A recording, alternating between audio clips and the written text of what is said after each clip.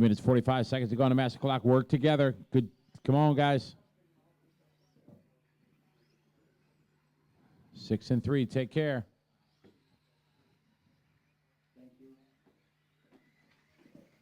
Watching the triples.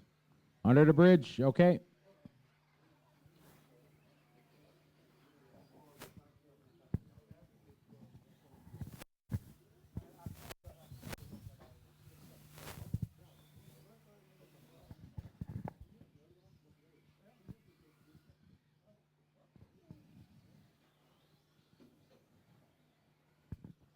Your leader still Carl in the 8 car.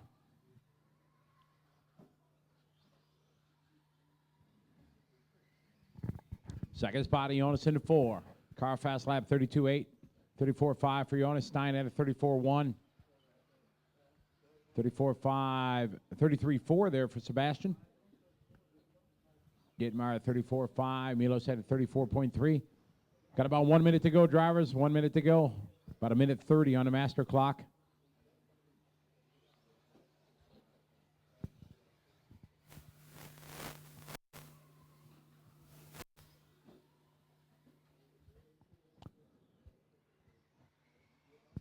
Carl still your leader, car number 8.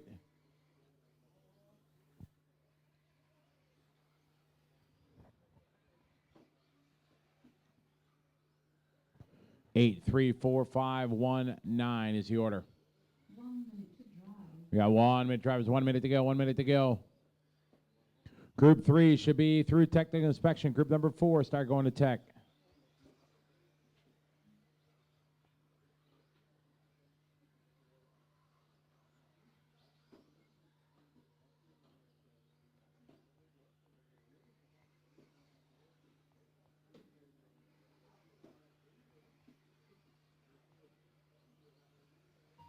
Finish car 8.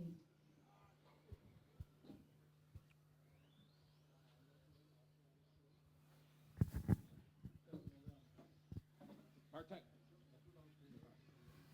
Hello. What happened?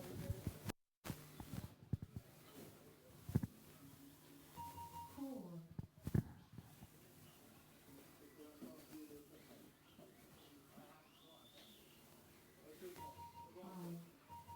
5. 1. 3. Track still live, guys. Track still live. 9 car is still racing.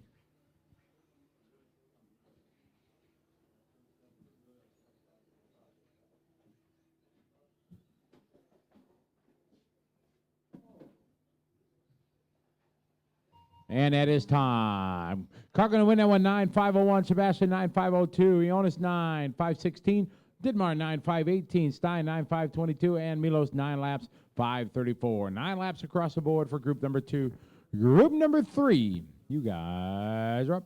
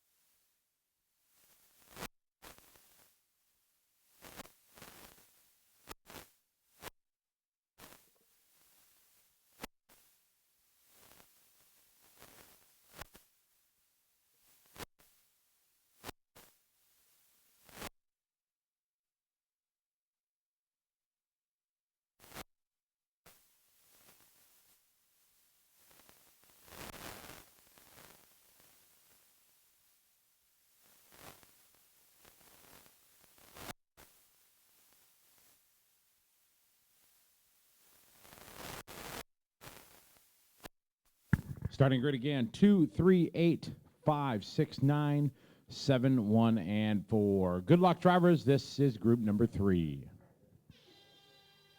Stop. Car 2. 3. 5.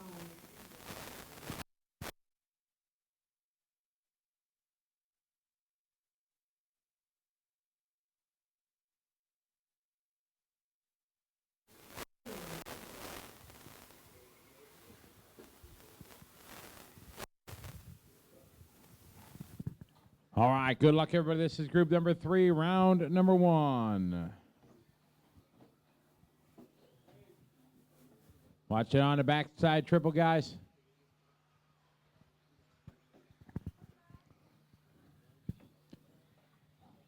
Watch into the front triples. Clear.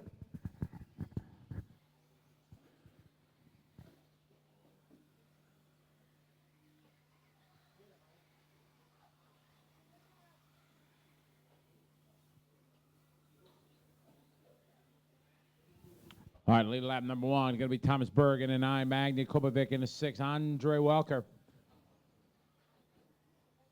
Julian Bernier is sitting in 4th position in the 4. Watching in front triples, guys. Clear.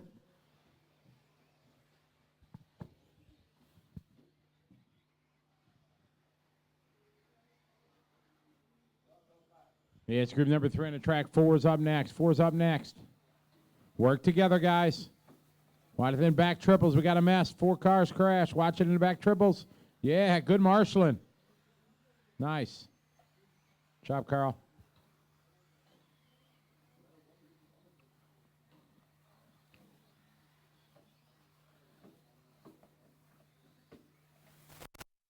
Watching in triples. Clear. Car number 6, stop and go, bad driving. Car number 6.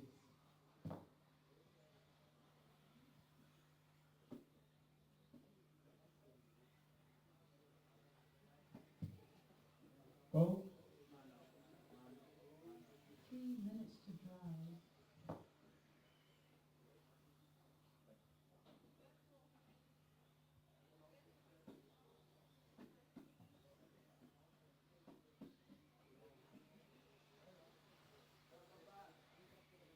Watch out. Bridge clear. Good job, Benji. All right, this race number 3, forward to Tech. Drivers from group number 4 to Tech.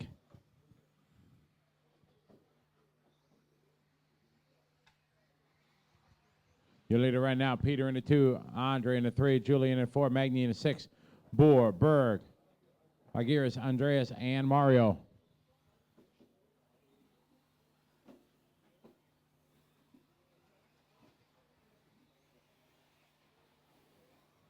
See, it's group 3 on the track. 4 is up next. 4 is up next.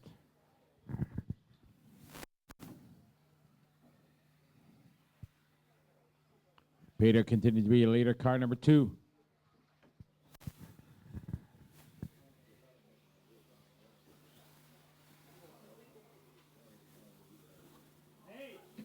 Come on, guys.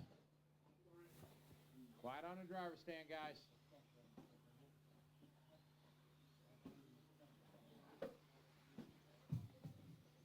Five, watch your driving.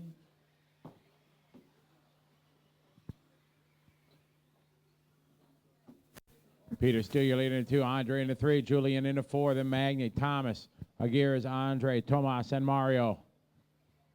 Minute 20 on the master clock, drivers. This is group 3. 4 is up next. All drivers from group 4 should be through technical inspection. Group 5, start thinking about it.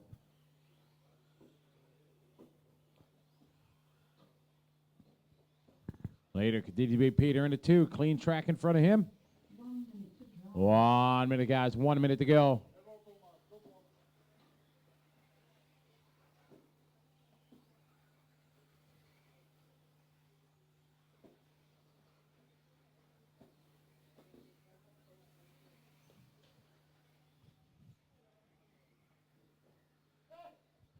Watch before the bridge. Peter leading 2, Andre in the 3, Julian in the 4 is the order. Group 4 is up next. 4 is up next.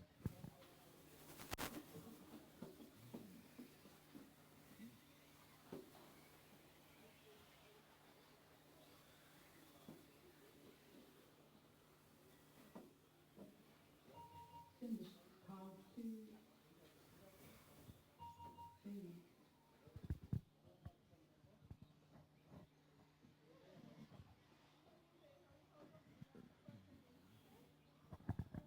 Oh, no, driving the wheels off it.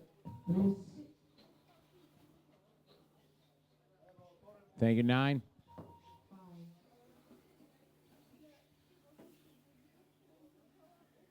8. 7. 4. 9.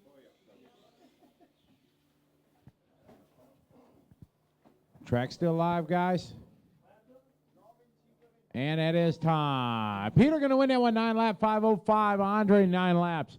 5:07. Magni, 9 5:13. Julian, 9 5:17. Aguirre, 9 lap, 5:21. Andre, 9 5:21. Thomas Boer, 9 5:25. Berg, 9 5:27. And Mario, 9 lap, 5:33. Time for group number 3. Yeah, you got to do it with the referee. Yeah, take your radio and go in there by the referee.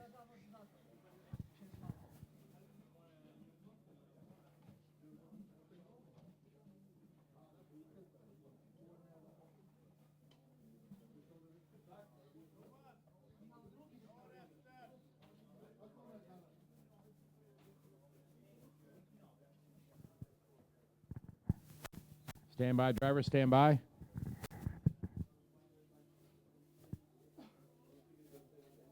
Kyle, don't go any farther, they'll penalize you.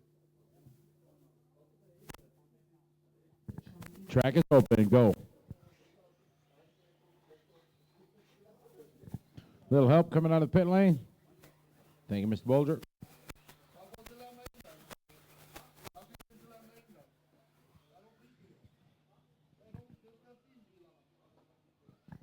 All right, group number 4 coming in line. Group number 4.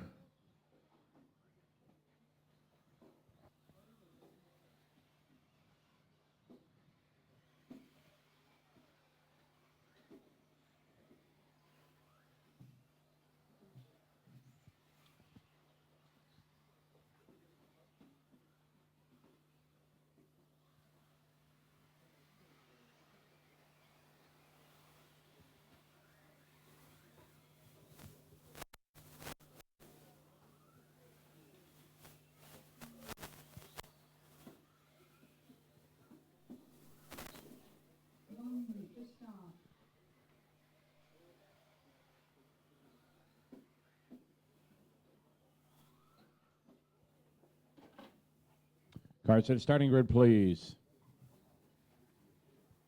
45 seconds to start. Go to your start position.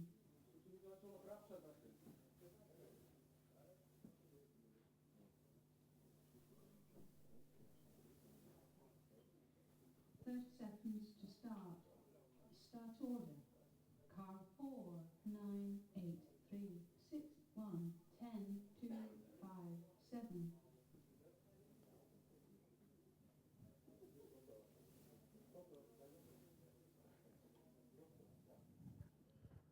Again, our starting order 4, 9, 8, 3, 6, 1, 10, 2, 5, and 7. Good luck, drivers. Let's have a good heat. This is group 4. Start. Car 4, 9, 8, 3, 6, 1, 10, 2, 5, 7. All right, good luck, everybody. Here we go. Watch that backside of the tabletop, backside of the tabletop. Clear. Watch it under the bridge. Clear. Job, Andrea.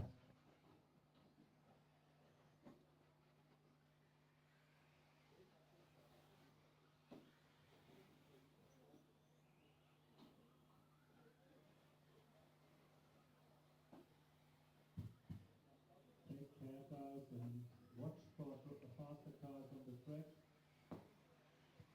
Hey, it's group number 4, group 5 to technical inspection. 5 and 6 to technical inspection. All right, Mikhail Orlowski, you're early later. Driving to the number 9. Patrick Stroop, second into 4.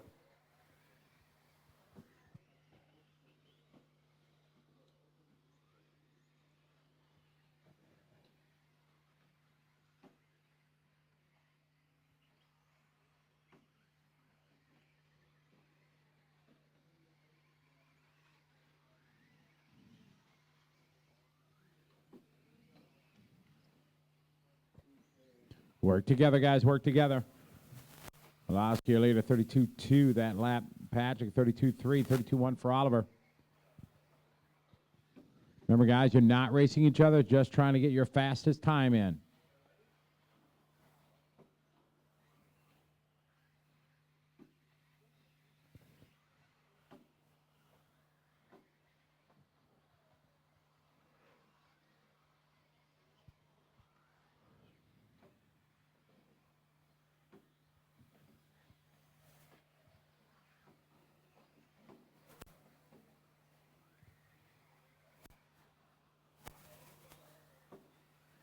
Minutes to drive.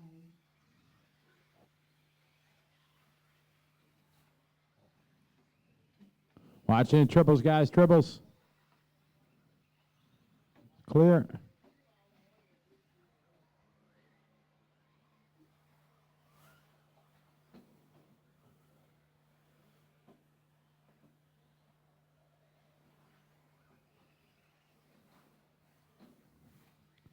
Mikhail Orlowski, your leader, 9, followed by Oliver into 3, Patrick into 4, Patrick Emmer into 1, then Bolger, followed by Nicholas Beneventi, Nicholas Flotas, and Uri and Renee. Got about halfway there, drivers, 2 minutes 30 down, 2 minutes 30 to go.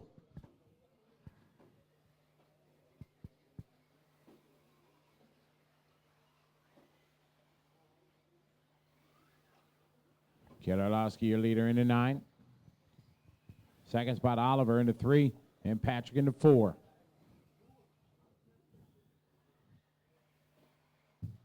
Car number 10, warning for corner cutting.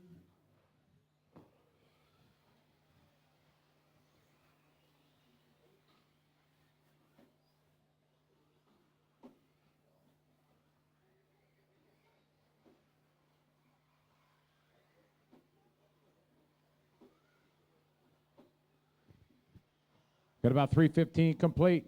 Still Orlowski, Persman, and Shoup. 9, 3, and 4, your top runners.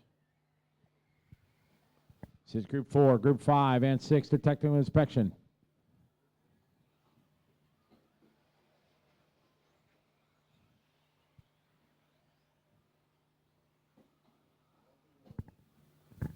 Got about 1 minute down, drivers, or 4 minutes down, 1 to go. 4 down, 1 to go.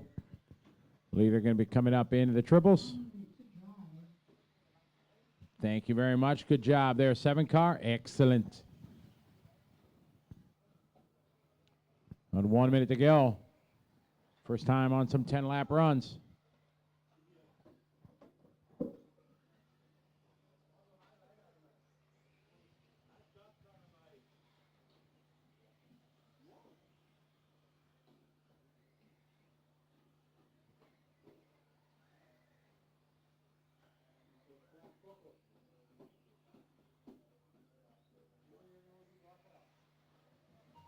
Finished car 4.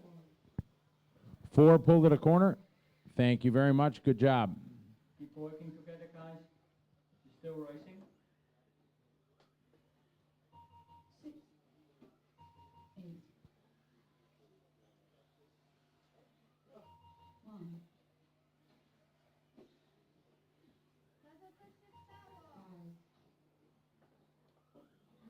Track still live. Marshals, watch your area.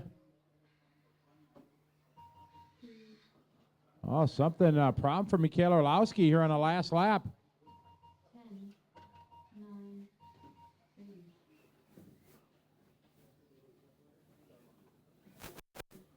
3. 5:03. Number 5 coming up.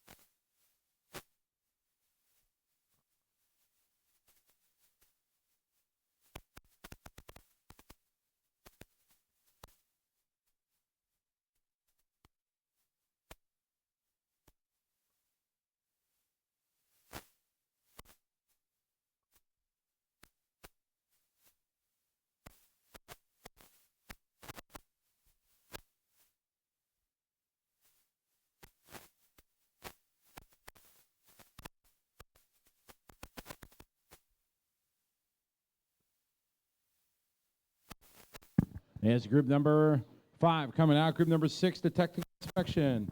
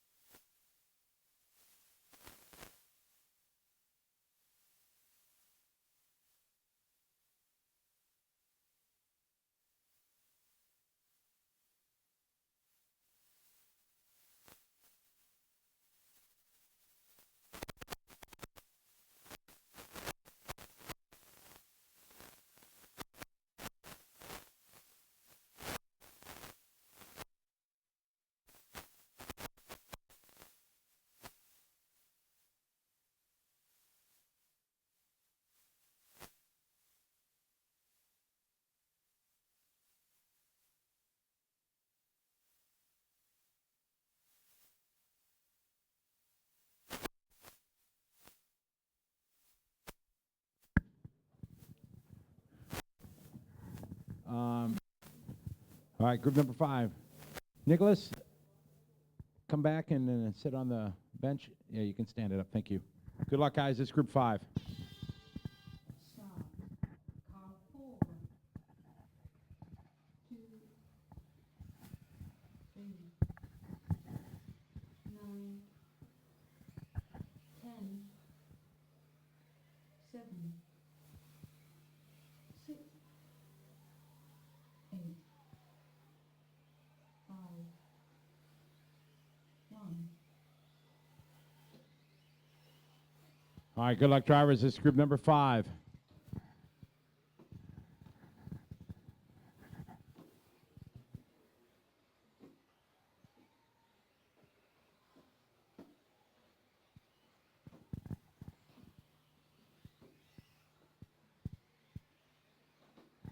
All right, we're off and rolling. Group 5, Group 6 to technical inspection. 6 to tech, please.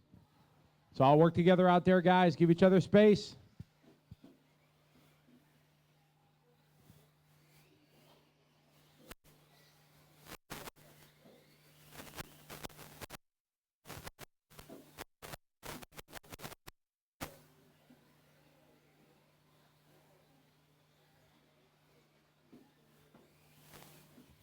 Watching the triples. It's clear. All right, Oliver, you're early leader in the 4, followed by Luca. In the 3, Andreas in the 2.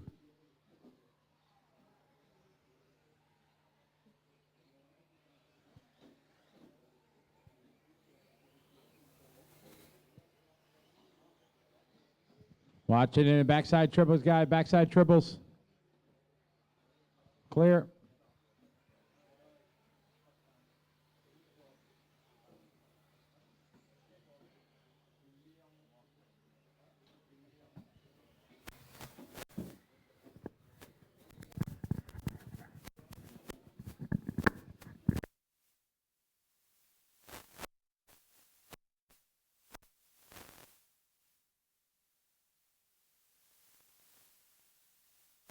Backside triples, guys.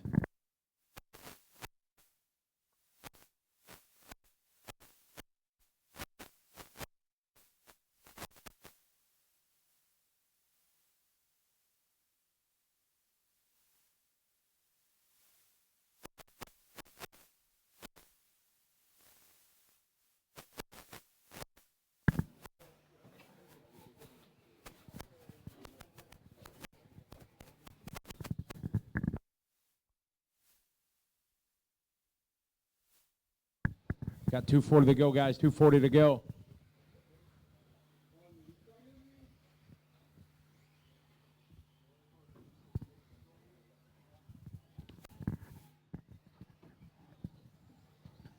Nicholas Flotus, Nicholas Roos.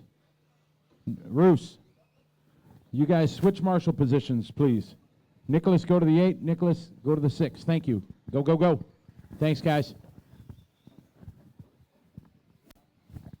All right, Luca, you're leader in the 3. Andreas in the 2.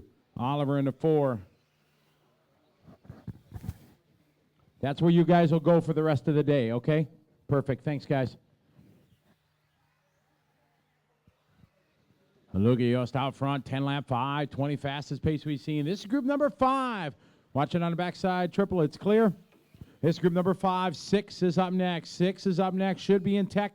7 start going to tech. 7 start going to technical inspection, please. Round one of qualifying here, four-wheel drive, portion of the European Championships. Look at your leader in the 3, Andreas in the 2, Oliver in the 4, Johannes in the 9, then Manuel, Dimitri, Vincent, Paul, Ulrich, and Joachim. Lots of 10-lap runs right now for the field.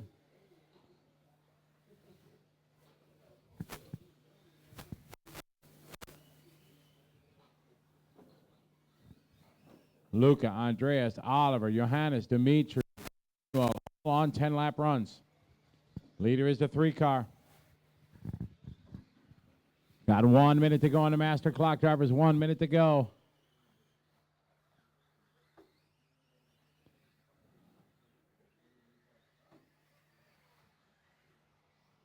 Oliver still your leader in the 4.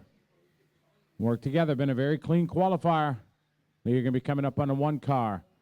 Good form, perfect. Thank you. Excellent job, guys.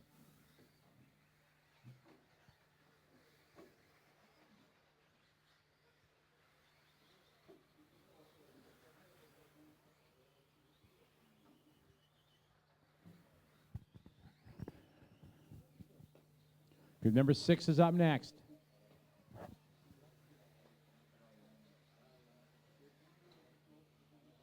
About 10 seconds to go.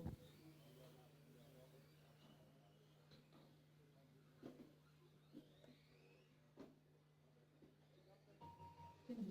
Car 8. 4. 1, 2, 3, 5.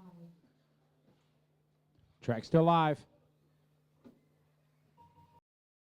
9, 10.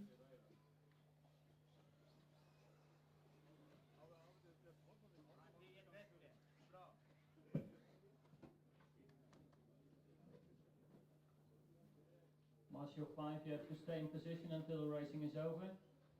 Yes, you're fine now. All right. That is time, guys. Luca Yost going to win that one. 10 lap 5:21. Oliver, 10 lap 5:21. Andreas, 10 lap 5:23. Johannes, 10 lap 5:29. And Dimitri getting 10 laps in 5:30. All right. We get ready to begin here. Group number 6 coming up. Group number 6.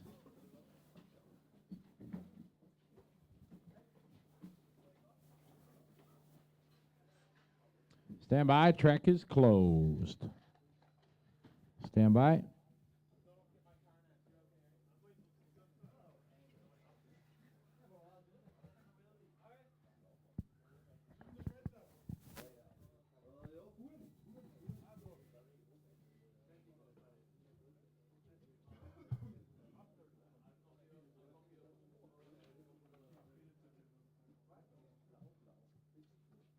The track is open. There you go. Track is open, guys.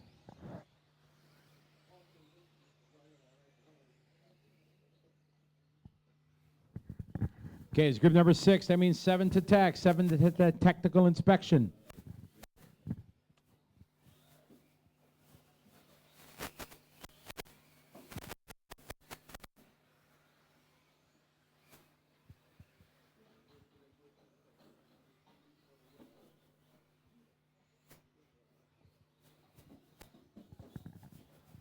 Good job, Michael. Thanks for waiting. Perfect. So group number 6 coming for their warm-up laps. Group number 7 should be going to technical inspection. Group 7 to technical inspection.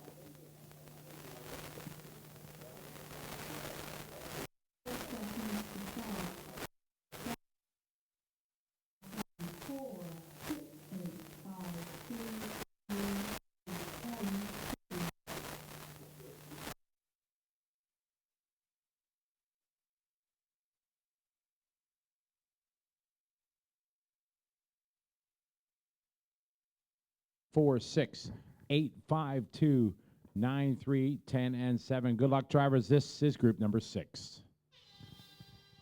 Start. Car 1. 4, 6, 8, 5, 2, 9, 3, 10, 7. All right, good luck, everybody. This is group number 6. 7 should be going to technical inspection. Group 7 to technical inspection. We get ready here for group number 6, round number 1.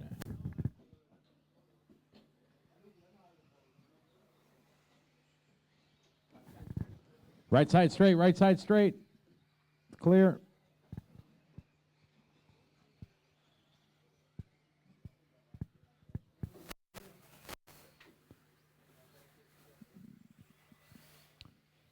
All right, lap number 1 in the books. Harold going to be early later. Car number 1. 32-4 first lap. Patrick, 32. Garrett, Florian, all with 32. Pavel at 33. Derek, Zach, 33. Sven at 35. Luca, 36.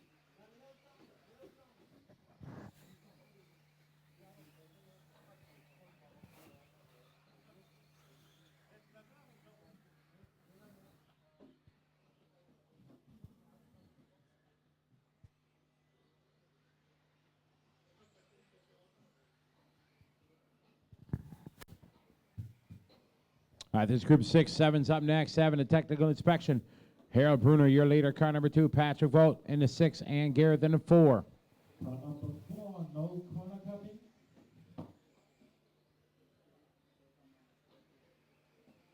Please stay on the track.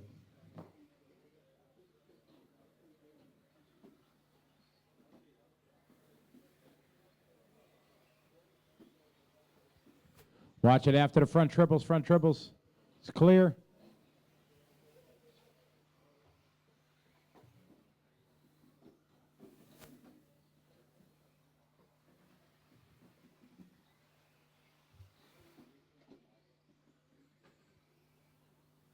Leader, Patrick in the 6. Now Harold back into the lead in the 2. 2-6-4 is the order. 2-6-4.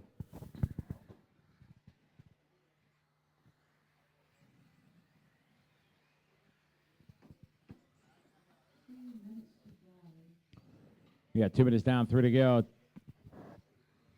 Oh no, trouble coming in pit lane. Yeah, it was your 3 car, Gilles.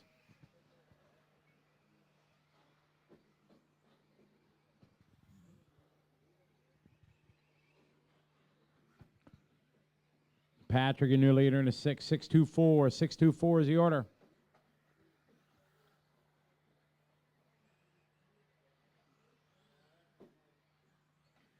Halfway there, 2 minutes 30 down, 2 minutes 30 to go.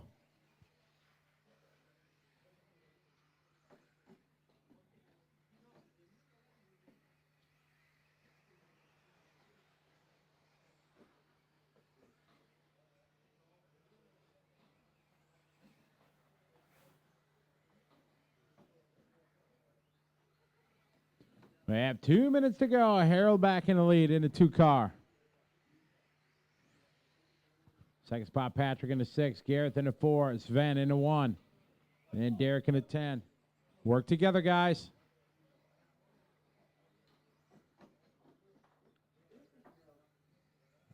Leader on the front straight going to be coming up on the 1 car.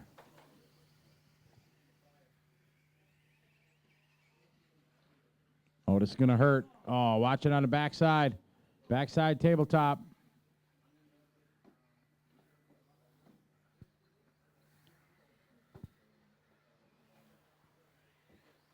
You have a warning for bad driving. When overtaking at the jump, you have to take care not to hit the other one.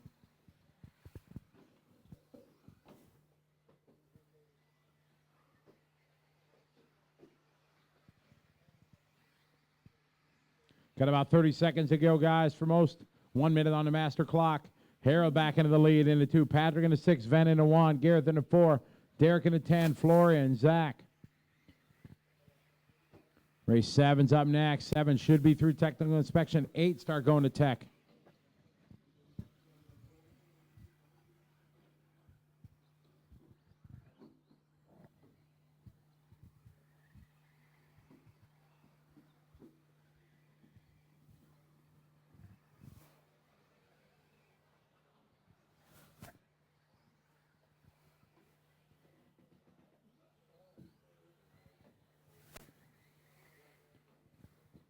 On a 10-lap 5:24. Team manager from Germany to the referees, please. Team manager from Germany.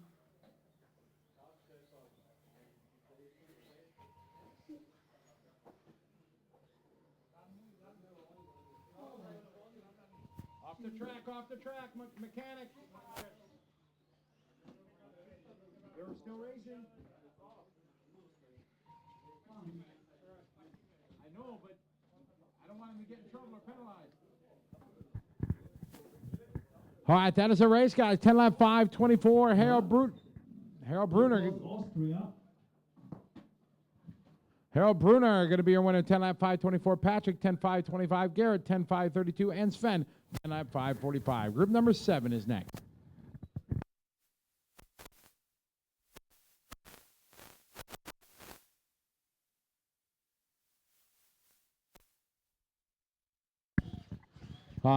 Information to the mechanics. When the race is over, I need you guys to exit to your right as you're facing the racetrack towards me. Mechanics will exit this way out of the pit lane to make the flow better. So mechanics, you will exit towards me after each race with your cars, please. Stand by, guys. Waiting for timing and scoring.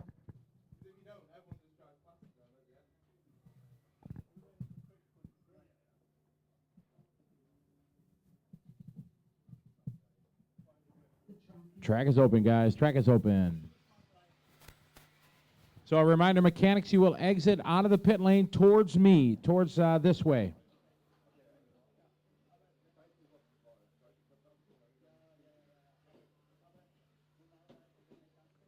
Everybody take it easy out there in the warm-up laps, guys. Everybody's bunched up, easy.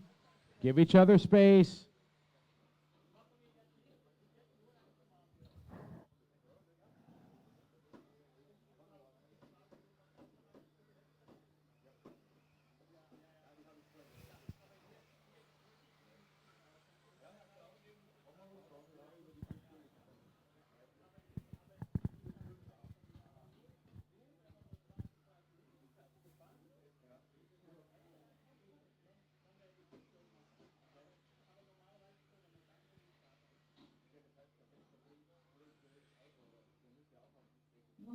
To start.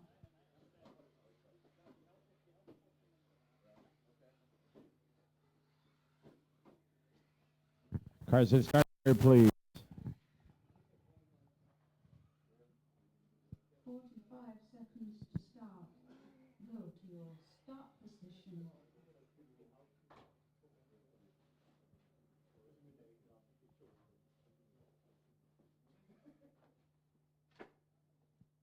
Seconds to start. Start order.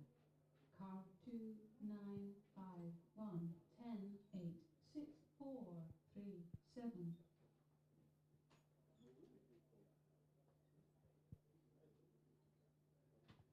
Group number 7 of the track, 8 to tech. 10. Again, that starting order 2, 9, 5, 1, 10, 8, 6, 4, 3, and 7. Good luck, drivers. This is group number 7. Start. Car 2 9 5 1 10 8 6 4 3 7.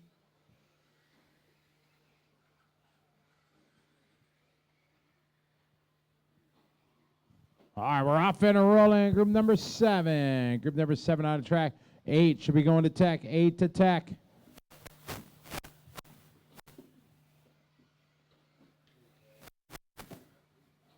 Watching the triples, guys. Clear.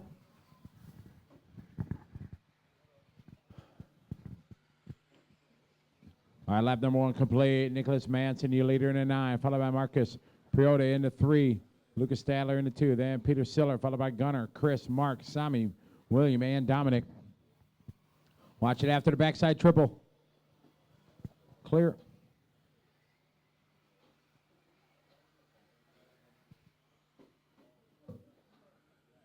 Team manager from Team Austria, please to the referees. Team manager from Team Austria, please to the referees on the drive stand.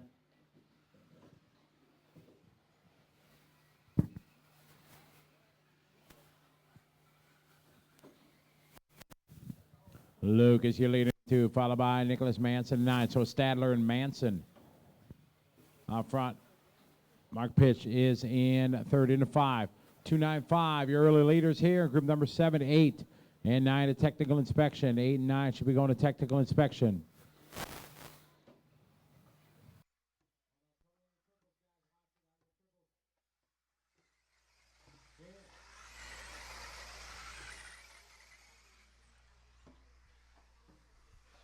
Hello and welcome to live streaming here from Ferring in Austria, 2012 four-wheel drive European Championships. Hello to everyone watching along on the live stream. Thank you very much for joining us. If you didn't see the news yesterday on the official EFRA website, we've had to change the timetable here in Austria, and there is a good chance there is going to be a lot of rain on the way later on. It seems the normal thing that happens here at the Euros. Lee Martin wins two-wheel drive, and then it rains. The two things that have happened the last 2 years, Matt and I have been at the electric off-road Euros. So to try and get ahead of that, the organisers have changed the timetable. We were due to only have 3 rounds of qualifying today and kick off at about lunchtime with qualifying and have practice this morning, but they've shifted all 5 qualifying rounds to today. So we're starting with qualifying now. So what you're seeing out on track at the moment is qualifying. This is heat number 7, round 1 of qualifying. So we're going to have 5 high-pressure rounds of qualifying today. It will still be the best 2 scores to count. There is a possibility we're not going to get all 5 rounds completed. The current weather forecast is for rain later this afternoon. We'll see what happens. We don't know exactly, obviously, when the rain's going to start falling. The ideal situation would be to run at least 4 rounds of qualifying. They've got to run 2 rounds to make the event official, but any more than that, obviously, they're aiming for the full set of 5, but we'll see what happens as the day progresses. Then on Saturday, tomorrow, it's just the finals that will need to be run, and we'll kick off with the finals probably about 9:30 in the morning, and run the full set of finals, 3 A finals and 1 leg finals for everybody else, as normal. So the aim is then to have the finals finished by about lunchtime tomorrow, as then we've got more bad weather predicted for tomorrow afternoon. So a slightly earlier finish is potentially on the cards, but a very much compacted timetable, as we often get at the Off-Road European Championships.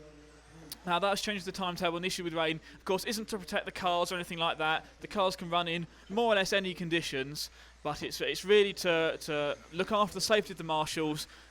We had some overnight rain a couple of days ago, came here in the morning, and the track was very sticky, it's very muddy, offline there's obviously a lot of build-up, and it just wouldn't be safe for the marshals out there if we continued racing in heavy rain. Obviously, if there's a light sprinkling, we'll probably keep going, but we'll just have to see what happens as we progress through the day. You can find all the latest news at efra.ws, and of course stay tuned to the live stream, and we'll give you all the latest news on here as soon as we get it. We're looking to put together some features for you throughout the day to cover off all the big stories. Hopefully you've caught up with all the action from yesterday. Matt and I had some fun in the cornfields, rescuing some cars, and you can find out who we picked to finish on the podium in this four-wheel drive event. Don't forget there's the poll running on the rcracing.tv website. If you go onto rcracing.tv, on the right-hand side, we've got a poll running. You can choose who you think is going to be the four-wheel drive champion. If you disagree with those options, you think there's someone else, or you want to send any messages about it, you can tweet me at rcracingollie. I've got my Twitter account open right next to me now. So hello to everyone who has tweeted me over the last few days. Let's just have a quick look through there and give some people some shout-outs. So we've got Steve Curtis Rich on there asking... He thought that we're going to be running the track in reverse for four-wheel drive. Yes, that was the original plan.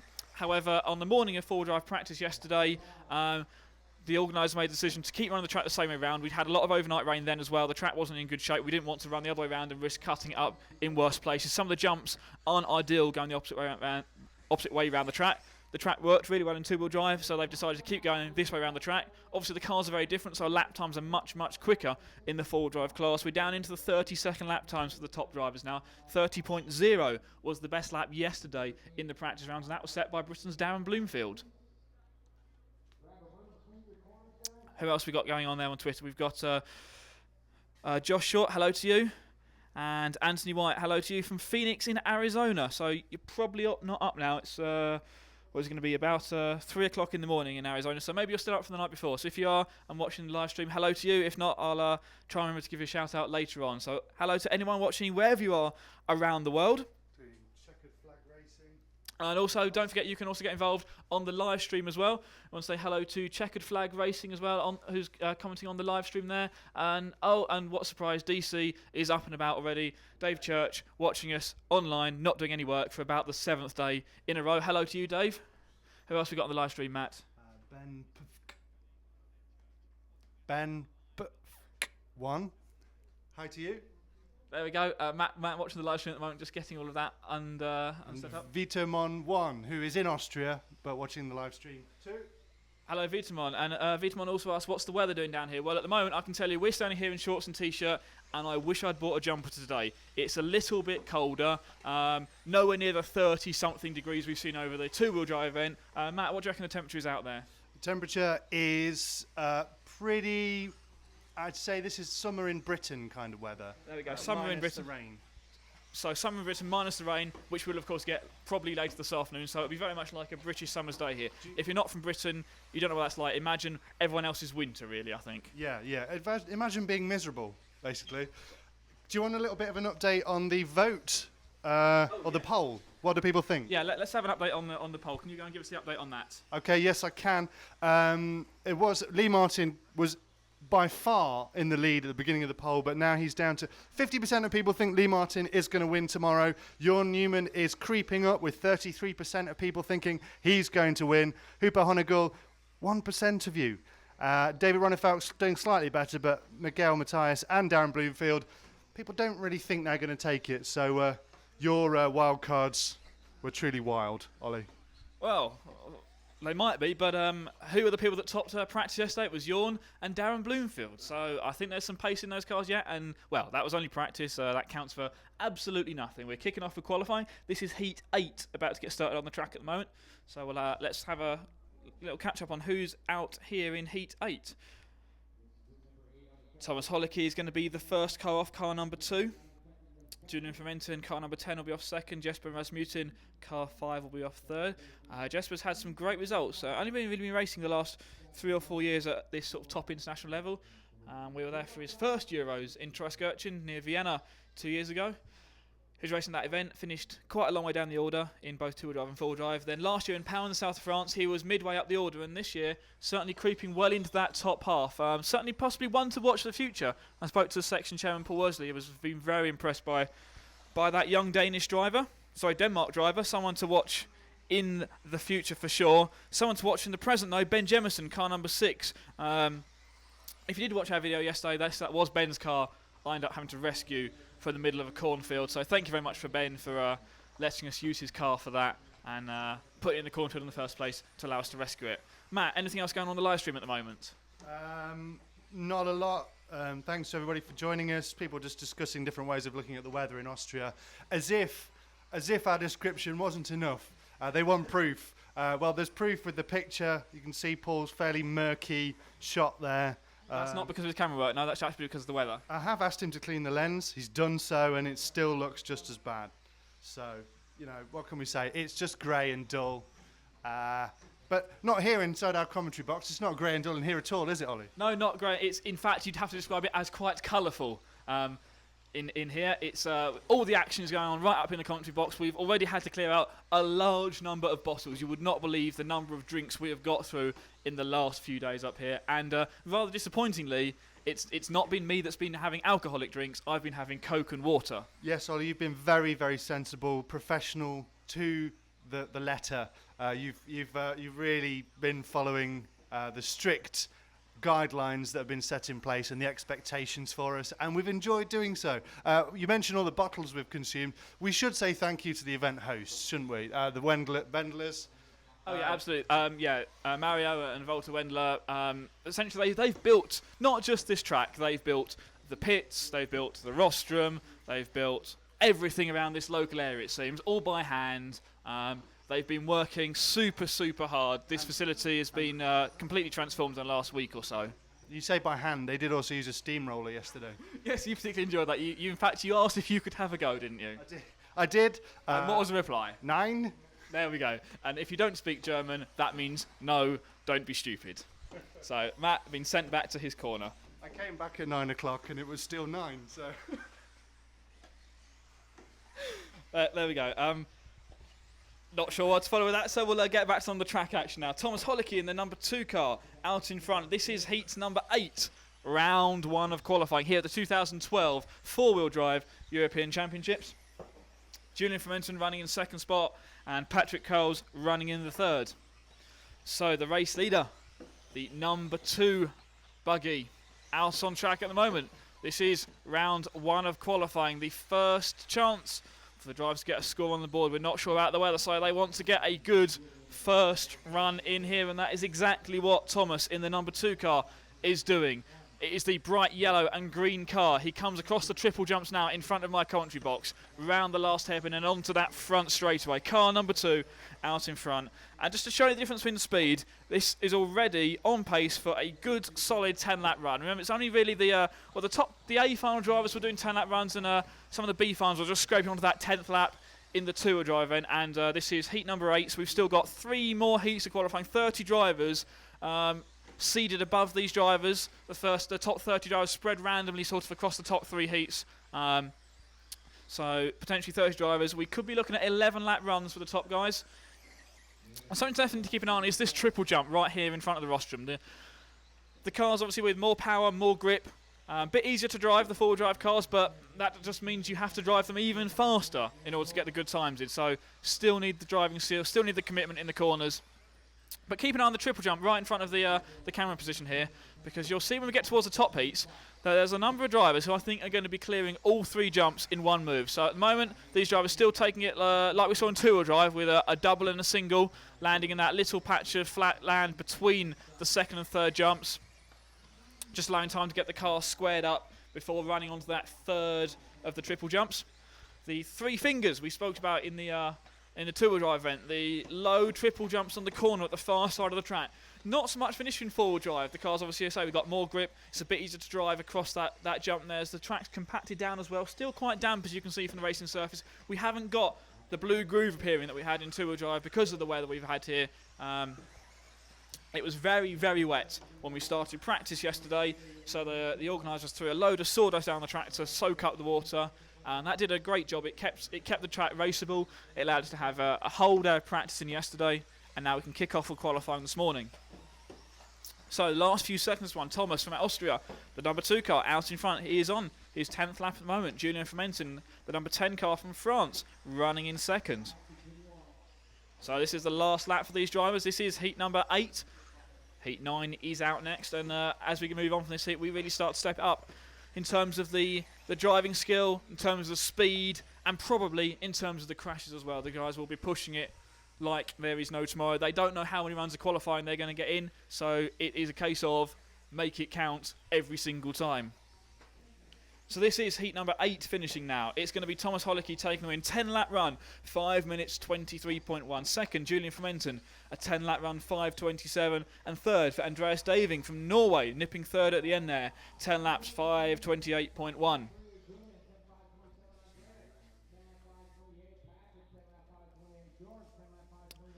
So, if you're watching along online at home and you know you've got one of your friends here at the track, give them a quick phone call, drop them a text, tell them to come up to our media centre. We're located on top of race control. If they see any of us wandering around the pitch, just grab us, ask to come up here, and we'll get them involved on the live stream. And Matt's been busy working and just been strangled by his headphones. He forgot to take them off while he left his laptop. Matt, you've wandered over here. You've obviously got something important to say. I just want to say hello to Mr. Supermoto Dude watching us on the live stream. You're in America. You've got yourself a race tomorrow but you're staying up watching this. That's commitment. That is massive dedication there. Thank you very much for joining us. Mr. Supermoto dude, we salute you. There we go. So that is high praise indeed from Matt. He's never even said that about me. Who else we got watching online? Anyone else new at the moment?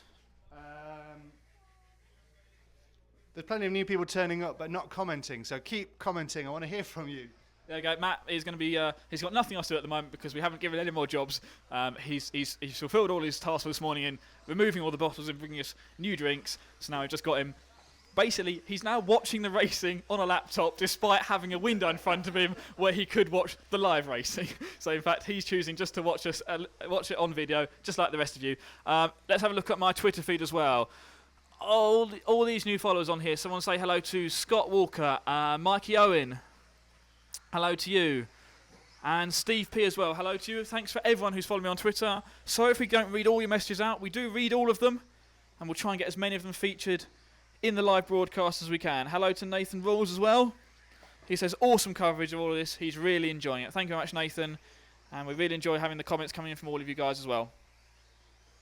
This is heat number 9 out on track now. And who is in this heat? It is my wild card pick. Well, both of my wild card picks, in fact. Darren Bloomfield and Miguel Matias.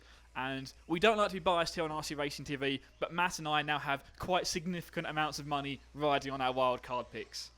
Matt got in there first by picking a very safe choice, I thought, in the person who finished second on the podium. We're supposed to be picking wild cards, so he picks someone that he knows is going to do well. I go a little bit more left field with some drivers who, well, these two guys haven't been at the Electric Euros for many years. I don't even know if Miguel has even been at Electric Euros before. Darren hasn't been at one for 6 years. So Matt takes the easy route out. I take the sensible route, trying to get the point of this across, and Matt misses it completely. Is he driving the same car he was driving those 6 years ago? Interesting enough, Darren is in fact driving a very, very old car. And I've been racing for, we realised it was 15 years or so that I've actually been involved in RC racing. And the car Darren is running was in fact the current car from TLR at the time when I first started racing. Vintage cars. Vintage action here. Brilliant. Yeah, it is vintage action, but just to show you how competitive Darren is and the car is, he's got the best single lap time and was second overall across combined practice. So it might be old, but it's very quick. In fact, I spoke to him yesterday. He said his one aim for practice was not to break the chassis because he hasn't got a spare one. Losi don't produce that car anymore, so if he breaks this chassis, he has to go on eBay and try and find someone else's to buy. And what did he do yesterday? He cracked the chassis. So there's a nice big crack across the chassis. We'll see if that's going to affect the speed of the car. It's not doing so at the moment. His first lap out the box is a 31-second lap. He is on a good 10-lap run right from the get-go. Miguel Matias is right out there, matching Darren's lap times within a tenth of a second. But it's Stefan Pfeiffer in the number 1 car who leads this heat away over lap number 1. This is heat number 9, round 1 of qualifying. Here we go.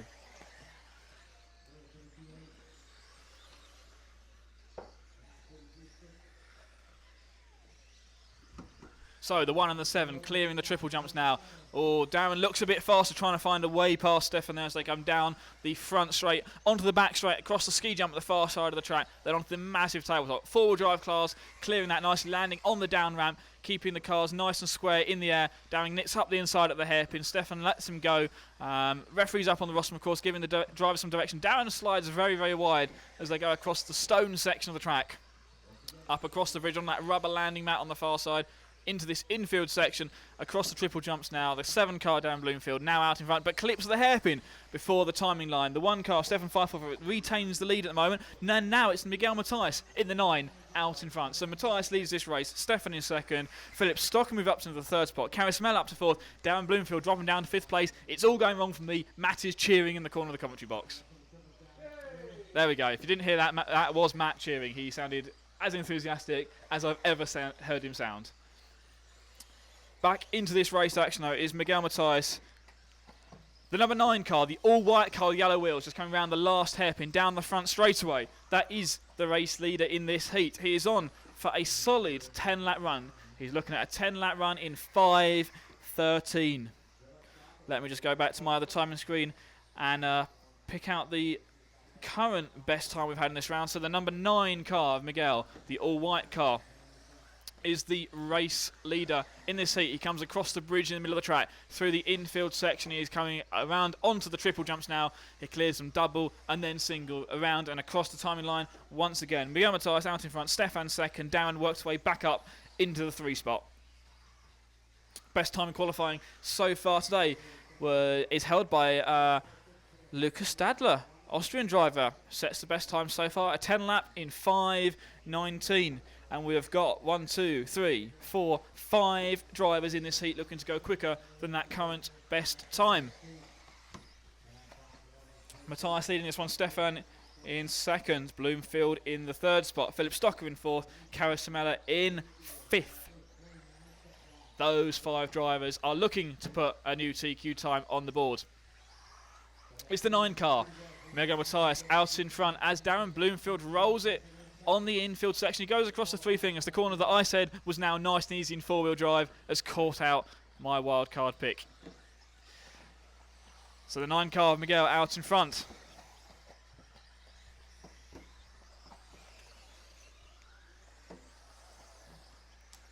Stefan Pfeiffer second. Philip Stocker going to move up to the 3rd spot following that mistake from Bloomfield. There is 1.5 minutes of action left in this heat number 9, round 1 of qualifying. Don't forget, if you are watching us online and you haven't done already, you can check out all the videos from the 2-wheel drive event, find out all the action from those awesome A finals we had here 2 days ago.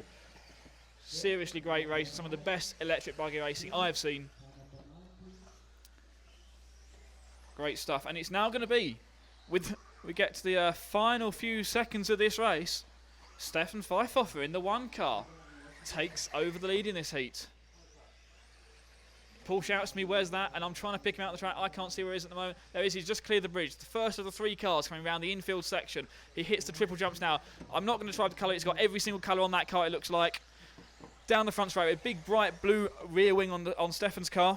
And he's looking at a good 10 lap run here. 10 laps in 5:12 as we come into the final few seconds of this race.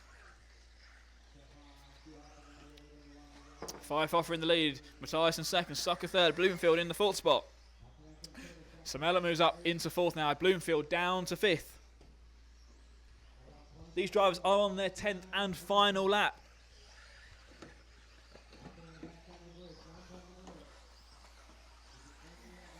So as they come around across the line, they're going to be setting their first official qualifying time.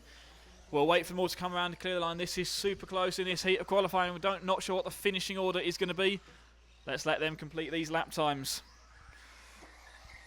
The timing screen in front of me now is showing Miguel Matthias, the 9 car, taking the lead on the final lap of this race, taking the win by 1/10 of a second. Stefan Pfeiffer in second, Stocker third, Kari Samela in 4th.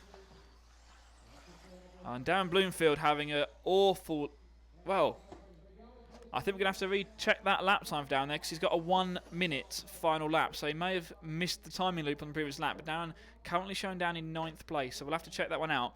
But fastest lap of the race, a new fastest time around this fairing circuit held by Darren Bloomfield. 29.973 over a single lap time. That is super, super quick. But that was heat number 9. Moving on to heat 10. Penultimate heat in this round. We've got 11 heats out there. 110 drivers here in this 4-wheel drive event.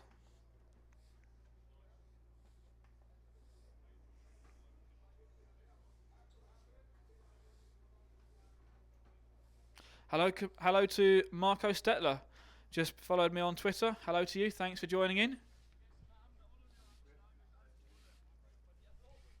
Hello as well to Andy Griff watching us along online.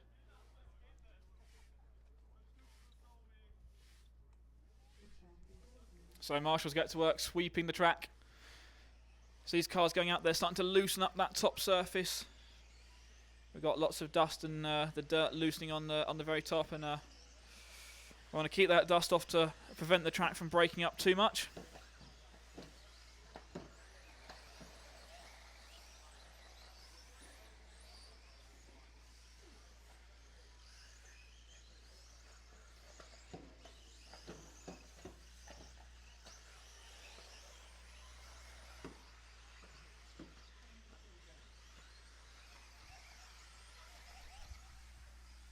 So this is group number 10. Round 1 of qualifying, bringing their cars out on their warm-up laps.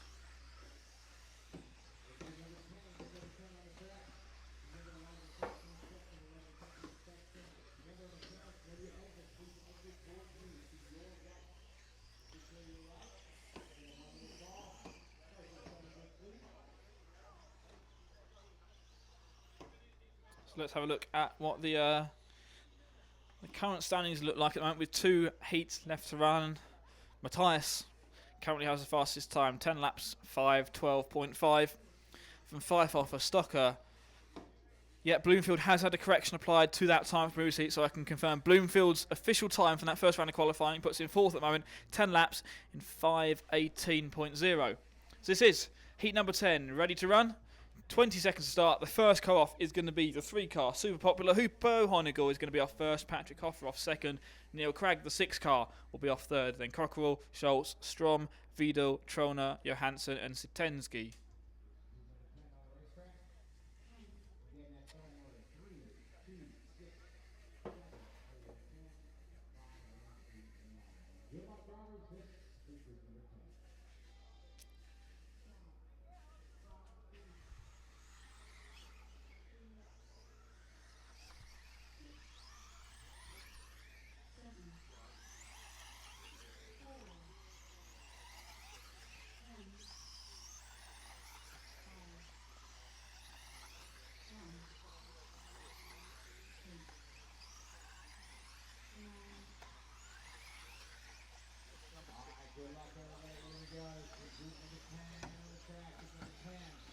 So this is group number 10, heat 10, round 1 of qualifying. 2012 Electric Off-Road European Championships. You're watching us live at EFRA.ws or rcracing.tv or anywhere else around the World Wide Web that's chosen to embed our video. Thank you to everyone who's taken our media coverage from this event.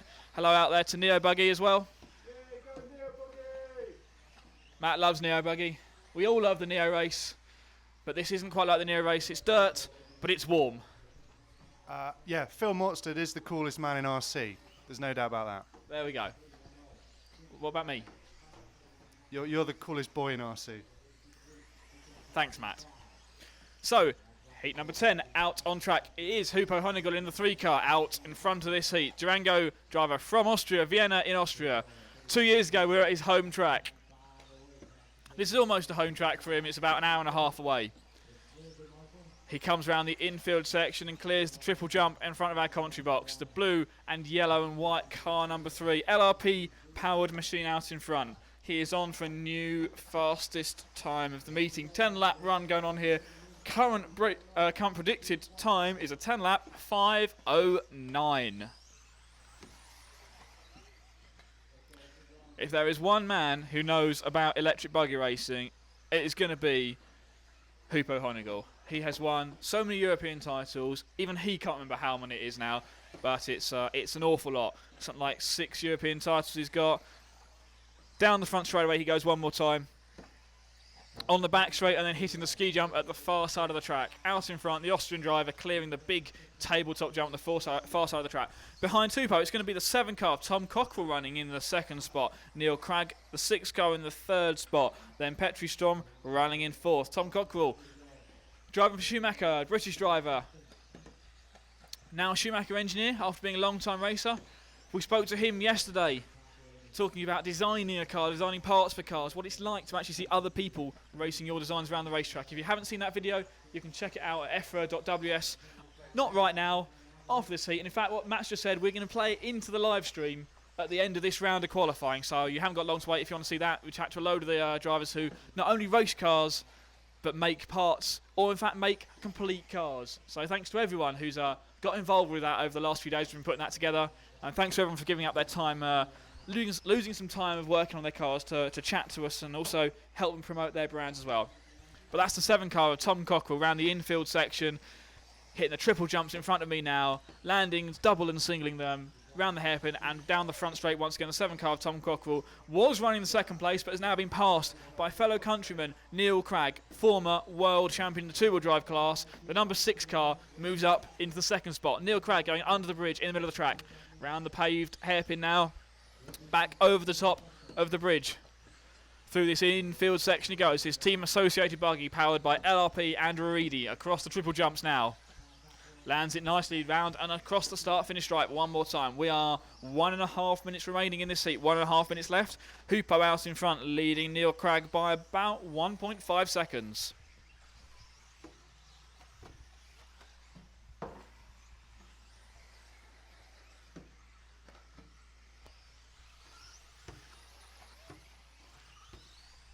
One minute to go in this heat, number 10 of qualifying. Hoopo Honigel out in front. Neil Cragg in the 6th running a second. And Petri Strom, number 10 car, works way up into the 3rd spot. 10 lap run going on here for Hoopo, for Neil. In fact, for every driver in this heat, 10 lap runs for everyone. Not quite making it onto that potentially elusive 11 laps. Hoopo on a 10 lap run in 5:09. So maybe not going to see any 11s in this first round of qualifying, but we'll see what the last heat have got to throw at us. But Hoopo out in front, the number 3 car. It says he's German on my screen here, but we know he's not. He's Austrian. He lives not too far away from here, and he speaks Austrian as well. Matt's looking very confused because what do you want to say about that, Matt? I've got nothing to say about that. Unfortunately, I'm on 30-second delay because I'm listening to the live stream. But I don't know if you want to continue with this until the end, and I'll give you some feedback. We've got 10 seconds left in this heat. Hoopo's out in front. He's just broken timing to complete his 10th lap. He stops the clock at 10 laps, 5:10.498. That's 2 seconds quicker than Miguel Matias went in the previous heat. How are my wildcard picks looking now, Matt? I've no idea. Not great or great? Great, I think, is the word we'll use. Great is what we'll use. So there we go. Hoopo takes a win in this heat. Tom Cockrell pips Neil Cragg to the post, finishing in 2nd. Neil Cragg drops down to 3rd. Petri Strom is 4th. So Hoopo Honigel, 10 lap run, 5:10.498. 2nd was Tom Cockrell, 10 laps, 5:13.4. 3rd place, Neil Cragg, 10 laps, 5:13.9. Petri Strom, 10 lap run, 5:15.4. So Hoopo taking the win by 3 seconds in the seat. That's a decent gap he's got. Matt. I want to say hello to Shane Foote, who has a question. How many titles has Cragg got? How many? Well, he's got 1 World Championship, which was won in Italy, of course. Yes, he has won the European 4-wheel drive championship twice. So 2 4-wheel drive titles, and how many 2-wheel drive titles? I can think. Well, he won. He certainly won it in Italy in 2006. He won the 2-wheel drive title. And Matt's now. No, he didn't. Are you sure? According to according to EFRA, it was Hoopo Honigel. No, when were they in Italy? That was in Vienna. Oh, I've got the years wrong. 2004 in Italy. Yes. There we go. So let's say 6 2-wheel drive championships, 6 2-wheel drive championships. Hang on, right, Matt, go away, write it down, and then we'll come back to you in a minute. And we're going back to Matt. How many championships has Neil Cragg got? 6 2-wheel drive championships, 2 4-wheel drive championships, 1 world championship, which was of course in 2-wheel drive in Italy. He likes the track in Italy because he's won there twice. He's got 2 European titles from the same track. Yes. Yes, he has. There we go. Yes, it was. And what's important about that track? Why is it important for you, Matt? Because they sell pizza. Yes, they sell pizza, but they have an on-road track as well as an off-road track. And your friend Andy Moore won his World Championship touring car title at the on-road track. Go Andy Moore!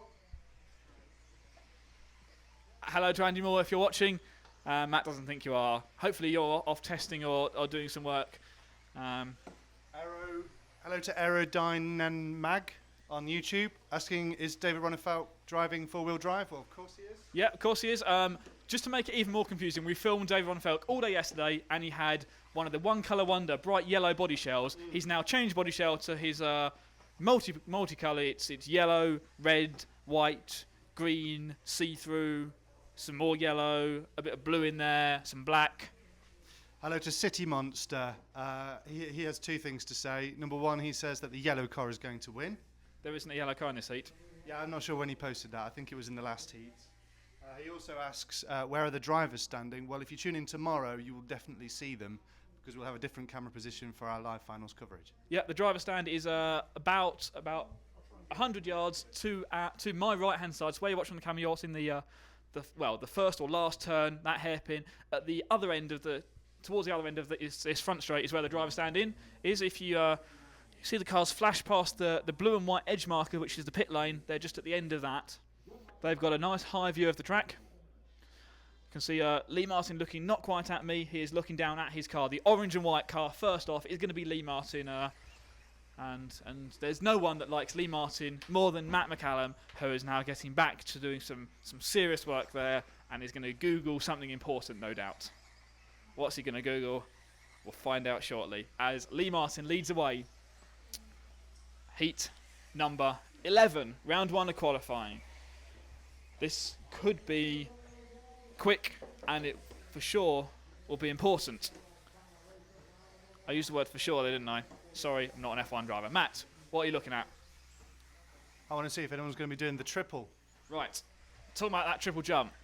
I went down trackside and watched the very first heat of practice. There was this top heat going out for the very first time, and a certain orange and white car hit that triple jump and cleared it completely every time. But Paul is standing down at the other end of this commentary box and is shaking his head. No one is going for the triple. No, Lee's taking it very, very safely there. And in fact, it's going to be Jorn in the number 4 car who leads this heat, the defending 4-wheel drive European champion. Out in front by about 1 second his gap over Lee Martin, and Lee rolls it coming off that corner tabletop jump. So that gives Jorn a clear lead. Pressure really is on in this 4-wheel drive event. Lee won the title 2 years ago. Jorn won it last year in Pau in the south of France. Lee wants it back. Jorn wants to hang on to it. Other people want to win it. Matt wants David Ronnefeld to win it, so he wins some money off of me. So behind those two leaders, in fact, the order has changed quite considerably. It's Paul Bradbury, the number 9 car, up in the 2nd spot. Paul is the white and green car, going across the 3 fingers now in the middle of the track. Slides it sideways a bit, goes under the bridge onto the paving stones, up the short chute, and then across the bridge. Bradders moves up into the 2nd spot. Let's wait for them to come round, everyone to come round and complete lap number 4, and then we'll give an update on the running order, because I think we may have some more changes at the top. We've seen a few mistakes out on track, and it's Ronnefeld rolling his car in the middle of the track. Ronnefeld running down in the 10th spot at the moment in this heat. Car number 10, he should go back to that fluorescent yellow body shell, I think, from yesterday. That was much easier for us to see and pick out on the track. So as everyone completes their 4th lap, it's going to be Jorn out in front. 2nd spot is Bradders, and JQ in 3rd. Lee Martin dropping down to 4th now, and Martin Actor, former world champion, is running 5th.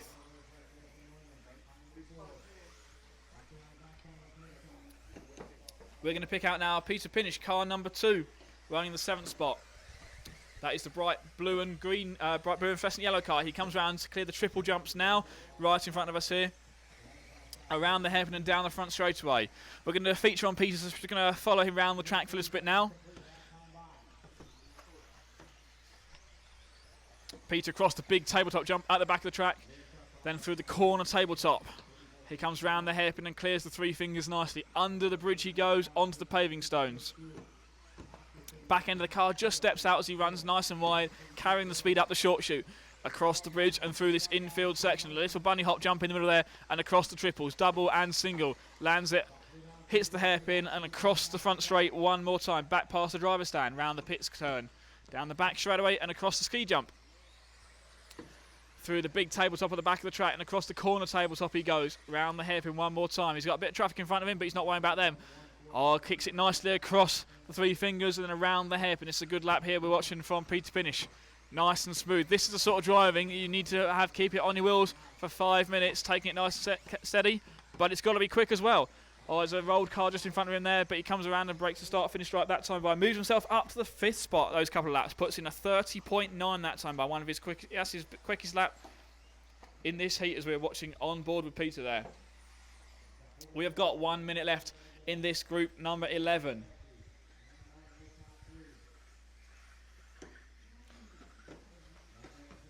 So here we go, Jorn out in front, Bradders secondly, Martin 3rd. Ronnefeld gets himself up to the 4th spot temporarily, but as everyone comes around to complete the next lap, he plummets down Oh, and Peter Pinnish just getting caught out by a marshal there on the final corner of the lap.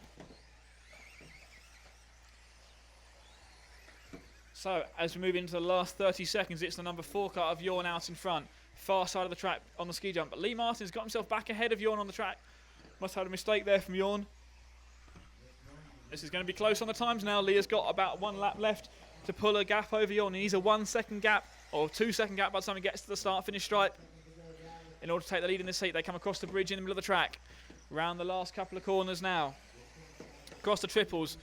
It's going to be between Lee and Jorn for the win. It's going to be Jorn who takes the win in this heat, number 11. Wait for Bradders to come out. Bradders is going to finish. Bradders finishes down in 3rd, loses out to Lee Martin by 0.3 of a second. But Jorn out in front. 10 lap run, 5:09.6, which compares to Hoopo's run of 5:10. So Jorn will take the TQ in round 1. It looks like it's a Durango 1-2 over the whole round. Jorn taking the win from Hoopo. Lee Martin a 5:11. Paul Bradbury 5:11. Then behind them it's going to be JQ with a 5:16. Peter Pinnish with a 5:18. Martin Ackes a 5:18. Losing out by 1/100th of a second to Pinnish there. Ronnefeldt a 5:20. Arno Latham a 5:22. Daniel Frankhauser a 5:24. And Martin Crail not finishing that first qualifying run. Oh, that was some tense stuff there, Matt. What did you make of it? It was good to see Paul Bradby putting things right, getting up to speed. Yeah, I mean, he had a really tricky two-wheel drive event. Messed up really all of his first 3 qualifying runs, put massive pressure on himself, had to get it all done in the last 2 rounds of qualifying. Got into the A final, but was really on the back foot there. Normally a guy to challenge for the podium at European Championships. We've seen him do that the last 2 years in both two-wheel drive and four-wheel drive, but a really solid first run there from Paul. That was going to put him much more at ease, I think, in this four-wheel drive event. How do you think JQ did? I mean, we're going to segue neatly from him, the inventor, to our feature while we take a break. Okay, yeah. So, a good run there for JQ. Decent run in four-wheel drive. Perhaps not getting the result he wanted in two-wheel drive either, but seen some good speed there from that first run in four-wheel drive. And Marshall's out there sweeping the track. So whilst we have a little bit of a break at the end of this round, I think we've got about a 10-minute break before we kick off with qualifying again. We're going to take a look at when I had a wander around the pits yesterday, chatting to some of the drivers who, as we said earlier, they don't just race these cars, they design the cars or parts of the cars. What's that all about? What's that like? Why do they do that in the first place? Have a look, enjoy this, and we'll be back in about 10 minutes' time. With Scotty Ernst. There we go. Scotty will be back in about 10 minutes' time, and we'll be back with the top heats later on this morning here at the 2012 four-wheel drive European Championships from Ferring in Austria. So the pits here at the 2012 Electric Off-Road European Championships are a hive of activity. Drivers are working on their cars, fine-tuning their setups. But some of the people here aren't just interested in making those setup changes. They're interested in the design of the cars, developing the cars and parts for the cars. Why are they doing that? Let's take a look.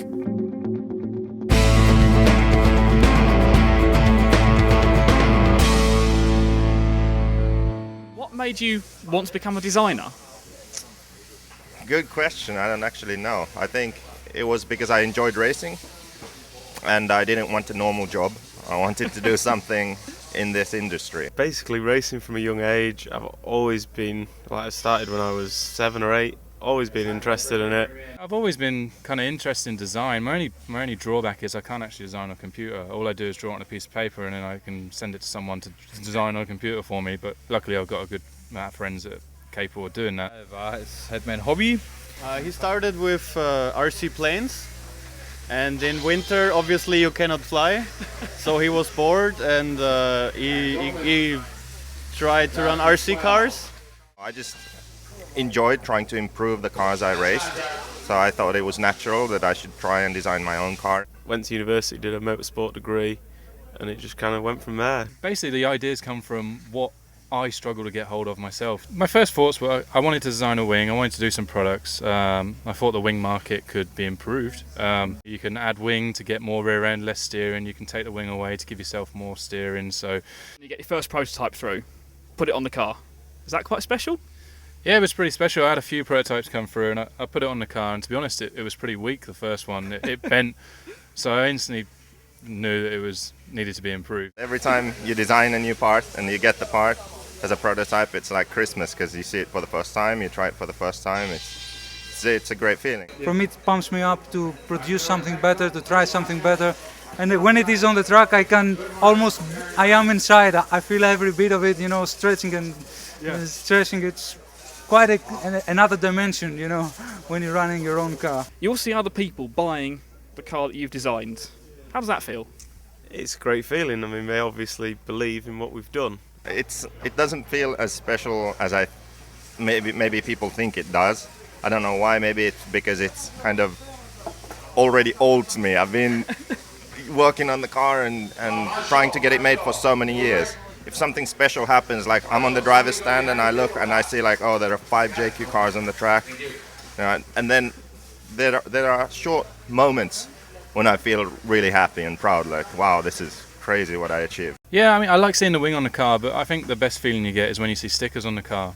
Because people can buy a wing, but if someone puts a sticker on the car, it means they actually appreciate it or want to show what it is. So at events like this, the finished product really never is finished. As for all designers, this is an ongoing process.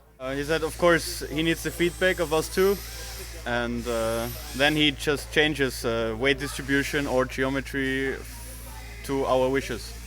If we have a new idea of a product, I'll try and test it as like a prototype phase, or I'll tell them what I think can be improved and what they should make to try and improve it. So we're always kind of trying to tweak stuff. Generally, we just take what we've got, we make what we want out of it, we find a way of fitting it, we test it. If it works, great. If it doesn't, throw it in the bin, start again. So it's another tough championship for everyone here in the pits. Let's find out who's going to be on top at the end of the event and who's going to be left throwing it in the bin to start again. Stay tuned for all the action here at EFRA.ws.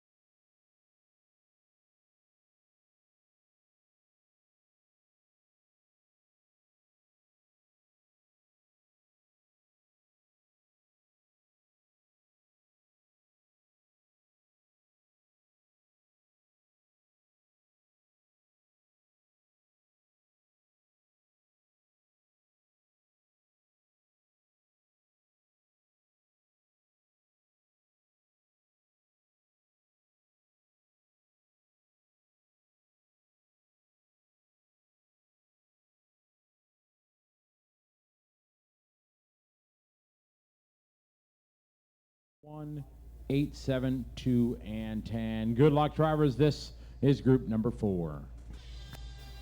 Start. Car 2. 9, 4, 6,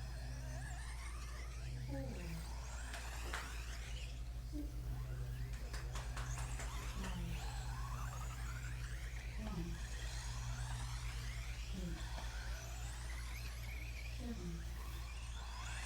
1, 8, 7, 2, 10.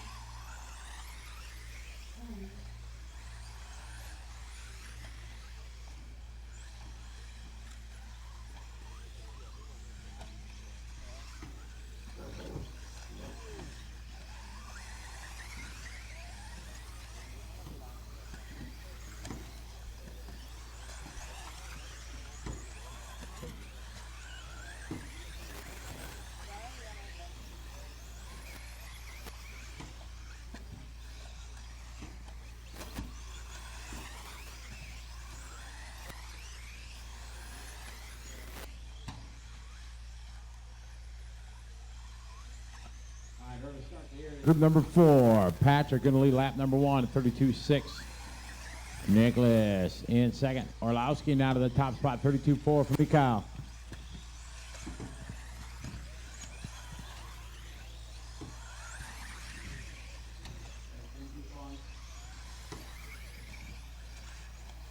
All right, Patrick Emmer now to the lead in the 1.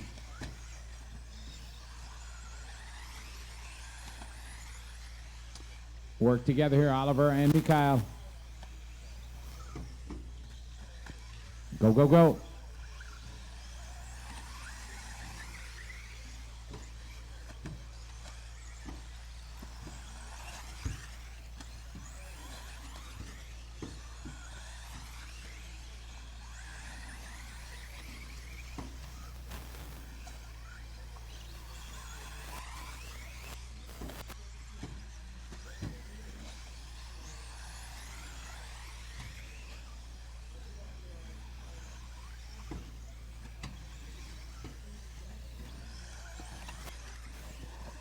$32.3 that time for Orlowski, 33.5 for Oliver.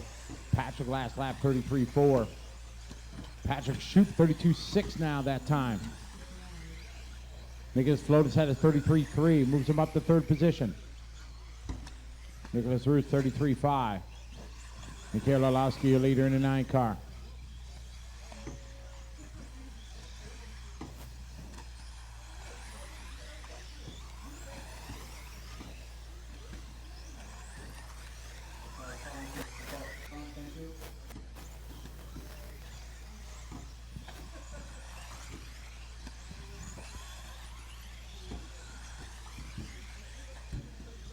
Watching triples. All right, we got 240 complete, guys. Orlowski leader in 9, Emmer in the 1, then Roos in the 8, Flotis in the 6, and Priceman in the 3. Shoot, Bolger, Beneventi, Hudi, and Levetzow.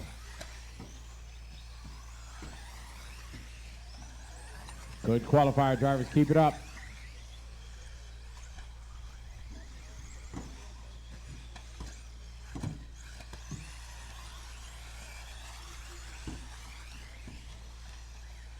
Watch it after backside triple. Watch it after the back triple. Still there. Clear.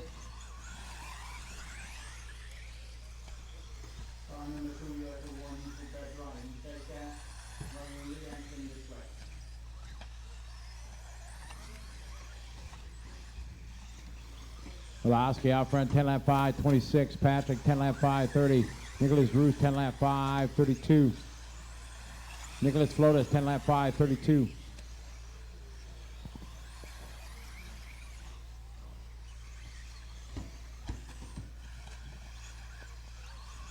Coming up on the 1 minute mark, guys. Got about 1 minute to go.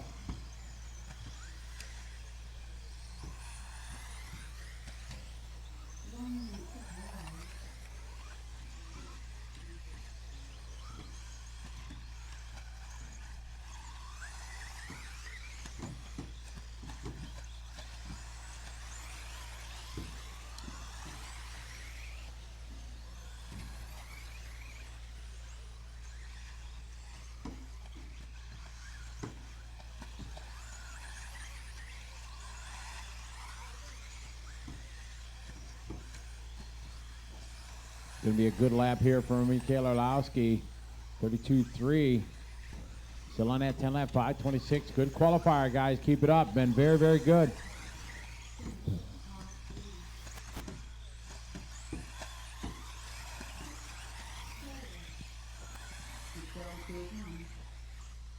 Go 8, go 8.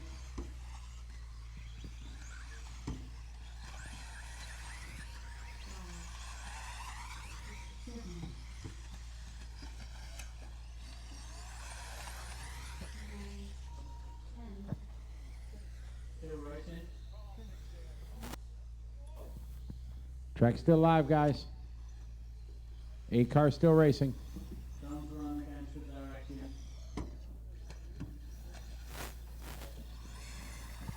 Time. Mikhail Orlowski going to win that 10 lap 5:26. Nicholas Roos 10 lap 5:32. Emmer Flotus with 9 laps 5:00. Oliver 9 lap 5:04. Patrick 5:05. Mikhail 5:05. Uri 5:05. Nicholas 5:11. Group number 5 coming up. Group number 5.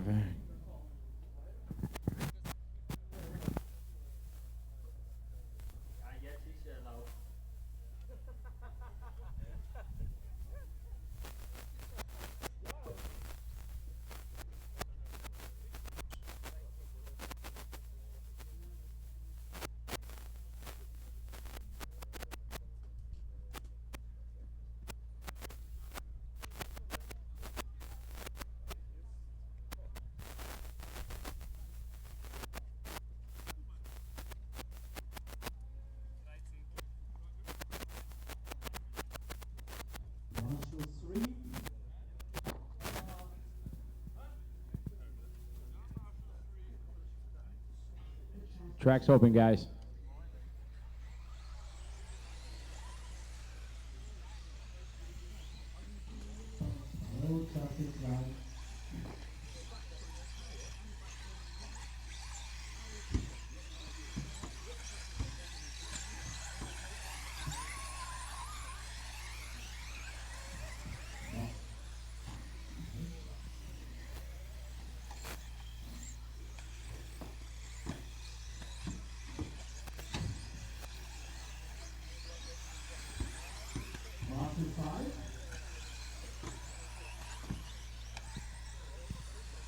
Nicholas Beneventi.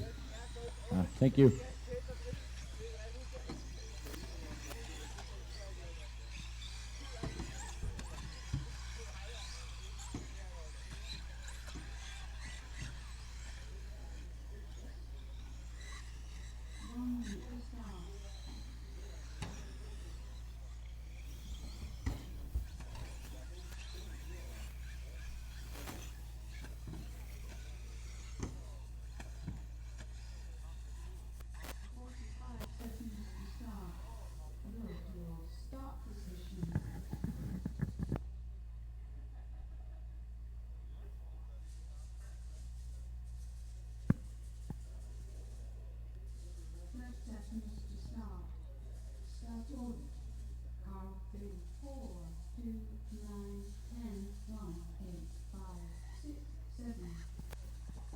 It's group number 5 on a track. Group number 6 should start going up to technical inspection 6.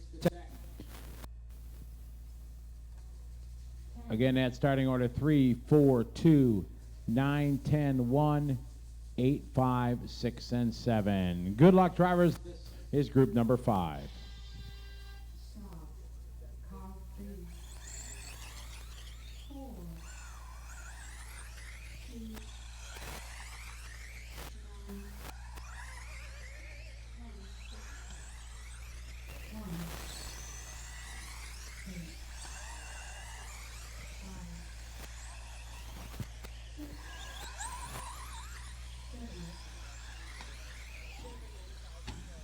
Watch on backside of the tabletop, backside of the tabletop.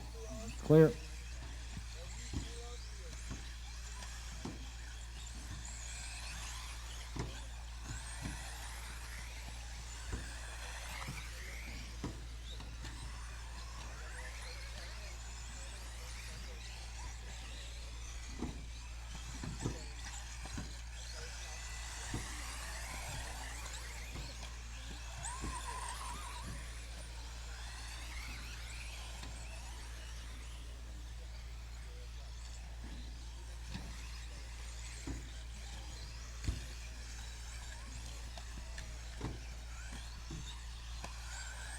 Watch it coming out of triples, clear. All right, group number 5 underway. Group 6 to tech 6 to technical inspection.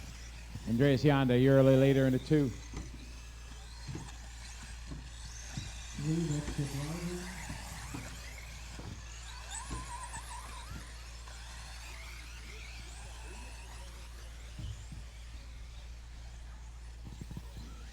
Dimitri, second in the 10, followed by Joachim in the 7, Oliver in the 4. 2:10.74 front runners here early in this one.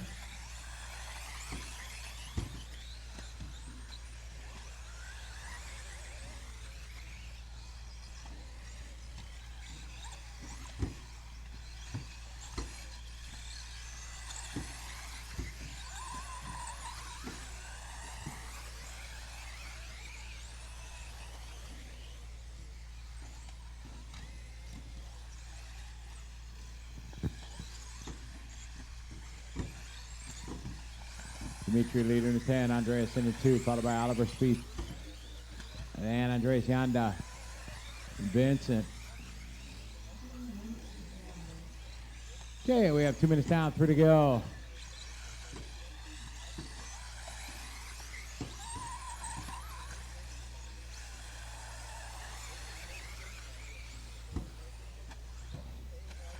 Race number 6 is up next. 6 is up next.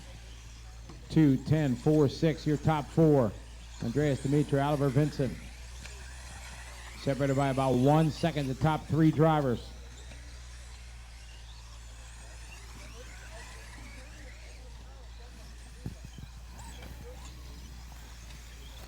Fast lap there for Oliver, 31.9. Andreas, 32.4. 32.4 for Dimitri, 32.6 for Vincent. 35.1 for Yanis. Luca, 33.0. Manuel, 35.8.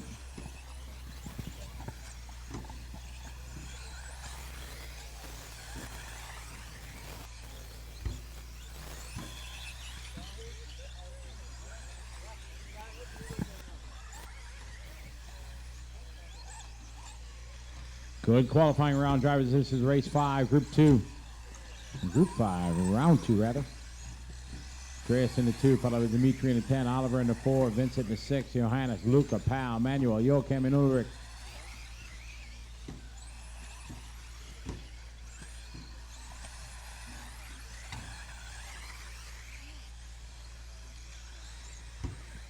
Good qualifier drivers.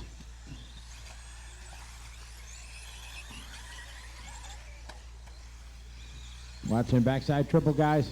He goes into triples, Flotus. Thank you. Watching the bricks here.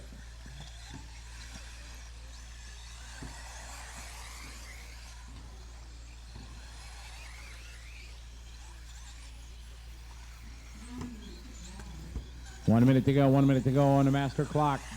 This is group 5. Group 6 to tech, 7 to tech.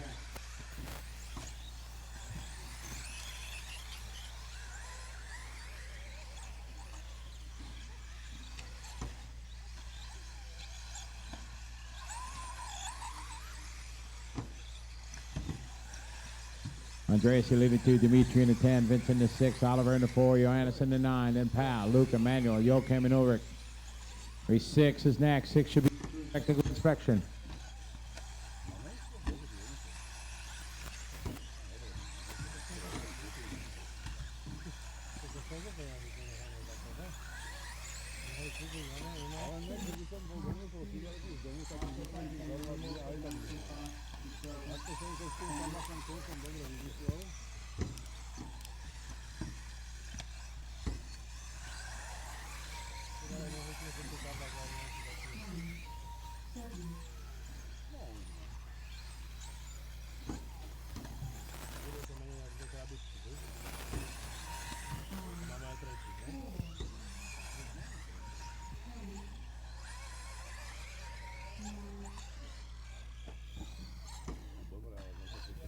All right, Dimitri, track still live, guys. Track still live. Look out, look out, look out. Dimitri going to win that one. 10 lap 5:27. Vincent, 10 lap 5:28. Oliver, 10 5:31. Johannes, 10 lap 5:32. Unfortunate luck for Andreas there. Breaking on the last lap with 9 laps. Joachim, Paul, Luca, Manuel, Ulrich, all with 9 laps. So Dimitri takes that one, 10 lap, 5:27. Mechanics exit to your right, my way. Mechanics exit this way, please. We get ready for Group 6.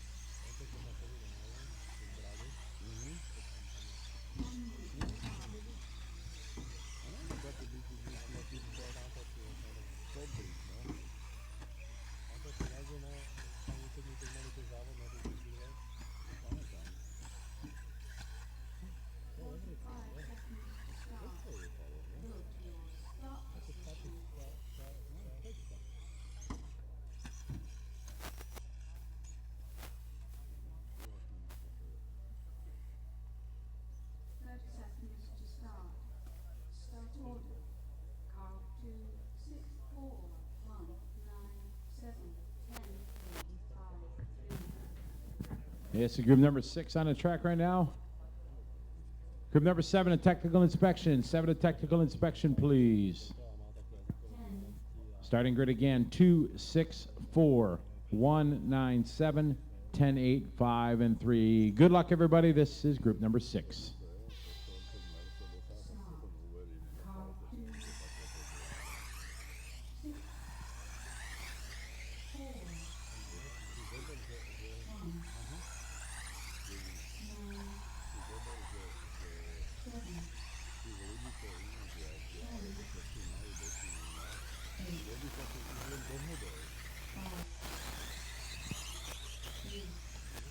All right, good luck, everybody. Here we go. This is group number 6. 7 and 8 should be going to technical inspection.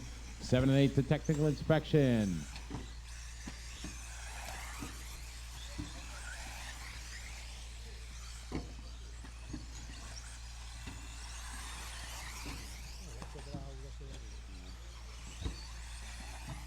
Oh, trouble for the 10 car. That thing did not turn coming down the bridge.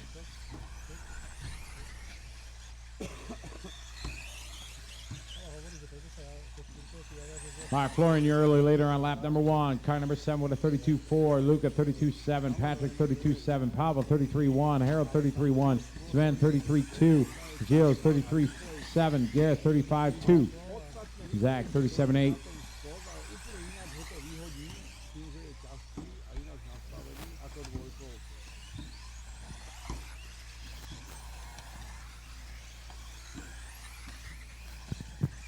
Yes, group 6. 7 is up next. 7's up next.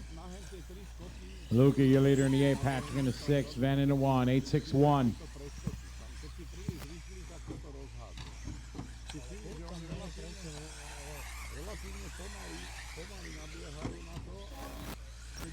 Dead car. Marshall 1. Marshall 1.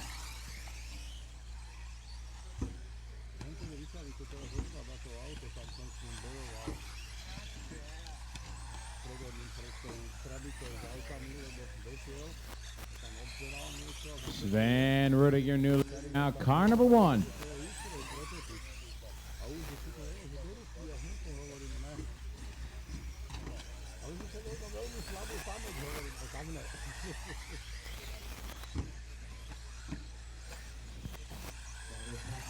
Harold into 2.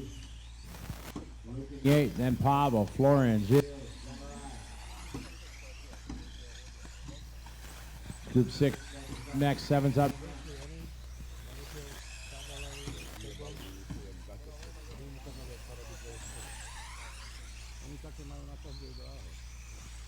We have 2 minutes down, 3 to go, 2 down, 3 to go, drivers.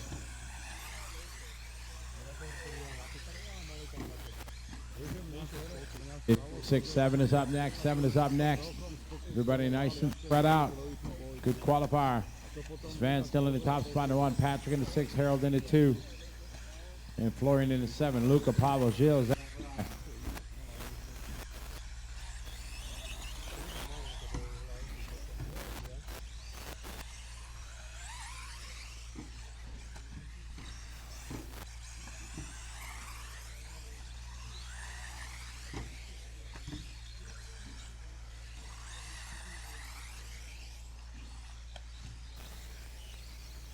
Got 3 down, 2 to go. A year later, still in 1.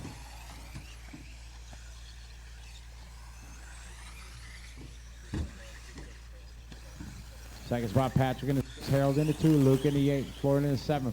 10 lap 5:22 per Sven. Patrick 5:24. Harold 10 lap 5:23. Luca 10 lap 5:26.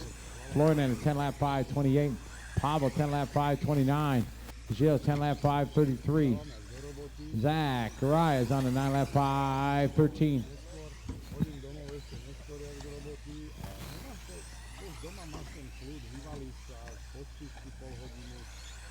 Got about 4 minutes down, drivers, approximately 1 minute to go. Patrick, Harold, Sven, last time by 6:21.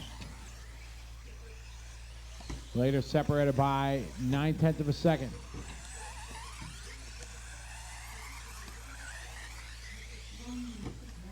We got 1 minute, 1 minute on the master clock. Is up next. Should be going to tech. 7 to tech. Backside triple, guys, backside triple.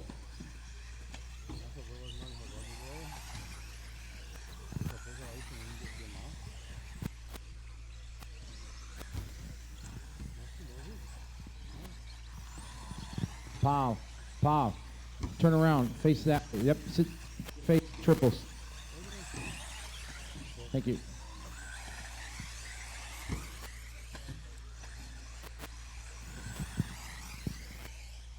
Got about 15 seconds to go, guys. Sven, Harold, the order. 162.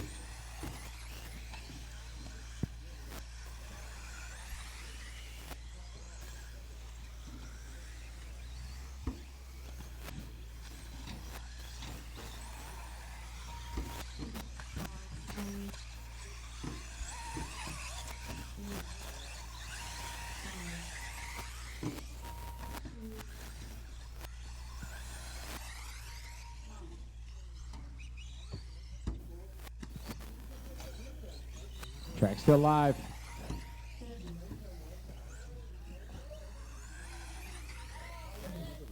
Close finish. Patrick going to win that one by 1/10 of a second on the last lap. Sven going to get second. Both with 10 lap 5:25. Luca 10:27. Florian 10 lap 5:27. Harold 10 lap 5:28. 9:501. Pavel 9:506. And Zachariah 9 lap 5:10. Drivers out to Marshall. Group number 7 coming up. Group 7.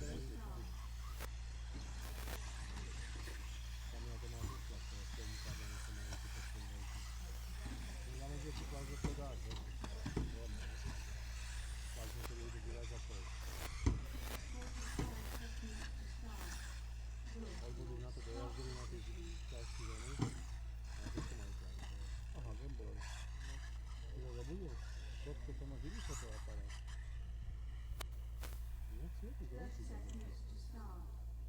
Start order. Car 2, 5, 3, 1, 4, 7, 8, 10, 9, 6. Here's group number 7. On a track, group number 8. Start going to technical inspection, guys. Again, that grid 2, 5, 3, 1, 4, 7, 8, 10, 9, and 6. Good luck, everybody. This is group number 7.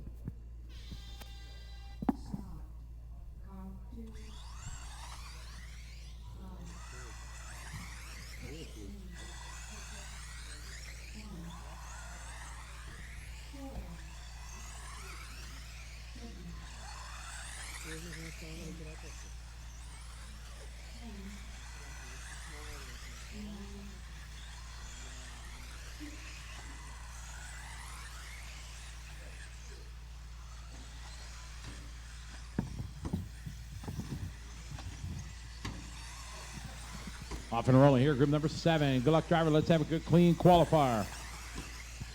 Backside triple, backside triple. Front triples. Okay. Good job, Sven.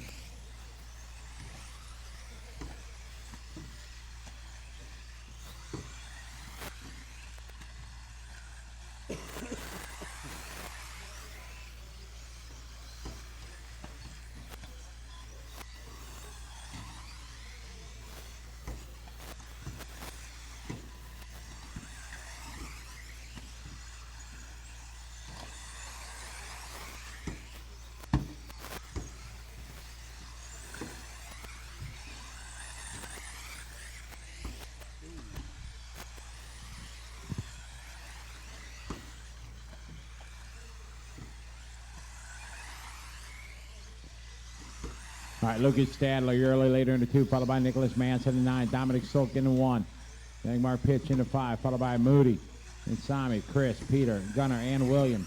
2 laps in, guys. This is group 7. 8 is up next. 8 should be going to technical inspection, please.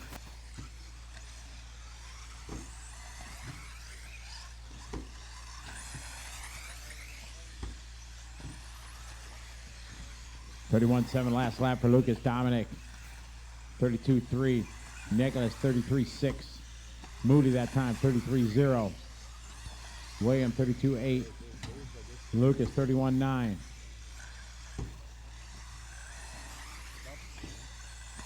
Mark 32.1. Marcus 31.4. Dominic 32.9. We have 2 minutes 10 seconds to go here, guys. 2 minutes 10 down. 3 minutes to go. On our last lap, 33.4. Manson, 31.9.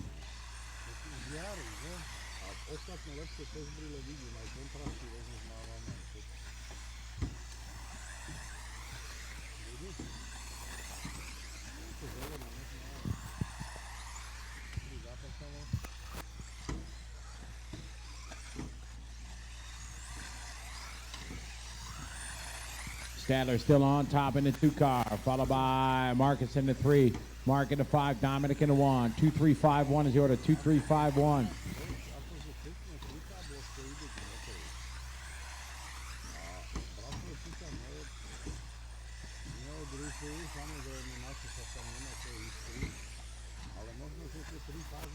Good quality, buddy. Almost all the drivers on 10-lap runs.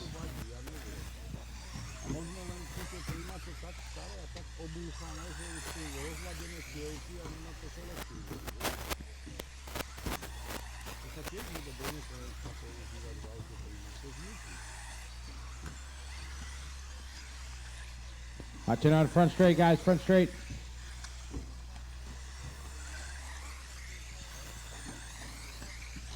Trouble there for the 6 of Chris Moody. Oh, he locked up the right front. Tough luck for Chris. Lucas Stadler, see you later in a 2 car. Leader on a 10, 5, 19, Marcus on a 10 lap 5, 22. Mark on a 10 lap 5, on a 10 lap 5. Nicholas Manson, 10, 5, 27 pace. 1 minute, drivers, 1 minute to go. Lucas still your leader in the 2.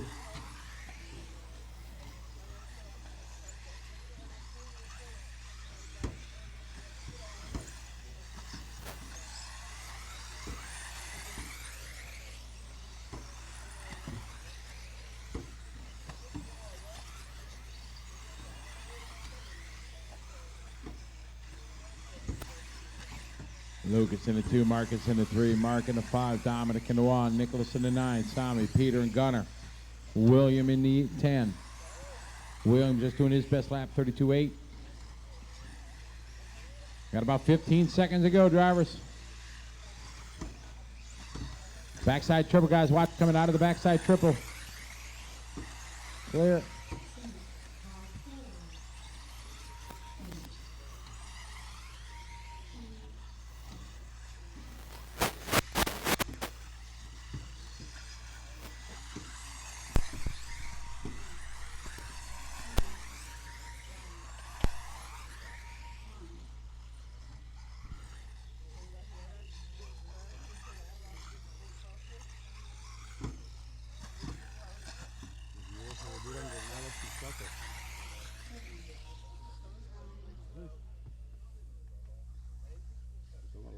All right, that is Tom. Lucas Stadler going to win that one. Ken 5:19. Marcus going to get second, 10:5:22. Dominic 10:5:25. Nicholas Manson 10:5:25. Mark 10:5:28. Sami 10:5:32. Gunnar 9:5:02. Peter 9:5:04. William 9:5:12.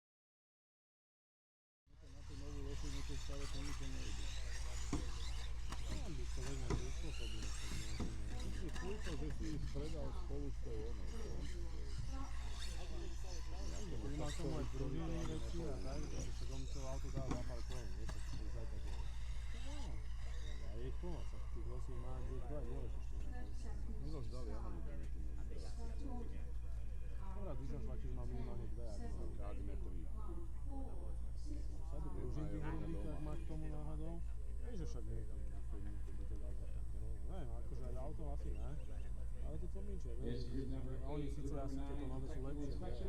Again, that order 2, 10, 7, 3, 1, 4, 6, 5, 9, and 8. Good luck, everybody. This is group number 8.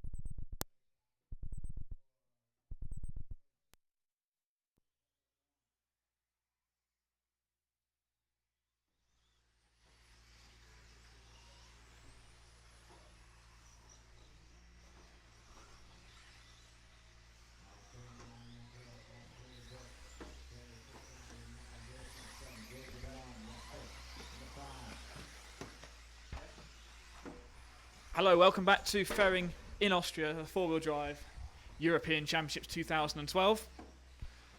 Live, direct from the circuit, on EFRA.ws and rcracing.tv. This is group number 8, round 2 of qualifying out at the moment. So let's sort of see what lap times we're going here. Ben Jemison out in front of this one. Andres David running in second. Yanni Hovey is running in the third spot. 10 lap runs going on for all the drivers in this heat at the moment. So this is the second round of qualifying that we've got going on. Halfway through this heat number 8. The fastest time in that first round of qualifying. Set by Jörn Neumann. A 10 lap run in 5:09. Hupo was second, Lee Martin officially third, then Bradbury in fourth, Matthias in fifth, Pfeiffer in sixth, Cockfull seventh, Cragg, Strom and Stocker completing the A final at the end of one round. But we've got another round of qualifying out at the moment. We're aiming to get 5 rounds of qualifying in. We'll see how many we can get. We're not sure about the weather. This is heat number 8, round 2 out on track, because they're still reshuffling the heats as they would have been before. So we started this round with heat number 3. So we've got, this is heat number 8 out on track. Ben's out in front. He's on for 10.5.16, which is a very, very quick time. Behind Ben, Andreas Daven running in second place, 10 lap run in 5:27.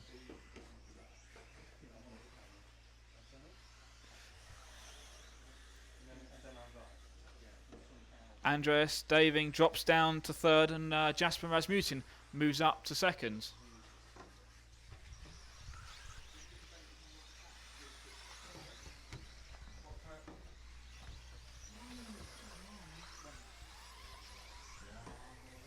So we have got 1 minute left in this heat number 8.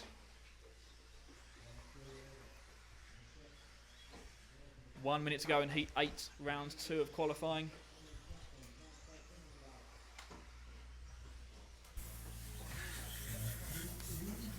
So about 30 seconds left. Ben still out in front, Andrea still running in second, Julian Fermenta now up to third, Jasper down to fourth. So here we go, last 15 seconds or so of this heat of qualifying.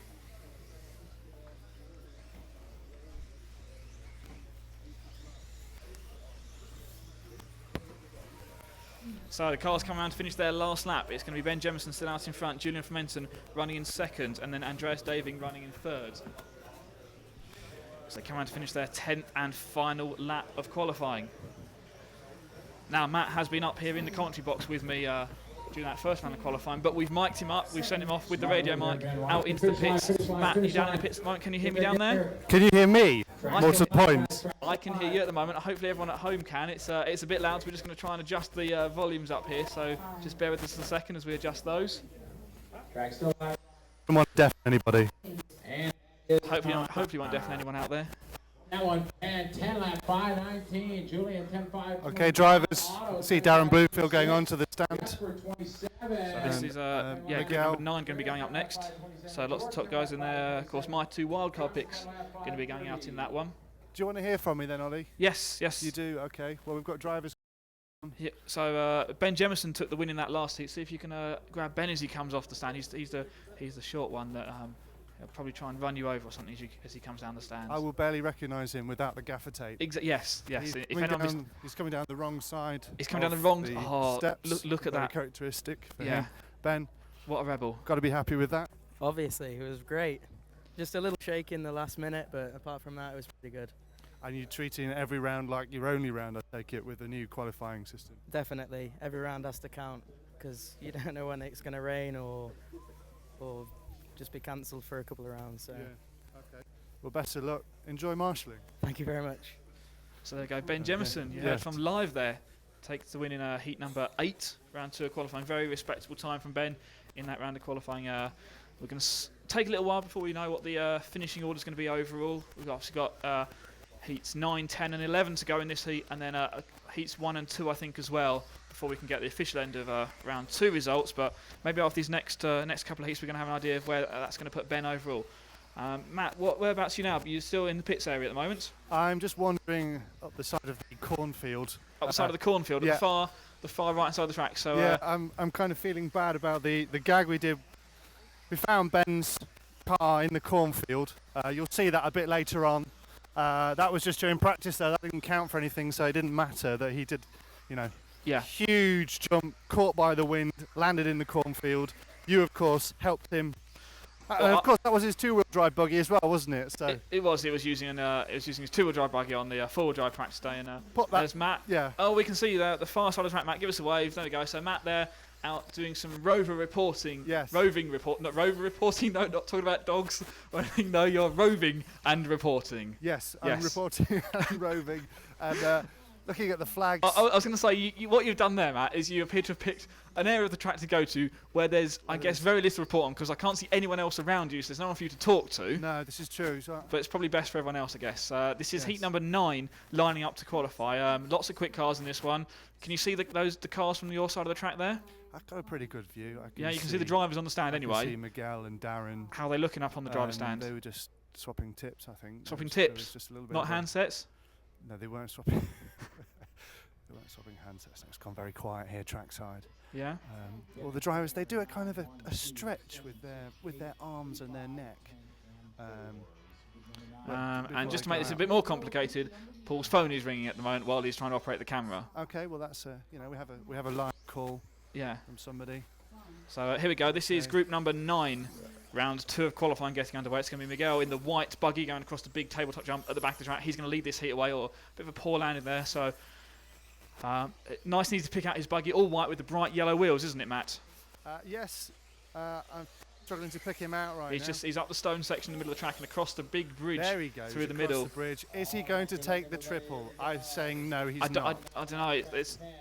No, he's not going to do it. There's slaps it down in between the second and the third. I think everyone's taking it safe at the moment because, as we say, we've potentially got 5 rounds of qualifying. Just clip the side wall of the straight there in front of me. Did he throw some dust up in your face? A little bit wide, some dust, lots of footprints here in the track. It looks very, very soft. Yeah.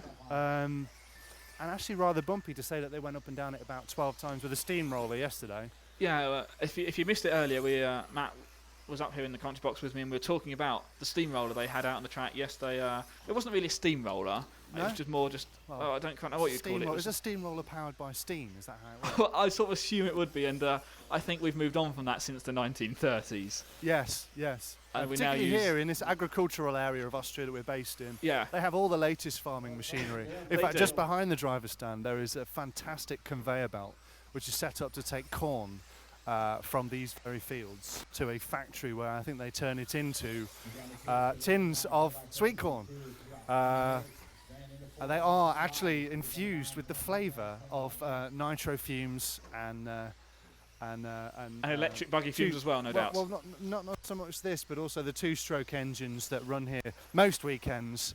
Yeah, because normally this is obviously a 1/8 buggy and large-scale buggy track. And indeed it is, yes. When we were here 2 years ago for large-scale buggy, that obviously using the extended track, and we had a good chance to look around. But lots of changes we've seen since then, both in preparation for this event and the 1/8 Euros, which are going to be held right here in just a few weeks' time. Yes, I'm in fact just looking behind the curtain which separates the large-scale track from the 1/10 track. I don't know if you can see me here. A huge concrete pillar with posts and banners point out the storing banners have gone. The storing banners have gone, have they? There is one storing banner. Oh no, they've gone to the opposite side. Yes, they are still here. They're down the final track, one of the on-road track in Graz in Austria.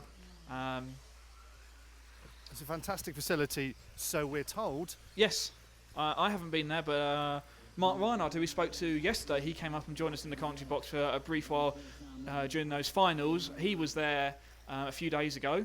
He was there before he came here he obviously came all this way just to talk to us for about 30 seconds on air.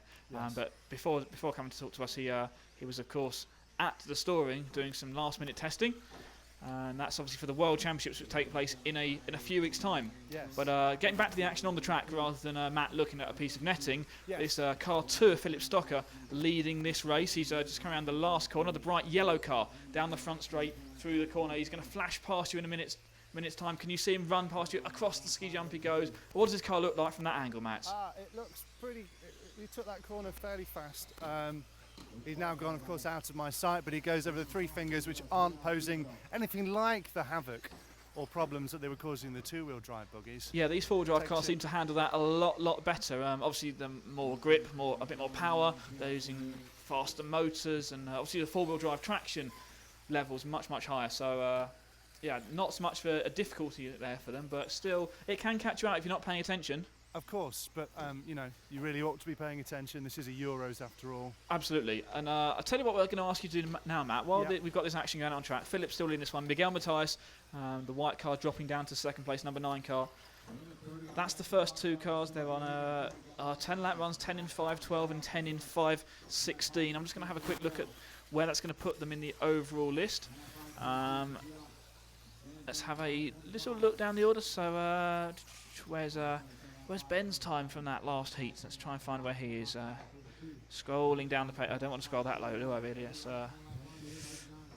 I can't quite find where Ben's time is, but 5:19 set by Lucas Stadler is the current best time. So these guys looking to go inside that. Matt, why don't you have a wander back to the pit area and see if you can be obtrusive and interrupt some drivers in their preparation for the next heat. So they'll all be focused on getting out for the next heat, and you can just run up to them and take their focus away from them. I really give them a disadvantage, an unfair disadvantage, just so that we can, voyeur on their work. Get inside their mind. Okay. Yeah. Okay, I'll do that. Yes. Okay, so it's now we've got about 20 seconds left in this particular heat. Miguel Matthijs retakes the lead. That is the all-white car. Car number 9 comes around past their competition now and down the front straight, all white with the yellow wheels. He's going to stop the clock on that. That was his final lap there. A 10 lap run in 5:16. And Philip Stocker just pips him at the line there. That's a 10 lap run in 5:16 as well for Philip, going about half a second quicker. Let's see how the rest of this heat is going to shape out as they come around to complete their last lap. I can say we've got. Oh, you might want to have a chat with Darren Bloomfield when he comes off the drive stand. He only got 2 laps done in that heat. Why was that then? That's what we want to know. Yeah, exactly. That's sort of your job now, Matt, isn't it, down there? I suppose that you could put it. Yes, that is part of my role. Yeah, sorry to everyone watching online if Matt's breaking up a bit. I don't think that's how Matt talks. He normally talks in whole words.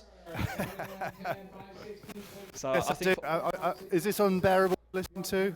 If it is, of course, I will try and reposition myself. I was keen on having a word with Paul Bradby. Well, okay, if Paul's there, and we can have a quick word with him before he goes up on the stand. Okay. Let me know anything you want to know from him, or any of the viewers at home want to hear from him. But I'll just very quickly we'll see what happens. Interrupt him playing on his phone. Paul, how you doing? You pretty pleased with that last run out? Well, I was a little nervous to be honest. I'm afraid you're breaking up there, Matt. We can't hear you there at all. So sorry if you're watching along online. We can't now hear anyone. So hopefully we can get Matt back shortly. I don't know if Matt can even hear me at the moment. Adjusting anything? No, Matt can't because he's still having a chat on with again Paul and go again. So we can hear from Paul now. Have it a little better. Apart from that, no, just go again. Good luck. Thank you. See you soon. Cheers. So yeah, unfortunately we didn't hear all of that interview there, Matt, but it sounded like Paul was just quite happy with that first run. A decent first time in there. He was sitting, so he's sitting 4th overall after that first round of qualifying. Yep. But he's got, second round coming out very soon. Heat number 10 going out on track now, and it's Hupo Honeygel going to be leading this heat off. Cockerell, Krag, Strom, Hoffer, Trauner, Schultz, Wiedel, Sitensky and Johansson. That's the drivers out in this particular heat. Hello to everyone who is watching along online at home. Let's try and pick out some of the people who are commenting. Lots of people cheering for Ben Jemison out there. I think everyone's looking forward to hearing from Ben, and we're going to hopefully catch up with Ben later on.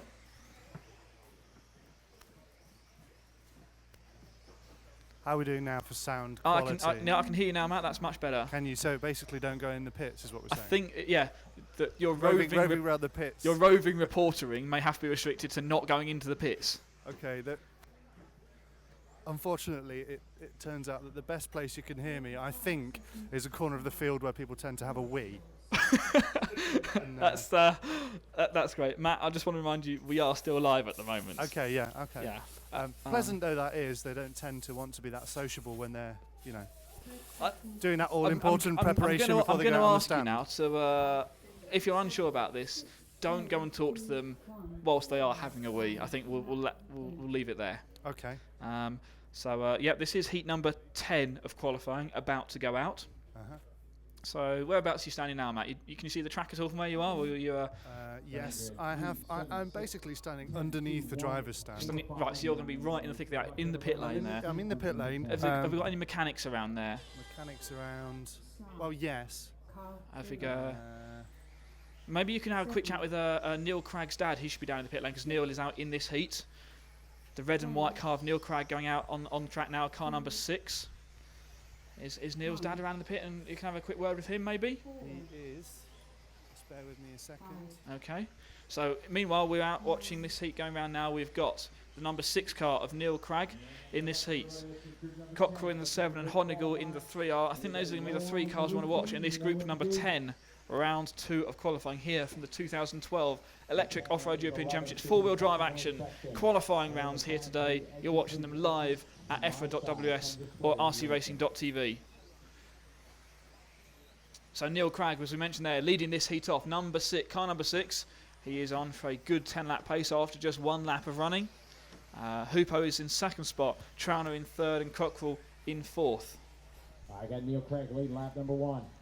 So here we go with heat number 10, round 2 of qualifying. We're 30 seconds in, and it's 3, 6, and 1. Hoopo retaking the lead now. Cragg retakes the lead. Hoopo 2nd, Cockrell 3rd, Trauner down to the 4th spot. We are 1 minute into this heat 10, round 2 of qualifying. The time everyone's shooting for. Well, it hasn't been the time doesn't really matter at this stage. It's where they finish in the round positions.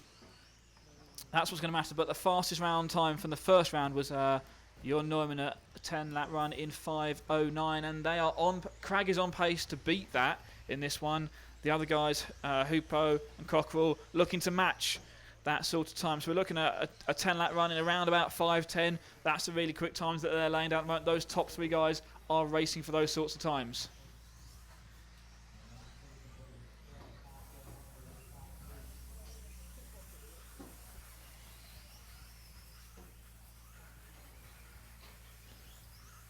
So this is Group 10, round 2 of qualifying. Neil Cragg out in front, Cockrell running 2nd, Hoopo running 3rd.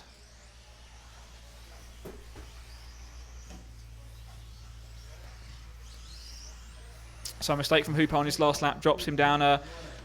Loses just about a second, and that drops him down 2 or 3 places. So we are 2 minutes into this race, 3 minutes to go. Cockrell out in front, Hoopo running 2nd, Strom running 3rd. Vidal is in the 4th spot. No, Hoopo moves back to 3rd, Strom down to 4th, Vidal down to 5th. So we'll pick up the lead car, which is going to be, as they come around to complete lap number 5, halfway through the race, Neil Cragg, the red and white car number 6, leading this heat, goes across the ski jump, hits the big tabletop at the back side of the track. Onto the corner tabletop now, down in front of the hairpin. Across the 3 fingers he goes, under the bridge, across the stones, and then back up that short chute. Over the top of the bridge, in the middle of the track, around the infield section track. Neil Cragg out in front, fastest lap, 30.556. And as we're talking about Neil Cragg, that time by puts in a 31-second lap, loses some ground to Hoopo Honigal, the number 3 car. So Hoopo, he's coming across the corner tabletop jump and then across the 3 fingers. So Hoopo Honigal in the blue and yellow car takes over the lead in this heat. Puts in his fastest lap of the race in the last lap, 30.417 for Hoopo. Hoopo leading this one. Cragg in 2nd, Cockrell 3rd.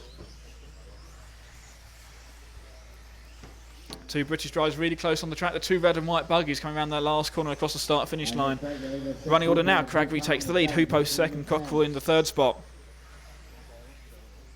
First two are on time for a 10-lap run in 5:11. The first two drivers. We have got just over 1 minute of running left in group number 10, round 2 of qualifying here, 2012 four-wheel drive European Championships from Ferring in Austria. It was Jorn Neumann that took the first round of qualifying, gets that 0 points. And I've just seen Hupo made a big mistake, roll the car right in front of us here. That's going to cost him, let's have a look at the timesheets, that's cost him a good 2.5 seconds as the driver's approaching the last couple of laps of the race. So big mistake there from Hupo is going to cost him dearly. He was second in the first round of qualifying, but he's being beaten by Neil Cragg and now Tom Cockrell in this heat. So the two British drivers with the red and white buggies, numbers 6 and 7, lead this heat away. The Austrian driver, Hupo Honigel, the number 3 car, running the third spot. Cragg with this team associated. Cockrell with the Schumacher, Honigel with the Durango. 3 different makes of car. They're all competitive, all at the front of this field. Gets past some back markers there for Hupo Honigel. Neil Cragg closing in quickly. Hupo retakes second place from Cockrell. Cockrell makes a mistake on the last lap, loses 1 second. Last lap for all these drivers now. This is the last lap for them. They're on pace for a 10-lap run in about 5:10 or 5:12, depending on how this last lap goes. And it looks like we've got a problem for Cockrell on the final lap of the race. That's big disappointment for him. He was running in the third spot, looking for a good points haul in this second round of qualifying. He is out of this one. It's going to be Cragg. Looks like he's going to take the win. He's got to clear these triple jump now. No mistakes there from Cragg. He comes around, crosses the line. The former two-wheel drive world champion wins this heat number 10. Honigel finishes in the second spot. Cockrell still showing in third, but he's off the track. We're going to wait for this order to shake up as they come to finish this last lap. It's going to be a little while for all the cars to come across and finish the final lap, but it's Cragg taking the win. 10-lap run in 5:10.8. Second was Honigel. 10-lap run 5:14.0. Behind that, it's going to be Petri Strom in the third spot. 10-lap run in 5:16.2. That is the finishing order at the moment. We've got a couple of cars just left to finish. And one last car to cross the line. It's going to be Cragg with the win. Honigel second. Strom, Hoffer, Vidal, Sitensky, Johansson, Schultz. And then Cockrell and Trollner not finishing this heat. So that is the end of heat 10. Round 2 of qualifying. Heat number 11 is out next. Heat 11 Ollie? out next. Ollie? Yes, Matt. I'll just have a word with Neil. Yeah, having a hatchet. Neil has game. Must be. Yeah, not too bad. Steady run. Won't be TQ, but it'll maybe top 5, so it'll be okay. Are you struggling with the track? Is it challenging out there? Yeah, it's struggling to find, extra pace. Everyone seems to be similar kind of speed, and you're looking for tenths out there, aren't you? So it was okay.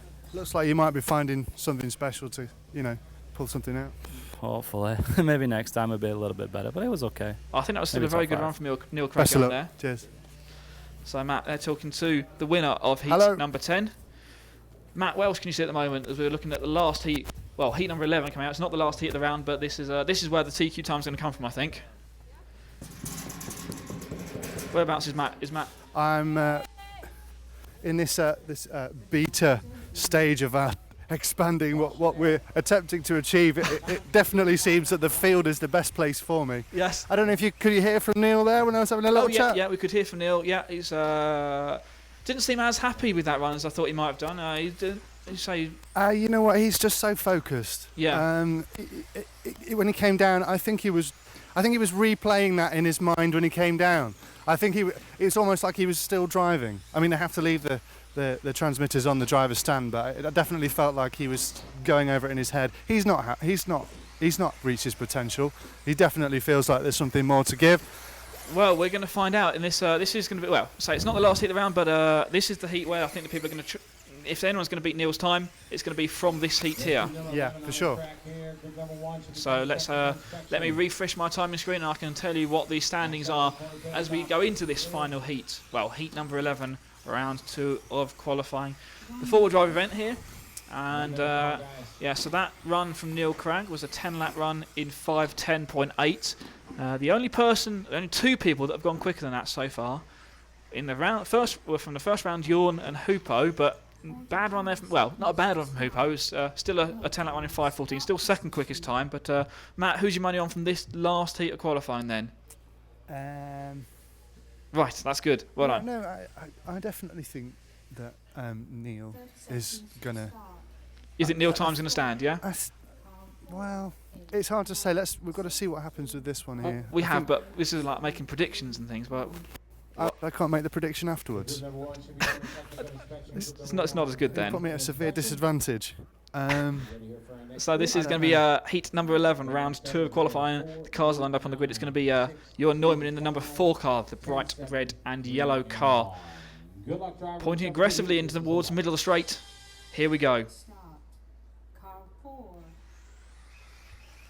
8. 9.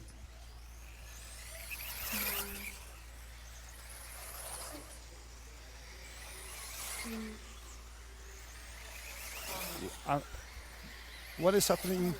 What's happening? Well, I'm just looking at the ski jump. Yeah? They're not really jumping it, are they? They're not really jumping it. They're taking that enormously conservatively. Well, they're rolling over it. I think the thing is that they obviously turning before they hit it, so not carrying an awful lot of speed. And then the most important thing is clearing the tabletop jump. You can lose a lot of time going across the tabletop, so they need to get the car nice and square and make sure they can get big air coming off the tabletop so it lands nicely on the down ramp. Just as Johan Neumann does that time by the bright red and yellow car, number 4, was leading this heat. And as we're talking about him, Matt, the 3 fingers you said were easy in 4-wheel drive. He goes and rolls it that time by. The defending champion still finding that corner difficult. I'm just trying to get a shot of the 3 fingers. Can you see it from there? I think that was just a blip. I think that generally it is a lot easier, isn't it? Well, silly mistakes are happening, fine, but as a rule, that is not really going to pose a problem at all. Well, I think it's going to be a scene of action in the finals because one mistake and that's going to be positions and time lost. So as they complete lap 2, the leader of this heat is Paul Bradbury out in front. Look at him on the driver's stand. How focused does he look from the driver's stand at the moment, Matt? He's not leaning as far forward as Lee Martin is. He's doing the real lean. He's doing the kind of lean where you follow the car around with your head. So car 9, the race leader Paul Bradbury down the front straight away.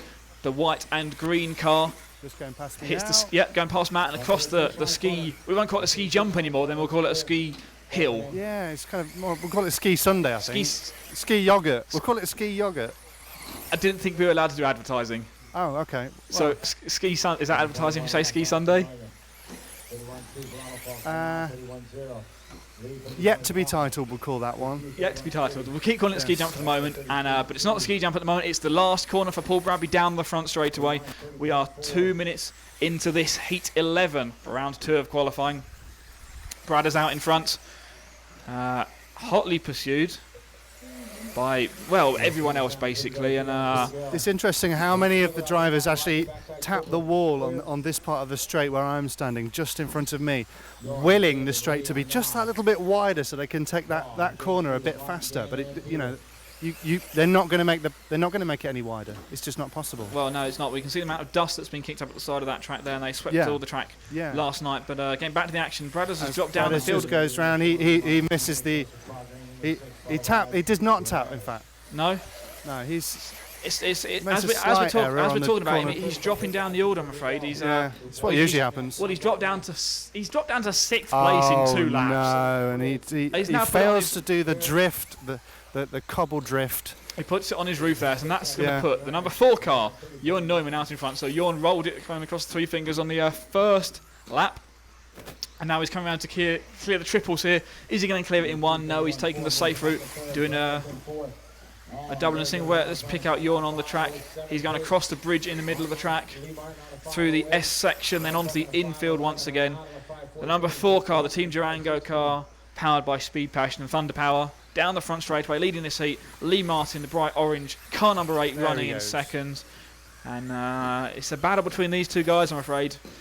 Although, let's have a look at what was Neil's time at 5:10. You know, Neil might TQ this round.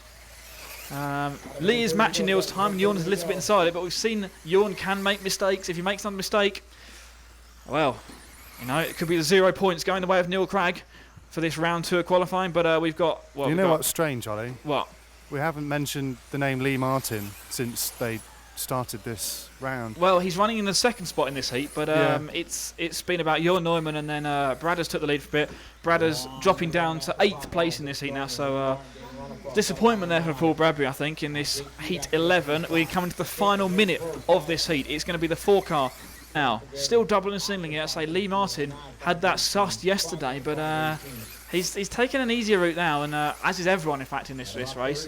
But not easy route through that big tabletop jump. I'm going to call that quite a rare triple jump, because It's like when you go bird spotting and fail to take a picture when you see it. Oh, as there's a mistake on the triple, as we talk about it. Yeah, it's a mistake from Ronnefeldt going across the triple. With my bare eyes, I have not seen anybody do this triple, but you've seen it and we believe you. So. Well, so I saw it yesterday during the practice rounds. Yes, I'm aware, yes. But today, not so much. And as we come to the end of this heat, it's going to be Jorn who takes the win. And it's a 5:07 for Jorn, which will be the TQ time. Second for Lee Martin, a 5:10.5. And Neil Cragg's time was a 5:10.8. So it's going to be Lee Martin taking second in the round. Disappointed Peter Pinish. Looks like I can't see a timing screen from where I am. Well, he's only done 6 laps, so he's not. Peter Finish not finishing this heat. But I could tell that just from his face. Yeah, it's disappointing for these guys because they're just not sure what's going to happen later today with the weather. They've got to get they need to get 2 solid runs in. If they can get 2 solid runs in, they're good. But it's going to be so close. Should we have a quick word with Jorn? Yeah, if we can do. If we can grab Jorn when he comes off the drive. Pleased with that? Yeah, very good. I had some small mistakes, but yeah. Oh, can you ask Jorn about the mistake he made over? Are you taking it quite conservatively at the moment? Yeah, I think my car is good. I drive good, so I'm. Race number 1. I can make it. Okay, best of luck. Quite a rushed interview there. Yeah, well, you see, they're all desperate to get out to Marshall. They don't want to get into the same kind of problems that David Ronnefeldt had. Yeah, exactly. And not that that was our fault. We didn't hold him up to interview him for media purposes. That was his fault, but we don't need to talk about that anymore. Yes. So anyway, Jorn. Well, you know what?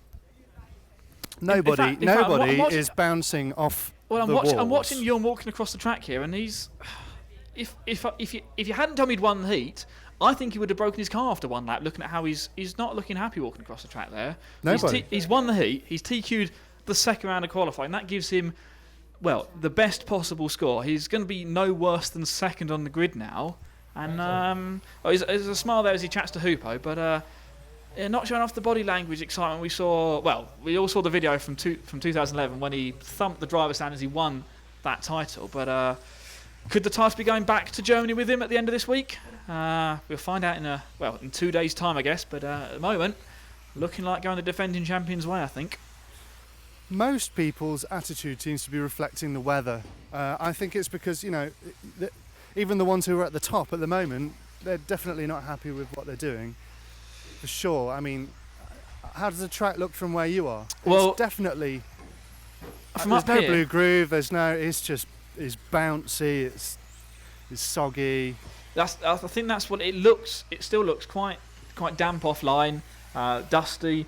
We're starting to see it groove up a little bit around this last corner in front of us here. Okay. But it's nowhere near what it was like during the two-wheel drive event where we saw that really good traction line appearing. But it's going to be interesting, I think, to see how this track changes. Of course, we all really hope, we do want it to stay dry. We want to get the full program of events in. But can I ask you, how did JQ do in that last round? JQ had a good run there. Yeah, because he's about the most chipper of all the drivers from what I've seen.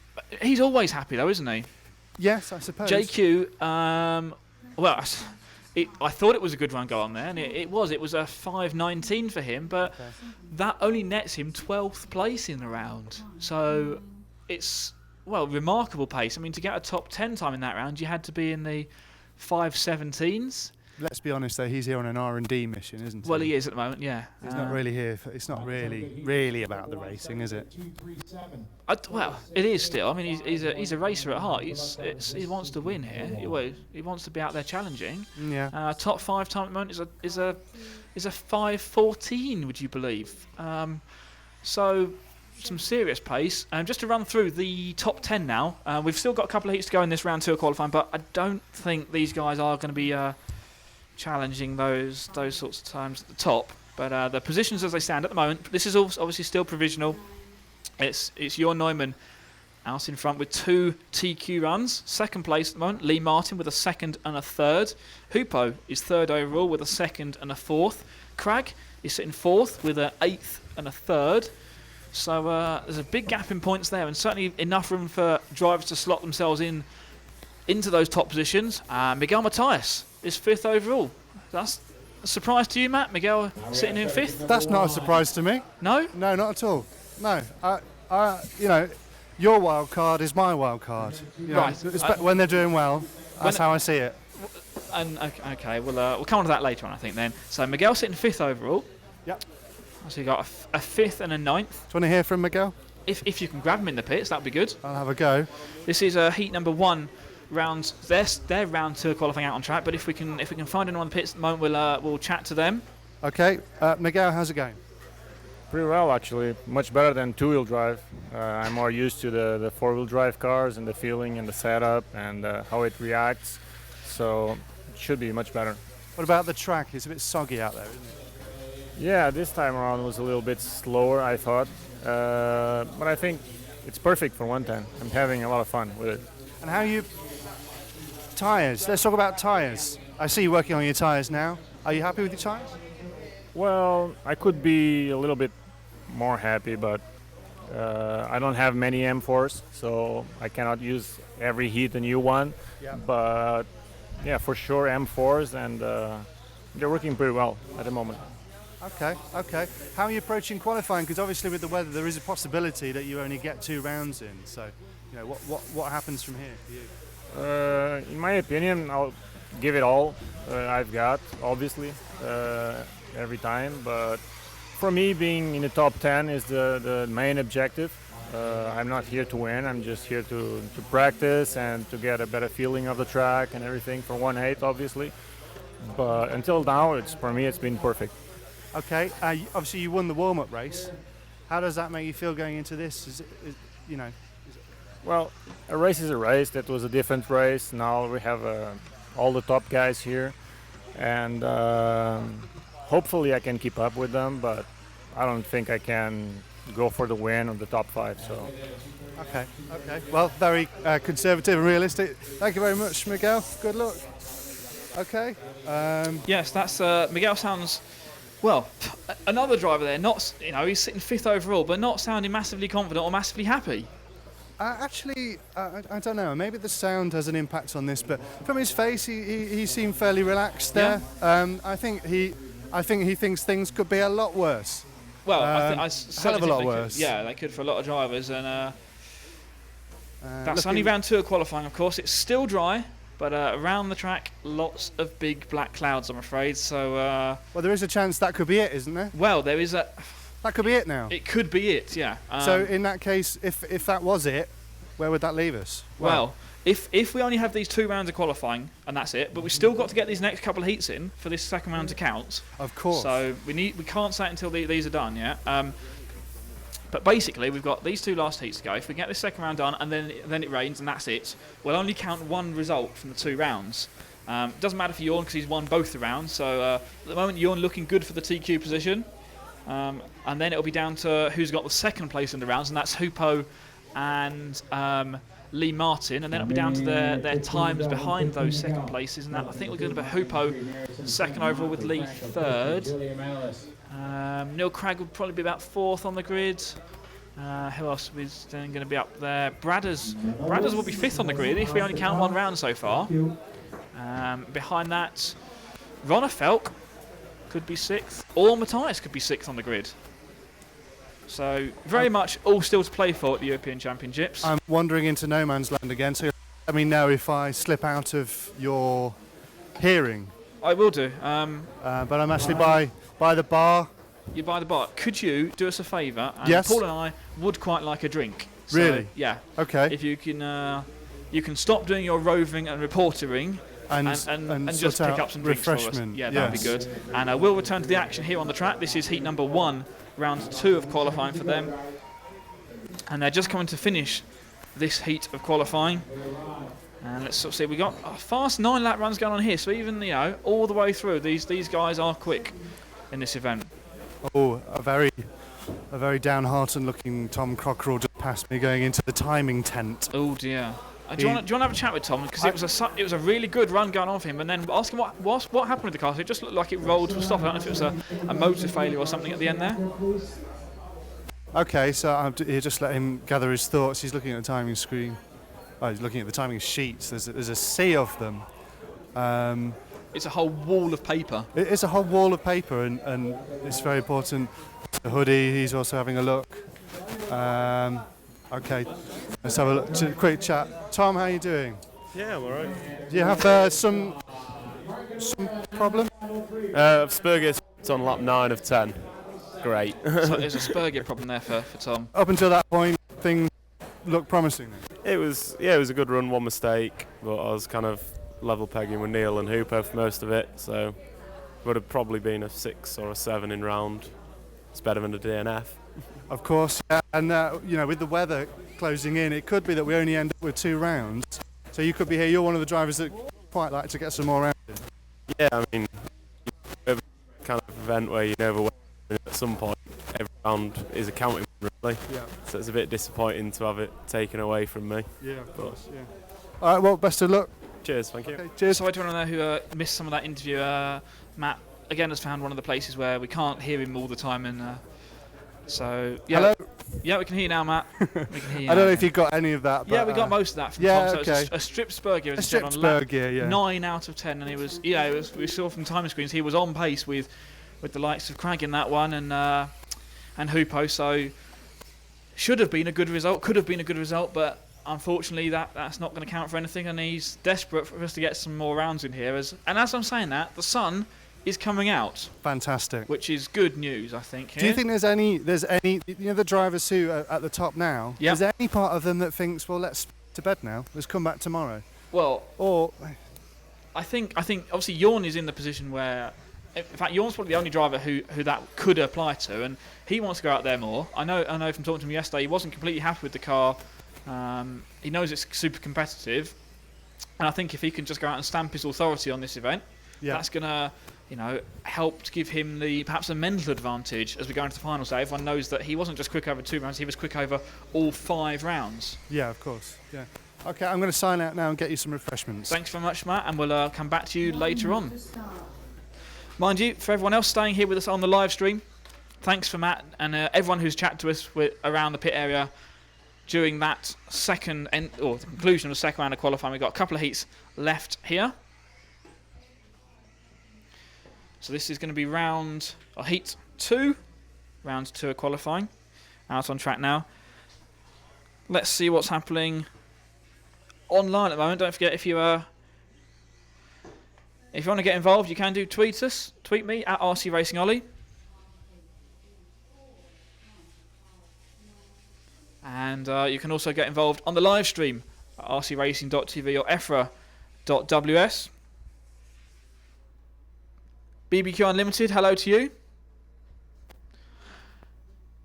And Chung Pao Kitty, hello to you as well. Thanks for everyone who's sending us messages on there. And if you look over at my Twitter, Hans Kolfler picking Jorn Neumann for the win. Certainly popular, and after those 2 rounds of qualifying, in a good position to do just that. Who else we got on there? Marco Stetler as well, hello to you. So thanks for everyone for all your comments and joining us on the live stream. So this is heat number 2, round 2 of qualifying. I shall hand you back over to Scotty Ernst. We'll be back from the commentary box here shortly. Yeah, so group number 2, group number 3 is up next. Group number 3 is up next.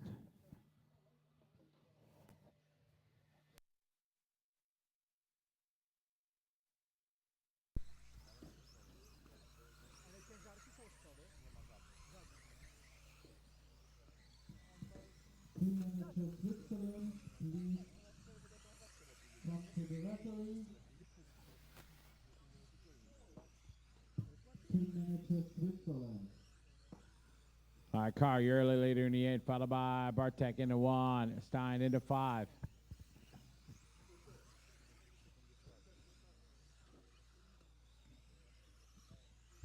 Triples.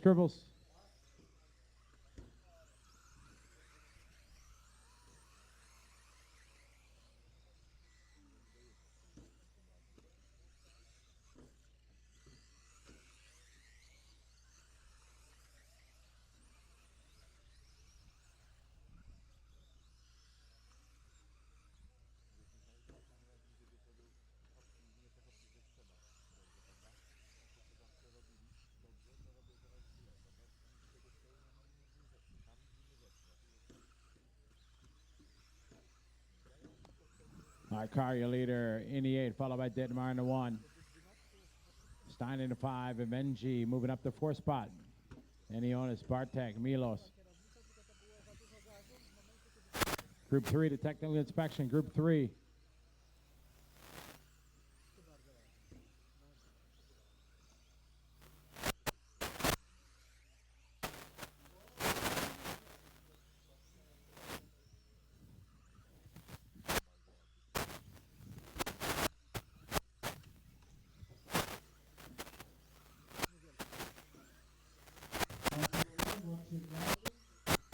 Yeah, it's Carrier leader in the 8, Dittmar in the 1, followed by Stein in the 5, Sebastian in the 3, Onius in the 4, Evenji, Barchek.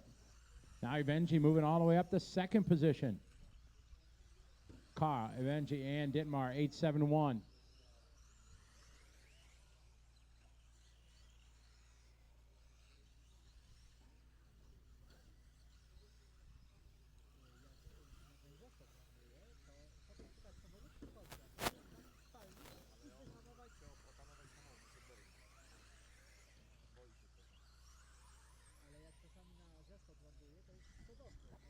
All drives from group number 3 should be through technical inspection. Carr, your leader in the 8 car.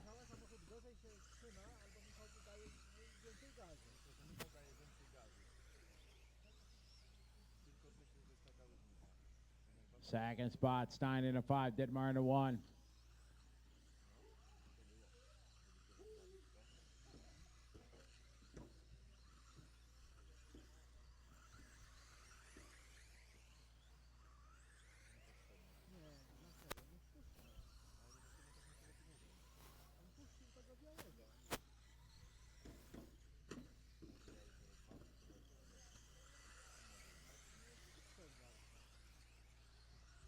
Leader working up through some traffic here with about minute 30 to go.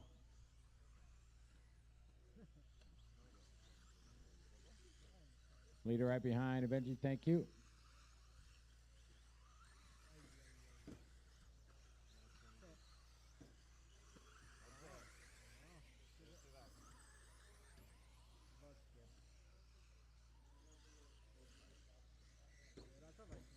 Good running, guys. Good job. Good job, Carl.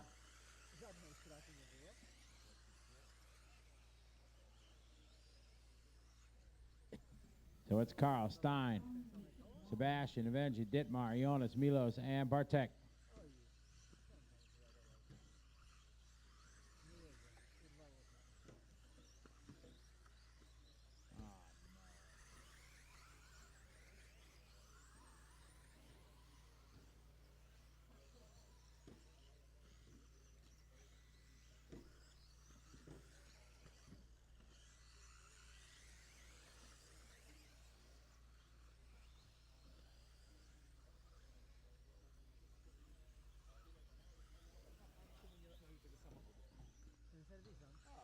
Got about 15 seconds to go. Drives Carl still out front. 10 lap 5:30.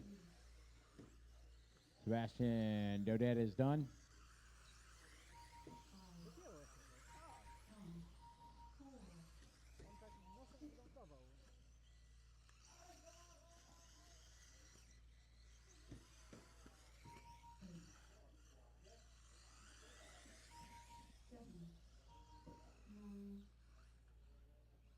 All cars are finished. Carl going to win that 10 lap 5:34. Long last lap. Stein second 9-5-12. Sebastian, Dittmar, Jonas, Evenji, Milos, and Bartek. Good run, everybody. Group number 3 coming up. Group number 3.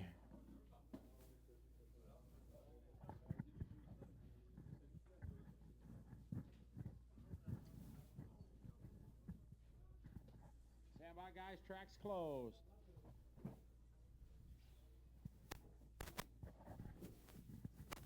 Track is closed, guys.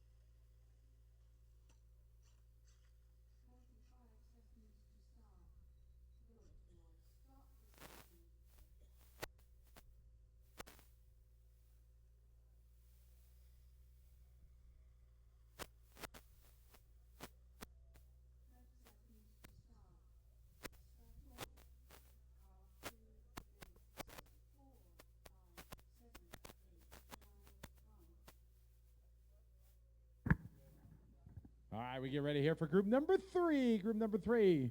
Final race here in group number 2. So it's good. We're officially going to get some qualifying in here. Starting order 2, 3, 6, 4, 5, 7, 8, 9, and 1. Good luck, everybody. This is group number 3. Start. Car 2, 3, 6,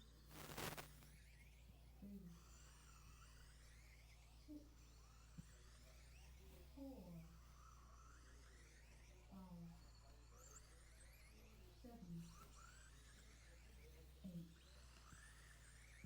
9,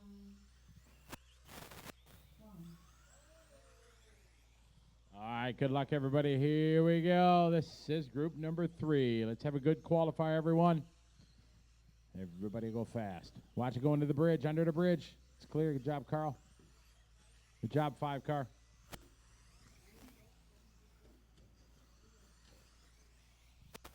Nice pass.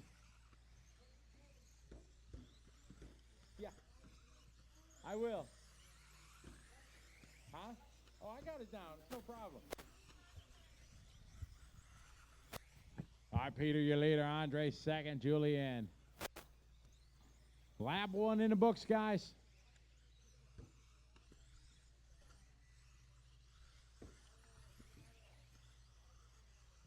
So all work together out there, guys. Everybody, let's see if everybody can do a 10-lap run. All right, Peter, early leader right now in a 10-lap 5:29.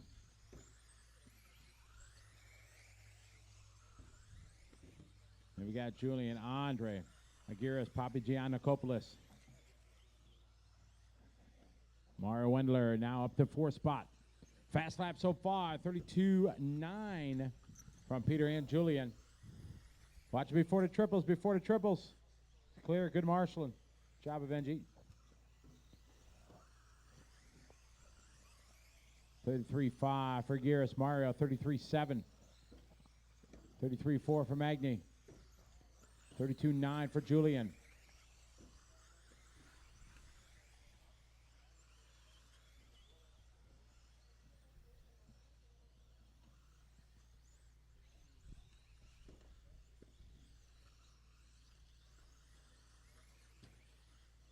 Go, go, go.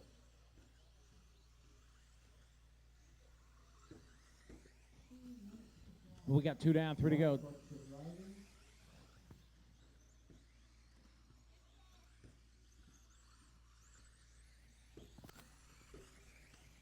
Julian, you leader in 4. Peter in the 2. Tomas in the 8. And Magni in the 6. Aguirres in the 5. Thomas in the 9. Andre and Andrea.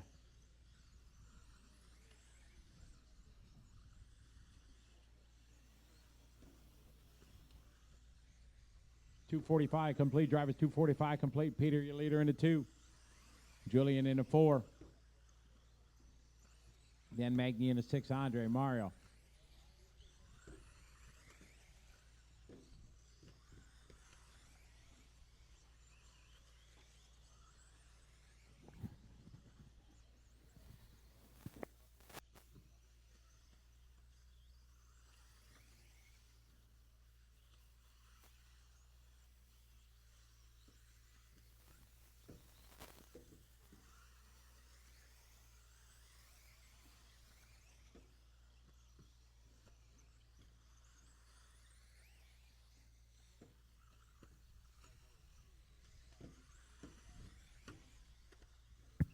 Peter, your leader in the 2. Julian in the 4. Mario in the 1. Aguirres in the 5. Then Magni, Thomas, Andre, Thomas, Andrea. Got 3 minutes, 20 seconds complete, guys. 3:20. Watching on the backside of the tabletop. It's clear. Good marshalling.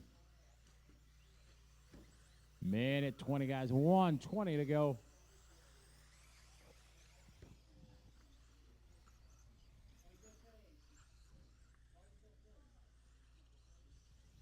Watch it start finish line. Clear. Come on, guys. Take it easy out there.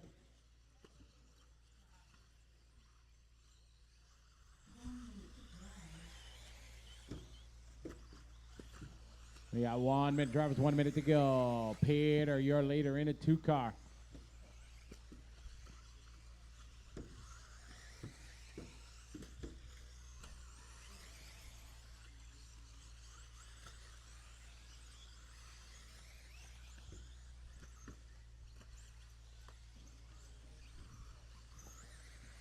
Second spot, Julian into 4. Alejandro into 3. Magni into 6. Aguirre into 5. Mario, Thomas Berg, Thomas Bohr, and Andrea Brianza. Later down the front straight area behind the 8 car. Only got about 15 seconds to go.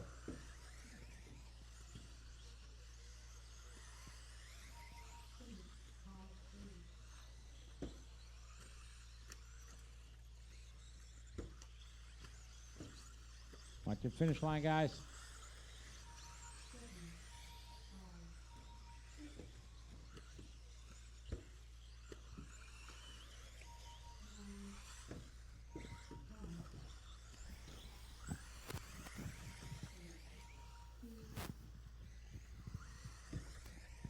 And that's a race, Scout. Julian going to win that one. 10 lap 5:30.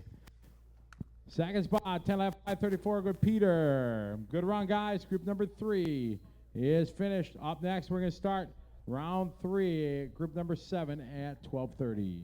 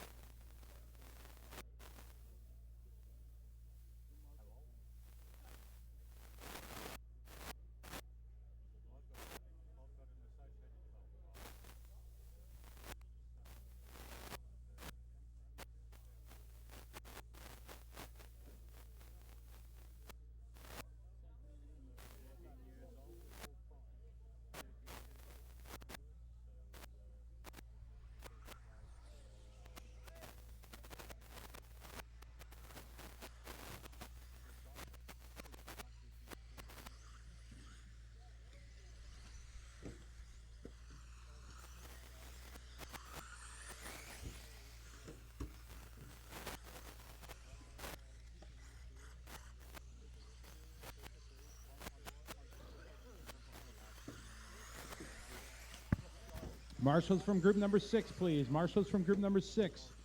To the racetrack, please. Marshals from group 6.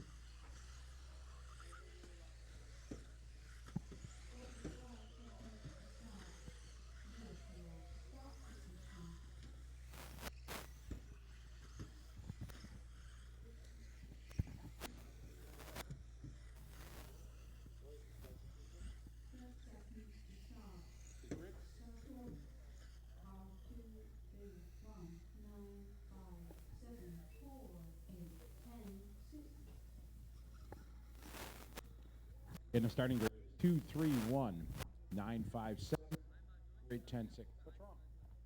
You okay? Oh, okay. Oh. All right, good luck, everybody. Let's have a good heat. This is group number 7.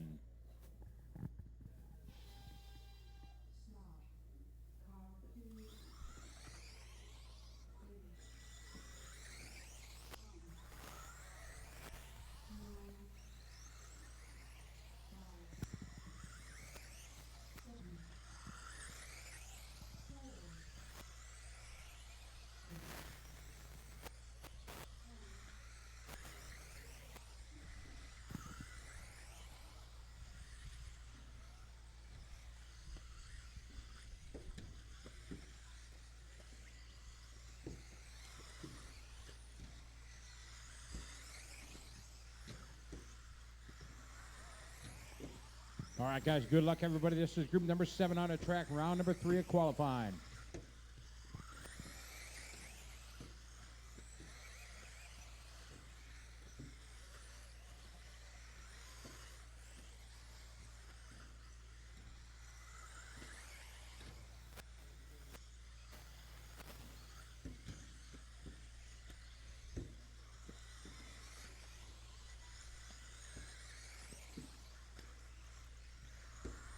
Marcus Priota, your early leader on 10 lap 5:22. Lucas Stadler second. Dominic Silk is third.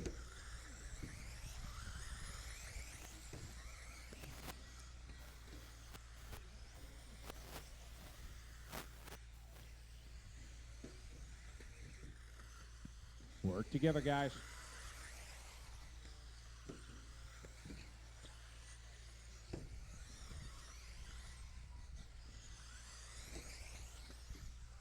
Lucas, your leader in the 2, followed by Marcus in the 3, Peter in the 4, and Dominic in the 1.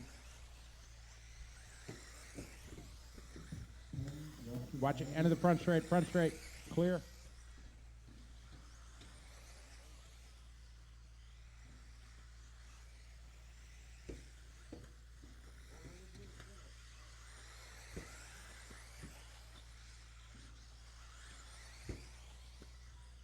Lucas, your leader in the 2, Marcus in the 3, Peter in the 4.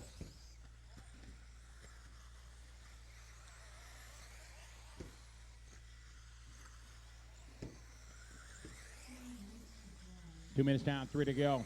Lucas, Marcus, Mark, Peter, Dominic, Gunner, Sami, Chris, William.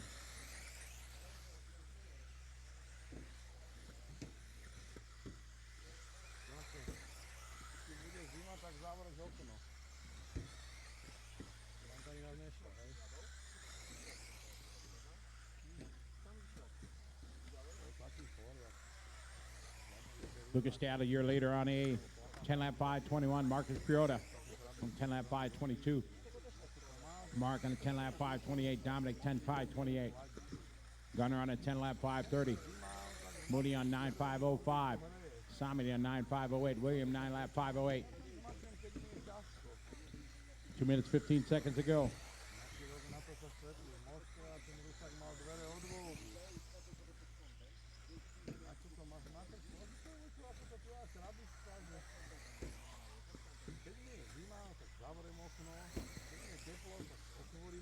3 down, 2 to go, guys. 3 down, 2 to go. Backside of the tabletop, clear.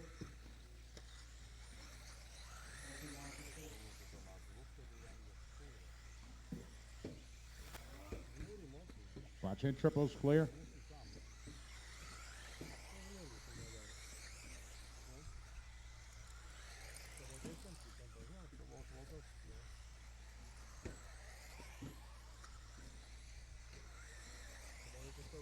Marcus now into the lead. In the 3, followed by Lucas in the 2. Mark in the 5. 3, 2, 5. Approximately 1 minute to go, guys.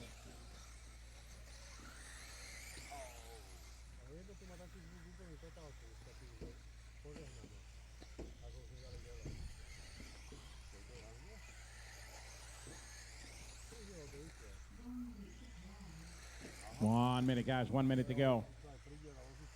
Leader over the big air in the back tabletop.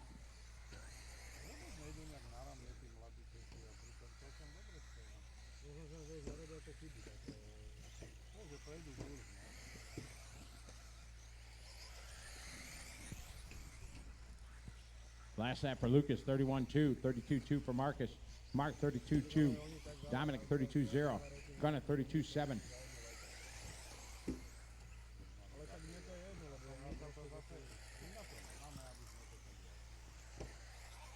About 15 seconds to go, drivers.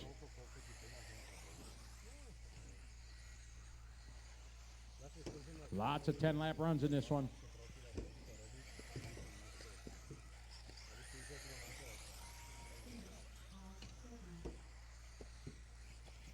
Thank you, 7 car.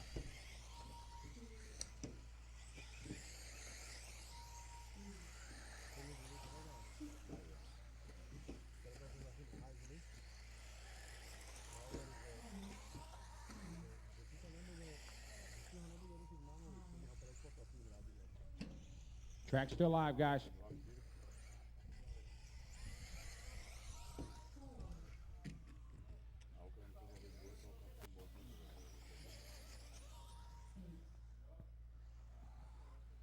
And at his time, guy, Lucas going to win at 10-lap 5:20. Marcus 10-5-21. Mark 10-5-25. Dominic 10-5-27. Peter 5:28. Gunnar 10-lap 5:32. Followed by Sammy, Chris, and William with 9. Group number 8 coming up.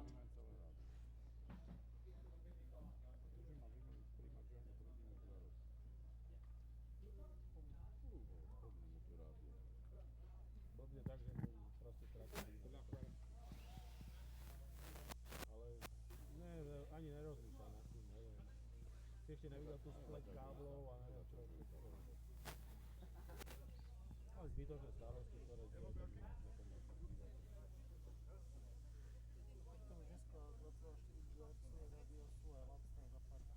$30.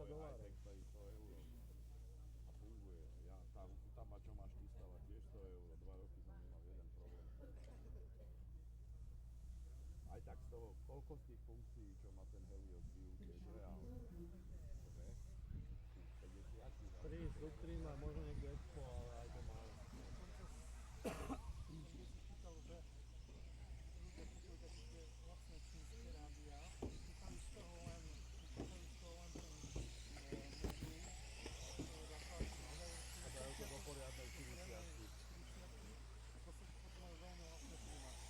Áno, ale sa to stojí $6-7, keď vynáte. Ja mám také rádio. Ale originál celé rádio, ne? Ale tie príjmače inak sú za $6 aj také kvality, že som ho nalepil. Keď som chcel odlepiť, tak sa rozpadla krabička. Ale ne, že oddelila jedna a druhá, to rovno sa rozláma. To sa má len nalepiť a keď už to končíš s autom, tak ale to aj s príjmačom zahodíš. 6,99 za príjmač, to je dobrá cena, že? Nalepte si, že ten orange niečo firma, nejaká čínska, že sa nabúrala do spektrackého systému a začala robiť príjmače tomu a že tak funguje, ale sú to nejaké Číňania, že majú, furt sa predávajú. $19 dajú za príjmač normálne. To je jeden dvojkou parametra. Ale nepotrebuješ kúpiť zase takú čínsku slečinu, ale kúpiš hovorím, že tú sútavu, alebo aj ten blbý hardtek, čo ja mám, to rádio funguje, to je spolahlivé. A vie od hlave euro z toho, že ja mám strašne veľké pracky a tie pištole to držia v ruke väčšinou. A tento sedí, je taký klackovitý, ale sedí mi. Is group number 8 on the track. 9 should go to technical inspection. 9 to technical inspection. Starting grid again. 6, 2, 10, 8, 5, 7, 1, 3, 4, and 9. Good luck, drivers. Let's have a good heat. This is group 8. Akurát nemá výkrúky dostatočné. Analóg, vieš. Potenziometr to má. Najväčší problém bol, že to nemalo nulu. Vlastne niektoré radie majú tak, keď ten potenziometr to cvakne, no, z tej nule. Dokonca do niektorých aparatúr vlastní vyrobili nový firmware, vlastne do fungovania, ktoré to nevedelo. Áno, tam sa do toho nabúrame, hlavne do tých slajskaj aparatúr, sa stane normálne fórum. Takže sa nedajú nikde raz tým dá. Firma je, ktorá predáva už na... Watch it over at backside triple. Clear.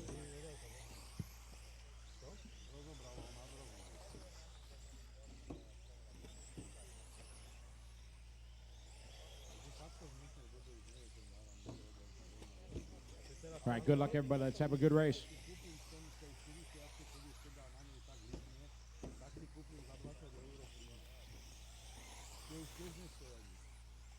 Thomas Holicki going to be your leader on lap number 1.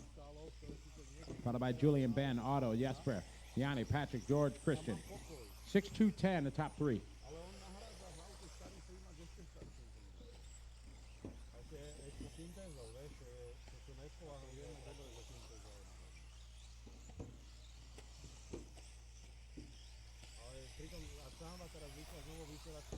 Watch the backside of the tabletop.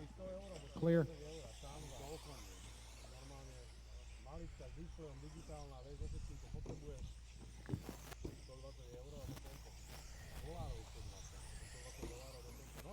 All right, Thomas Holicki, your leader in the 2, followed by Ben Jemison in the 6. Julian in the 10, Yanni, Otto, Patrick, Jesper, George, and Christian. Everyone on 10-lap runs.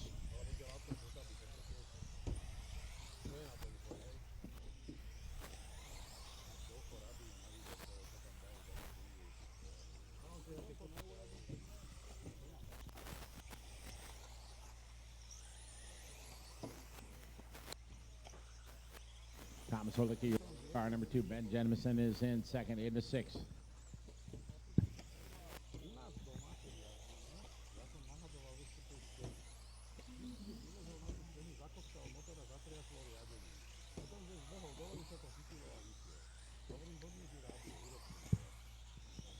Thomas, Ben, Yanni, 2, 6, and 9. Followed by Julian, Jasper in the 5. Yeah, 2:30 complete, guys. 2:30 to go. We're group number 9's up next. 9 is up next.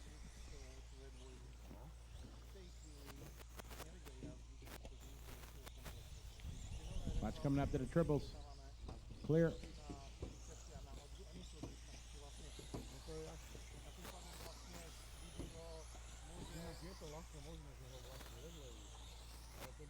Watch the end of the front straight. End of the front straightaway. Clear.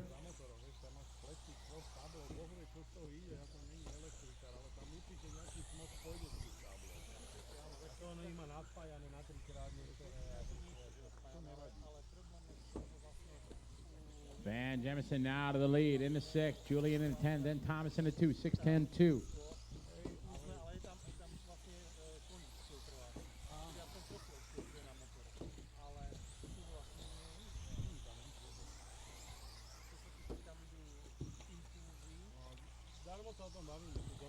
Ben on 10 lap 5, 18. Julian 5, 19. Thomas 5, 21. Patrick Collins 10 lap 5, 25. Yanni Holby 10, 5, 26.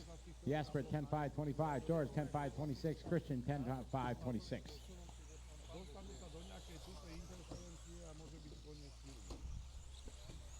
Ďalšia vec, vieme, ako to všetko loží po tých uhlíkových podvozkoch, ako my sme mali s vodami uhlíkovými ťažké problémy. Julian, you're leader in a 10. Ben 7. So close these guys are racing on the clock. Got about 45 seconds to go for these guys. 45 seconds to go.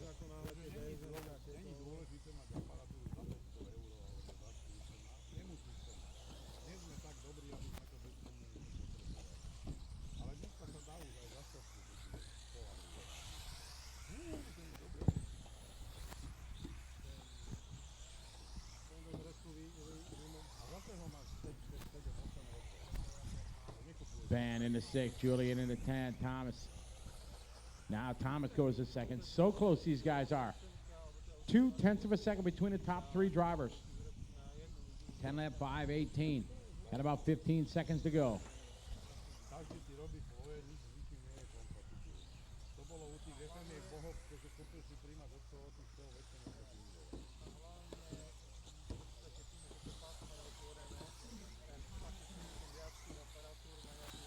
Oh, it's going to be close. Good finish there for Ben. Thomas. Oh, no. Julian rolls it on the last corner. Good race, though. Track still live, Marshals.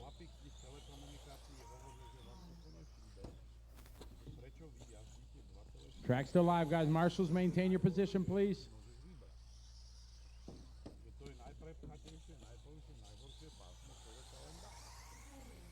And all stop. Thomas Holicki going to win that one. 10 lap 5:18.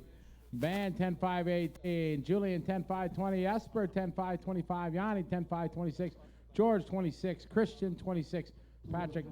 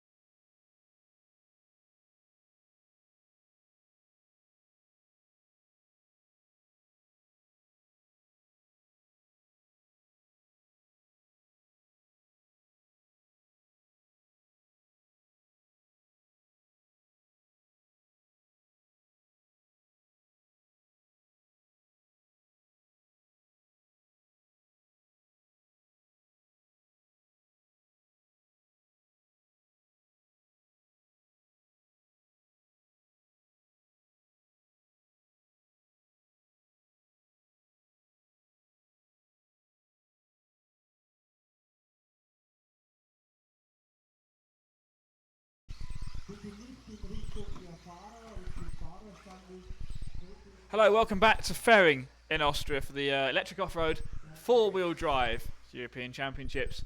This is group number 9 coming out on track now. Round number 3 of qualifying. Of course, the heats reshuffled every round, so different guys out early, different guys out later on.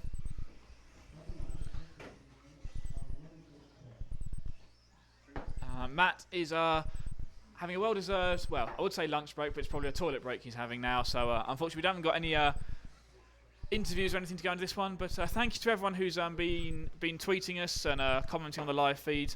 So we are reading everything that we see, and we'll try and read some out through these next few heats of qualifying, as well as keeping you up to date with what's going on out on the track. It's going to be Miguel Mathias in the 9 car that leads this one off, followed by Stefan Pfeiffer in the 1 car. So here we go. This is group number 9. Group 9, round 3 of qualifying. Hello to Neil Disco. Thank you for watching along online on our live feed, EFRA.ws or rcracing.tv. You can find it, all our live feed, all the videos from our week here in Austria. Of course, both our websites as well. It's not quite the same track conditions we had for the 2-wheel drive event. It's much colder. I'm still regretting wearing shorts today. But here we go. This is group number 9 out on track. Miguel Mathias in the 9 car, the all-white car with yellow wheels, leading this heat off. Matt spoke to him in the pits a little bit earlier on. If you're watching live, then he's Miguel not got all of the tyres he would have wanted. He's not got as many sets of those softer M4 compounds as some of the other drivers. So he's having to reuse some tyres, whereas I think the top guys are using a new set probably for every run. But the good news is, in terms of track conditions, we are sweeping the track now, and we're starting to build up that blue groove line. It's slightly It's not even a black groove at the moment, it's perhaps a dark grey groove. But this is Heat 9, round 3 of qualifying that's taking place. Miguel Matthias in the 9 car out in front. Bloomfield in the 7 up into the second spot. A poor run for Bloomfield in the last round of qualifying, but looking to make amends in this round number 3. It will be the best 2 scores to count if we get this round completed, and it looks like we will at the moment. Weather not setting in yet, and we've still got plenty of time to, well, see what happens today. Sorry to keep mentioning the weather, it's just that it has such a big impact in, well, in all forms of RC racing, and particularly in off-road RC racing, whereas if it gets too wet, we will have to suspend racing. So the driver's not sure when the weather's coming in and wanting to get the job done as quickly as they can. It's Bloomfield in the 7 car taking over the lead, the blue and white car. He clears the ski jump at the far side of the track across that big tabletop jump at the far side. That 7 car, TLR, is out in front. Miguel Matthias down to the 2nd spot, Stefan Pfeiffer in 3rd. Say hello to everyone who is tweeting me. I had a couple of messages about the way my RCM is showing the qualifying order. Yeah, we will ask the organisers if they can show maybe 2 views on there. So it's coming, I think, showing it in FTD order. The problem is they need to use the FTD order to set the drivers off correctly for the stagger orders for the heats. So I think they will need to set it to FTD, but we'll of course give you as many updates as we can on the round by round point system, and hopefully we can use that to keep you updated. But the simple fact is, Jon Neumann, 2 TQ runs so far. If he does it in this round, that's putting him in a very, very solid spot for later on today. These drivers looking to make an A final place, certainly for Bloomfield, Pfeiffer, Matthias. Those guys looking to make it in the A main, and Stocker as well, potentially. Halfway through this heat number 9, round 3 of qualifying, it is Bloomfield in the 7 car, out in front. Blue and white buggy. He clears the bridge in the middle of the track, then he's onto the infield section and onto the last few corners now. Down the front straightaway for Bloomfield. Just under 2 minutes remaining in this heat number 9, round 3. Down Bloomfield out in front, Miguel Matthias 2nd, Stefan Pfeiffer in 3rd. 10 lap runs going on for all these drivers, top 8 drivers on 10 lap runs.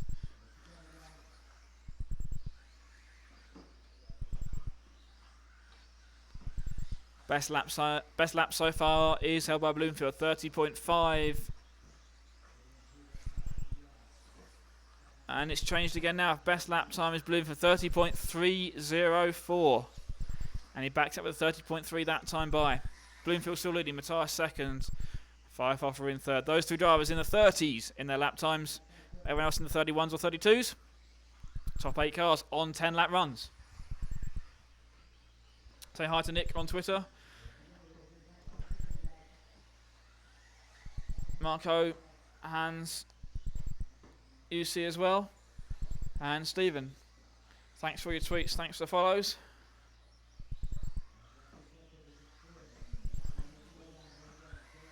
Top times in this round are 10 lap runs in 5:18 for Thomas Holicki and Ben Jemison at the moment. That's the 2 best times so far.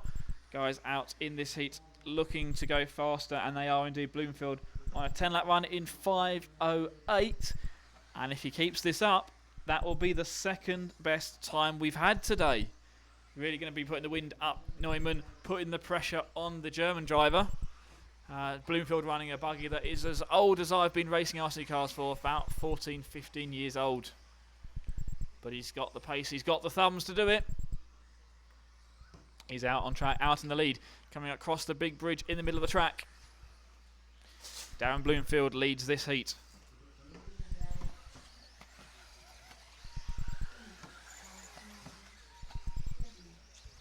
And it's the last lap for the drivers now. Bloomfield finishes his run. 10 lap run going on here. 5:08 for Bloomfield. Super quick time there. Matthias, 10 laps, 5:13. Pfeiffer, 10 laps, 5:16. Salmela, 10 laps in 5:17. That's your top 4 at the moment. Last few cars coming to finish their runs. Is it going to upset that top 4 order? I don't think it will do. So it's going to be those top 4. Bloomfield, Matthias, Pfeiffer and Salmela, the top 4. 10 lap runs. 08 for Bloomfield, 13 for Matthias, 16 for Firefoff, and 17 for Samela. That is the second fastest time we have seen over a 5-minute run here. That is a quick time from the British driver. Darren Bloomfield made the main in two-wheel drive. Even though it's an older buggy, he's got in four-wheel drive. It's certainly got the pace out there to challenge, and well, who knows where he's going to end up with it. He just said to me yesterday that the car just felt easy to drive, and in fact too easy sometimes, but it was super fast, so he was going to leave it like it was. Wasn't sure what to do in terms of tyres and tyre inserts, but well, whatever he's done in that round certainly has worked. We can see Bloomfield out on the track. They're talking to Ben Jemison in the middle of the track on the entrance to the cobbled hairpin. But Bloomfield now out for his marshalling duties, looking at the guys sweeping the track, seeing if he can pick out any better places to drive for next time. He gets congratulations there from his TLR teammate. But just surveying the track conditions around him, watching this top heat come out for their practice laps. So, heat 10 out on the track. And the guy sitting potentially second overall, Hupo Honigel, Jorn's teammate, is in this heat.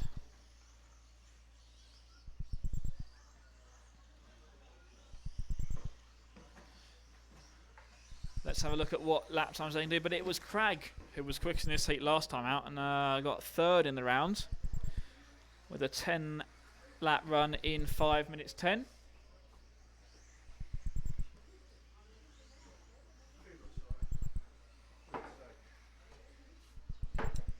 And Matt has returned with drinks for all of us up here in the commentary box, which is good to see. And we'll no doubt hear from Matt a bit later on. Once again, David Church, hi to you. Thanks for sending your tweets in.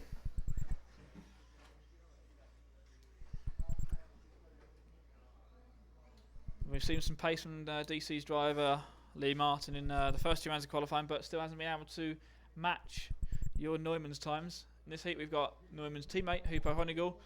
Could be a good marker to see how fast the track conditions are.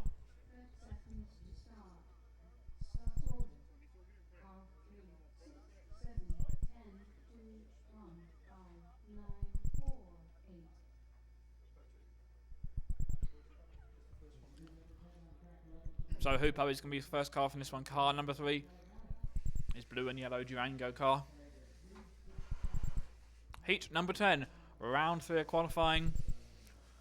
Here we go, drivers. Time to get it done.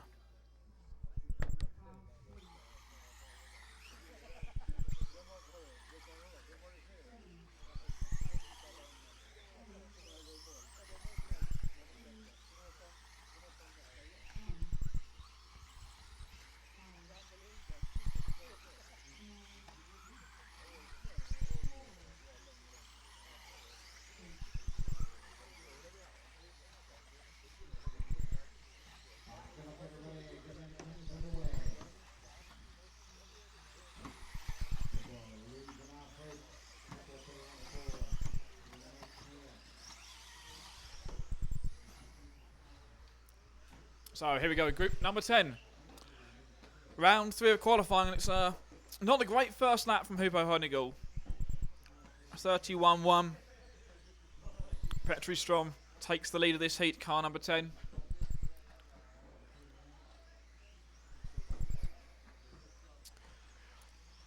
Well, let's see how they shape up after 2 laps of racing here. It was the 10 car leading this heat. I think it's going to be shaking the order up this time by. It's now going to be the 3 car of Hupo Honigel. He goes across the 3 fingers out in front. And Matt's just returned to the commentary box. And Matt, have you been speaking to Hupo earlier? I had a quick chat to Hupo, yeah. A couple of people have commented that there's some German drivers driving for Austria, and Hupo's actually driving for Germany. What's that all about? Well, the German drivers driving for Austria is just for convenience. They're located in the south of Germany, so it's just a convenience thing. So they can do the Austrian nationals rather than the German nationals and qualify that way. Is that the idea behind it? I guess there's something to do with that. With regards to Hupo, though, slightly more controversial. I'll try and paraphrase what he said. He's not happy with his federation, so it's sort of like a protest. So that's why he's driving for Germany at the moment, due to some rule changes and various things he's not happy with. So a bit of a protest there. Oh, there we go. So Hupo putting his foot down, and so we have to call him a German driver then this weekend. So the German driver from Vienna out in front in this heat. And Neil Cragg, no protest about where he's from. He's from England. Up north in England, as Matt shouts out to me, which is somewhere near where Matt lives. I live in London, so for me, anywhere north of Watford Gap it's more or less Scotland, isn't it? So there we go. That's the north of the country covered, and I offended them as well. So not many people left for me to offend this weekend, I don't think. Hupo Honigel out in front, Neil Cragg running second, Petri Strom running in third. As Petri moves up to the second spot, switch the 3 car from the 10 car and the number 6 of Neil down to third. Halfway through this heat, number 10, round 3. Qualifying 2012 4-wheel drive electric off-road European Championships. You're watching us live at EFRA.ws, rcracing.tv, or any of the many, many websites all around the world who are taking our video feed. Thank you very much for watching along with us. Hopefully you're enjoying it. Don't forget to keep sending in any tweets, comments, messages. What are you loving? What are you hating? Who do you think is going to win? Hans Kaufler thinks it's going to be Jorn Neumann taking the win here. Well, he should know. He was on the podium here for the large-scale buggy race we had at this track 2 years ago, so he knows this track. He knows what he's seen from Jorn, and his money firmly on the young German driver to retake the title. But in this heat, Hupo Honigel out in front, Neil Cragg running in second, and Petri, well, matching times with Petri, so the two drivers, Finnish driver and the British driver, matching the times for second place at the moment, but it's Hupo out in front. I just want to quickly look back at the times of Bloomfield set in that previous heat, because I don't think Hupo's going quicker. And I need to just click a couple of buttons here to get the refreshed qualifying results from that last heat. Yeah, it's Bloomfield with a time 10 laps in 5:08. Oh, and it's being matched by Hupo now. 10 laps, 5:08 for Hupo.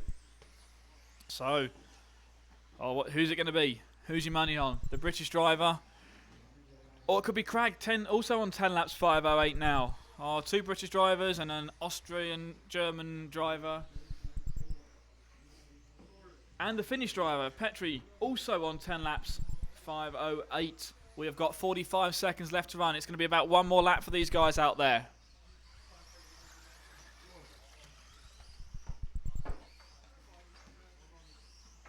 Last few seconds of this race, Hupo leading the way. Drop down to 10:5:09. Bloomfield may have the fastest times before we start the last heat. Well, heat 11 of round 3. It's where the top times are going to come from, I think. But Hupo on the infield section of the track now. Across the triple jumps he goes. Double and then single. Nice and careful round the hairpin. Round Jorn hairpin, as we have to call it now. Hupo finishes run. 10 laps, 5:09.1. That means so far Bloomfield is quickest. Behind Hupo, it's going to be Neil finishing second, 5:11. Petri, 5:12. Hoffer, 5:15. Wait for everyone else to come round and cross that timing line.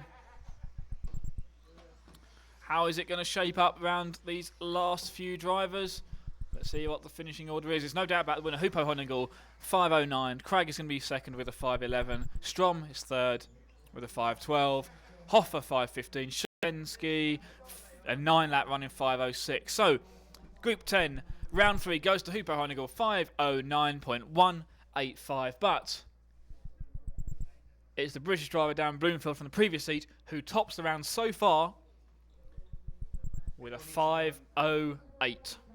Track is closed. Thank you, Miguel, for sweeping.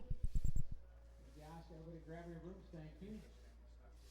I think it's, is it missing? Yeah.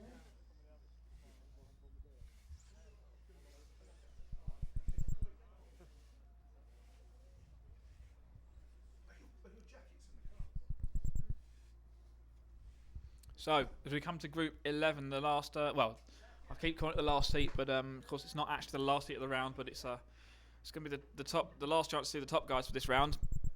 Don't forget, we are asking you all week who you think is going to be the 4-wheel drive champion if you saw our video from yesterday, when we replayed it this morning for you, looking at who we thought was going to be on the podium, we've got a poll running on our website, www.rcracing.tv. On the right-hand side, please log on to there and vote in that poll. Or you can send me a tweet at RC Racing Ollie if you disagree with those 6 drivers we've got up on that poll. As one of the drivers, we can see Dan Bloomfield really getting to work sweeping the track after his marshalling stint there. And catching out Lee Martin, he's now blocking the track for everyone as they go around the banked corner before the triples. Matt, what's the poll looking like at the moment? Well, as we said before, Lee Martin was straight out in front as a clear favourite. He's now being caught up quite significantly by Jorn Newman. 42% of people think Lee's going to take it. 39% of people think Jorn, but Bloomfield doing very well out there. Only 1% of people think he could actually get his first European Championship title. You need to go to rcracing.tv and place your bets. There's no gambling involved, but nevertheless, it's a bit of fun. Matt. That's nicely rescued. Yeah, so Bloomfield, who is the quickest driver in this third round so far, not got the votes from people. Maybe all his fans are too busy working hard, and it's all the people supporting Lee and Jorn that are skiving off work today. I don't know, but Lee and Jorn out in this heat, 4 car and the 8 car in this heat 11. Round 3 of qualifying here at the 2012 four-wheel drive off-road European Championships at what was a sunny fairing is now a very cold, slightly windy. I wish I've got a coat on or some trousers. P1 coat. My P1 brand jacket, yeah. If you've seen me at any of any events this I say summer in the UK, I've made good use of that P1 coat. So thanks to Jay for a nice, warm, cosy and waterproof jacket. It's been very useful back in the UK. We hoped we wouldn't have to use them this week, but we may have to be using them later on. But good job we've got them there.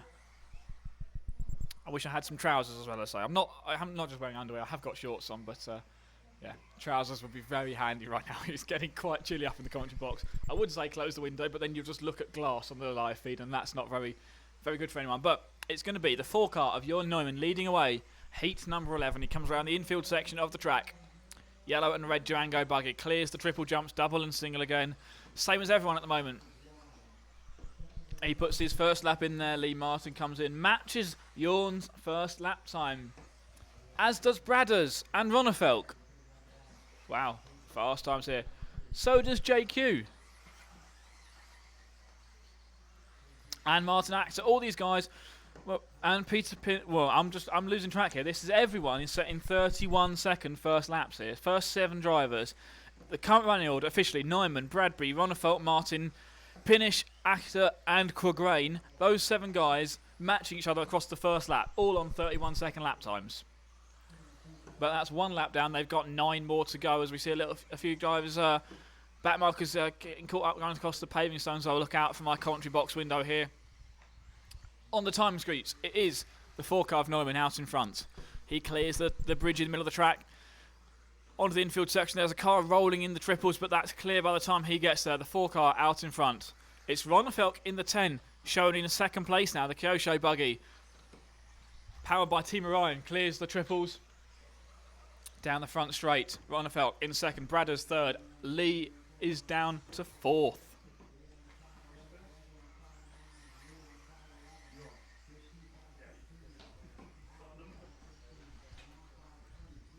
Jorn in the 4 car out in front. Ronnefelk in the 10 car running in 2nd.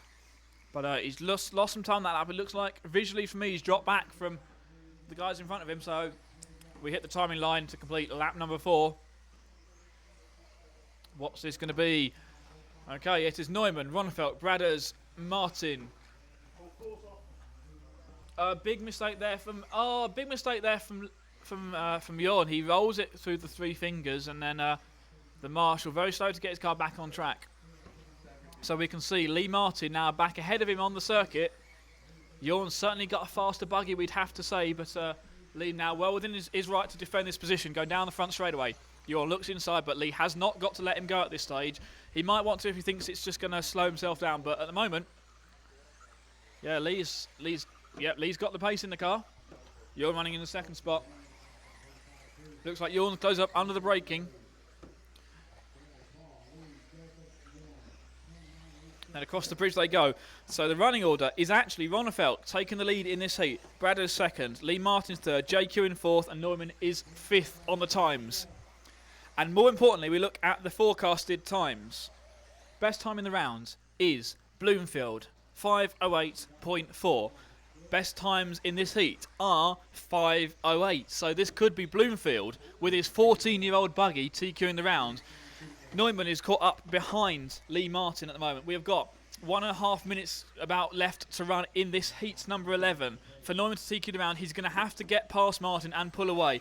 And Martin is not going to make that easy for him. They come down the front straight one more time. This is costing Jorn Neumann some time on the track. And he's up to third on the timesheets, but it's Bradders who takes over the lead. Lee Martin in second, Ronnefeld in third. Bradders is now on for a TQ time. This could be Paul Bradbury TQing around at the Euros. We don't know yet. We've got a minute to find out what's going to happen. So the number 9 car, Paul Bradbury, sliding across the paving stones, goes across the tabletop bridge in the middle of the track through the infield section. Car 9, Bradders, is leading this heat of qualifying. And there's a car crash in front of me. Oh, he does the safe thing, gets down on the binders, stops the car just in time, doesn't lose too much time there, and hangs on to the lead of the heat, but only by 1/10 of a second. Lee Martin challenging him hard. 2 British drivers going at this one, and Bloomfield, another British driver. It could be a Brit 1, 2, 3 at the end of this round of qualifying. We have got 40 seconds left on the race clock. You can see Jorn Neumann and Lee Martin, the orange car, and the red and yellow car through the infield section of the track. Nose to tail. Jorn trying to find a way past Lee. Lee hasn't got to let him go because Lee is ahead on the timesheets. It is Bradders that leads this heat overall. Lee Martin second. Wait for Ronnefeld to come through. He is going to be a bit further down the order. Ronnefeld is up to third. Jorn is down to fourth. We have got the first 4 guys challenging Darren Bloomfield's time. They are matching it second for second. We have got 20 seconds left in this Heat 11, round 3 of qualifying. 2012 European Championships live at EFRA.ws and rcracing.tv. It's between Bradders, Lee Martin, David Ronnefeld and Jorn Neumann. Never rule Jorn out, even with 10 seconds left on the race clock. The guys are going to come through, cross the line. This is the last lap for them. In fact, they are finishing the last laps now. Bradders finishes 10:5:08. 4:84, which means that Darren Bloomfield takes the round win by 0.06 of a second. This is unofficial at the moment. We have to wait for everyone to finish, and we've still got more heats to go in round 3, of course. But it's going to be potentially the 14-year-old buggy TQing round 3 here at the Euros. That is some super fast racing going on there. Super fast from Bloomfield and those top guys. We saw that mistake from Jorn Neumann. That he's going to be ruining that mistake. He could have made it 3 TQ runs there, but this puts everyone else back in the mix once again. Matt, you're sitting next to me here in the commentary box. You watched the end of that heat there. What did you make of that? I think it's amazing. They clearly don't make them like they used to, do they? We spoke to a lot of designers and engineers yesterday in your geeky feature, and well, I don't know who designed that buggy 15 years ago, but they clearly did a very, very good job. So it looks like Bloomfield has taken round number 3. We're going to wait for them to sort it all out. I think it's going to be Bloomfield from Bradders. That looks like it with the top 2 at the moment. See where Hoopo fits into that as well. It's super close on the times. Oh, wait and see. But we're going to leave you from the track here at the moment. We've got to just make a few adjustments to our camera stuff at the moment. So it's heat number 1 coming out next. We will, of course, be back well before those top guys come out for round number 4, and we'll be able to, at that stage, confirm the round 3 results. So, if you haven't seen it already, Matt and I got lost in the cornfield and chatted about who we thought was going to make the podium. So, this is what we've been asking you to get involved in this week. So, have a look at that. We're going to follow that up with the finals from the 2-wheel drive event. So, you can see Lee Martin once again taking a great win in 3 amazing electric buggy races there. So here we go. We'll look at our picks for the podium and the 2-wheel drive finals from yesterday. We'll be back trackside in a few minutes' time. Hello and welcome to the first day of the 4-wheel drive Euros. Well, a fantastic party last night to celebrate the climax of 2-wheel drive. Plenty of liquid consumed, but lots of liquid of another kind, leading to serious incidents on track. Found it, Ben!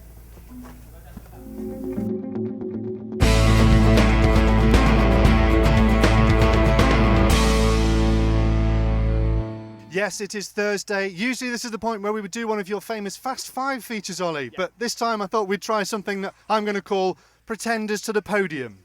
Oh, okay.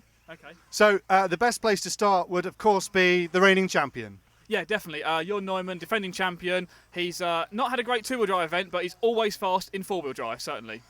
Jorn, young though he is, even he admits that the pressure is on. Yeah, always the last year's champion is the favorite, so yeah, it's maybe a little bit more difficult to defend his title, but I will try. Why do you say it's a bit more difficult to defend the title?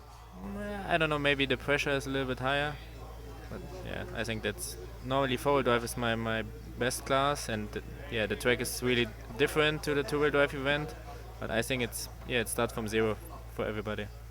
So how confident do you really feel right now at the end of practice? Yeah, I'm really confident, and my car is good, I drive very good, so everything working. Excellent. Thank you for talking to us, and good luck as we start practice tomorrow and then the finals on Saturday. Calm, determined, realistic, and good of you to tell him about the race schedule too. Oh yeah, of course. We like to help everyone out, and we know the driver's got a lot to focus on at the moment. Yes, of course. For me, it's going to be another Lee Martin fest. He lost this last year. We saw him dominate in 2010. We saw him dominate yesterday. He's going to be all over this. It's all about Lee Martin yet again. I wouldn't be so sure. I mean, Lee is quick, yeah, no questions about that. But there's a lot of drivers out there who are very confident as well, and definitely can challenge Lee. It's no way it's going to be a Lee Martin show all the way. I think Lee. Do you have a problem with Lee? You don't like Lee, do you? No, I just think Lee's quick, but there's lots of other guys that are quick as well. Of course there are. I'm going to go and talk to him. Lee, Ollie really doesn't think so, but you're my favourite to win, obviously. What do you think about your chances? Yeah, hopefully I've got a good chance. It's been going well so far in practice. You got the confidence boost behind you from winning yesterday, and you came from a loss in the middle, so you know you can come back from struggles on this track. I'm still the fastest so far in every round, so yeah, I mean, it's going well. See what the track does. It's changing all the time, so I'm not really chasing the setup because we don't know what it's going to do next. So if things go your way, and obviously that means you being on pole in the finals, who do you think's most likely to be on the row behind you? Well, I think, like normal, it's probably going to be Jorn or Neil. Hooper looked pretty good. He was pretty good in two-wheel. But Jorn's going to be fast, and I think Neil's going to be fast. He likes this style track as well. He can drift the four-wheel drive around in the concrete a bit. He likes that. So yeah, it'll be one of them two, I'm guessing, if I manage to get first. If not, then they might be in front of me, but who knows. Usually we see that touring car drivers can do fairly well in this class, but this year it's the 1/8 rallycross drivers who have come in. And any challenges from any of them? I mean, there's David, obviously, and Darren. And David was really fast in two-wheel. I don't know how he's going to go four-wheel. It'll probably be fast again. Four-wheel drive normally is easier for 8-scale guys, but he seems to do well at two-wheel. You know, Darren, he'll be quick, but his car's pretty old now. Hopefully he can get it going. But yeah, I think maybe... He needs a new wing. He does need a new wing, yeah. He did run the wings, but he got told off a little bit. But Bit of controversy there. Perhaps we'll hear more about Darren later. But if you don't like Lee, who do you like? Well, don't keep saying I don't like Lee. One person you can never rule out has got to be Hupo Honigel, a stalwart of electric buggy racing. He is always up there challenging for at least a podium, if not the win. But he's a bit disappointed with his two-wheel drive result from earlier in the week, so I had a chat to him about that. Yeah, after the very frustrating two-wheel drive result, I want a good result again in four-wheel drive, and I had some okay runs so far, but not perfect. But I'm still confident for four-wheel. Normally the same people are in the front, but four-wheel drive is always closer. Like there's nobody who can really go much faster than anybody else, so I think it's tougher. Looking at that chat you had there, it's almost as if Hupo's saying that the four-wheel drive class is more tricky because it's less of an elite one. I think so. I mean, two-wheel drive is all about the finesse, the driving skill. Four-wheel drive, there's more traction with the cars, they're a bit easier to drive, but that just means they're faster. So the top guys are going even faster than they were in two-wheel drive. And they don't seem to like it because more people can do it. Like usually the touring car drivers, I spoke to Lee earlier, touring car drivers are pretty good at four-wheel drive, but of course now the 8th Nitro drivers, they're pretty good at it too. Yeah, absolutely. I mean, it's not easier to drive, but it's faster. The top guys are still going to be at the top, but there's certainly more people who have got a chance to challenge them in four-wheel drive, I think. Speaking of which, young Mr. David Ronnefalk, Swede, who impressed everybody yesterday, coming back from pretty tricky times, not marshalling, that led to some problems for him, didn't it? Yeah, definitely. I mean, it was unknown going to electric buggy racing. He's a nitro specialist. This is his first European Championships. So is he really going to be your sort of wild card as we go into this four-wheel drive event, do you think? That's what I'm going to say. David Ronnefalk, he's the man for me. He could win. He could take it. So he's my wild card pretender to the podium. Okay, I think that's an interesting choice there. Am I allowed a wild card as well now? You are, if you can decide on one.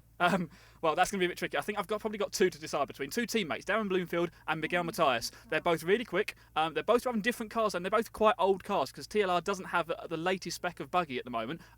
So I think they're going to be fast. Hopefully challenge for the podium, but it's going to be really tough for anyone at the moment in four-wheel drive. Yeah, they're not sitting together, are they? It's because in this event they're sitting in countries. Yeah, absolutely. Electric off-road racing.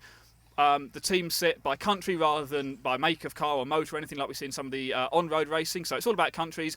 So Darren sitting with the British guys and Miguel sitting with the Portuguese guys. Yeah. Darren, Miguel, same brand, different car, different country. Which one could it be? He doesn't know. No, he doesn't know. I don't know. No. I don't think you know. No. Paul doesn't know. No. So your guess is as good as ours, which is where we reckon you could get involved. You can actually vote. There's 5 options of who we have on our pretenders to the podium. You go to rcracing.tv and vote. It's down on the right-hand side on the website. Let us know what you think. Currently, of course, Lee's in the lead. Okay, but you might disagree with all of our picks, or you might like Lee as well, like Matt does there. If you disagree with those and want to suggest someone else, why not send me a tweet at RC Racing Ollie? We'll read some out during the live streams tomorrow and on the end of day wrap-up, I guess, tomorrow as well. Oh yes, and we are looking forward to tomorrow. That's when we really kick into action. Today we've just been schmoozing, rubbing the sleep from our eyes, helping them clear up from the massive party yesterday. Paul didn't get out of bed till lunchtime, that's why this video is a bit late. Sorry. Yeah, we will see you tomorrow. Yeah, we certainly will. We have got 3 rounds of qualifying tomorrow afternoon and then 2 more rounds on Saturday with the final Saturday afternoon. We're streaming all the qualifying, all the finals live at rcracing.tv and EFRA.ws. We better get to bed. Not together. That's a bit hot.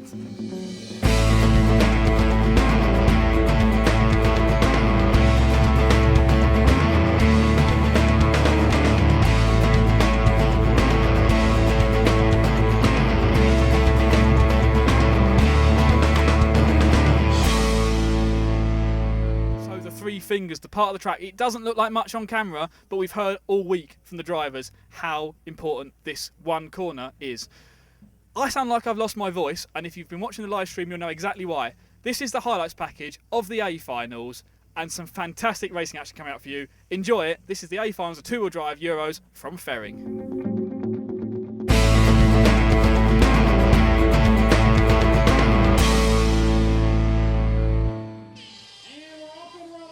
We can see in the first leg of the A final, Lee Martin in these bright orange and white car gets a good clean start, nicely over the jumps to the back of the circuit for the first time, and behind him it's David Ronnefalk in the number 2 car from second on the grid. That's the car that you just saw being marshalled there in the background. David Ronnefalk from second on the grid, dropping right down to the back of the field.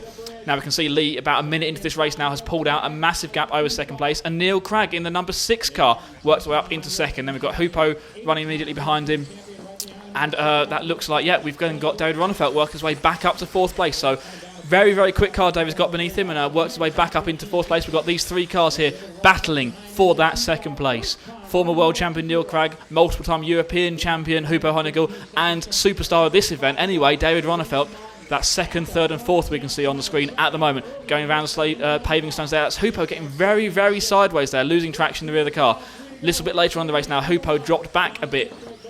And that's a massive mistake there from Ronnefalk coming over those triple jumps there, and that involves Peter Pinish as well. Let's take a look at that in slow motion once again from another angle, and we can see, yeah, they just clipped the jumps completely wrong. Peter Pinish getting involved there and has to wait for the services of the marshal. The marshal runs over. Oh, there's other cars coming in there. That's Jon Neumann and Paul Bradby getting involved, and the marshal just about getting his car back on 4 wheels again, but that's put him right back down the field. Meanwhile, Lee Martin has taken this race really easily now. He's had a massive lead, cruising around. He's onto his final lap now. To be honest, it's been a little bit boring out in front, but we've had the action behind for second place. But Lee Martin has kept it on 4 wheels the whole race, pulled out a decent gap, out in front on his final lap, cruising around across the paving stones, over the bridge on the final lap of the race. Defending European champion. He's going to be looking to get it done here in leg number 1, across the triple jumps for the last time, take it nice and easily, and crossing the finish line, Lee Martin wins leg number 1. And pulls his car into the pits now. back there to be serviced by his mechanic, and Lee himself standing up on the rostrum there. Even he looks a little bit bored by that run. A good, confident first leg from Lee Martin. So Lee Martin knows that if he wins this second A final, he will defend his European title. So a good clean start up front once again, and Lee Martin is my. But Lee gets it very wrong coming off the big tabletop jump this time. It was Ronnefelt who got that wrong in the first leg, and Lee gets it wrong in this leg number 2, and that puts Ronnefelt out in front. Lee down into second place, and Ronnefelt's pulled a small lead out already over the British driver. They come across the bridge for the first time. Ronnefelt out in front, Lee running in second place. We come round the end of the lap, hitting the triple jumps front, and it's Ronnefelt that makes a mistake now. Ronnefelt gets those triples completely wrong. That puts Lee out in front. Jorn Neumann running second, and Ronnefelt down to third. So here we are a bit later on. Lee is being challenged by Jorn. They go across the back, and Lee again gets that tabletop jump wrong. The wind catching his car, making the landing not very safe. He hasn't lost the position, but he loses out time to Jorn Neumann, and then going across the fingers, completely gets that wrong. Jorn is through into the lead, and Ronnefelt has closed right back up in second place. So Jorn Neumann out in front. David Ronnefelt now in second place. David had a bad first leg and is looking to make amends for that and challenge for potentially the overall win here. So he is now chasing down Jorn Neumann, and Jorn makes a big mistake at the end of the pit straight. Looks like he just rolled the car going through that tight left-handed corner. So that puts David Ronnefelt out in front. Jorn Neumann down to the second spot, and Neumann immediately attacking him once again, coming off the edge of the corner tabletop jump. Tries to find a way out the inside, but there's no way there. The car's sliding sideways as they go across those really low traction stones. Now a little bit later on, and back again, and Neumann closes right up behind Ronnefelt, touching his rear bumper as they come across that triple jump.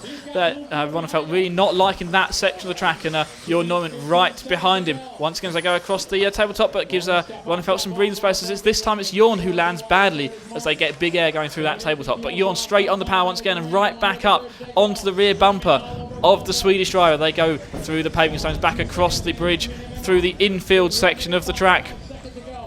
Jorn trying to find a way past, going across those triple jumps again. Oh, and once again, it's that part of the track that really catches out Ronnefelt, who rolls the car, and that gives Jorn a massive lead. You can see Lee Martin down in third place. That's second, third. Neumann has checked out. So Jorn Neumann out in front now. Oh, and this time it's Jorn who gets the landing wrong coming off that tabletop jump, getting the car sideways, and once again Ronnefelt closing right up onto the rear bumper. This time it's down to Ronnefelt to apply the pressure, and Jorn to try and defend the position. Coming across the bridge they go, through the infield section, that big S-bend in the middle of the track, and then onto the hardest part of the track for the Swedish driver anyway, going across the triple jumps.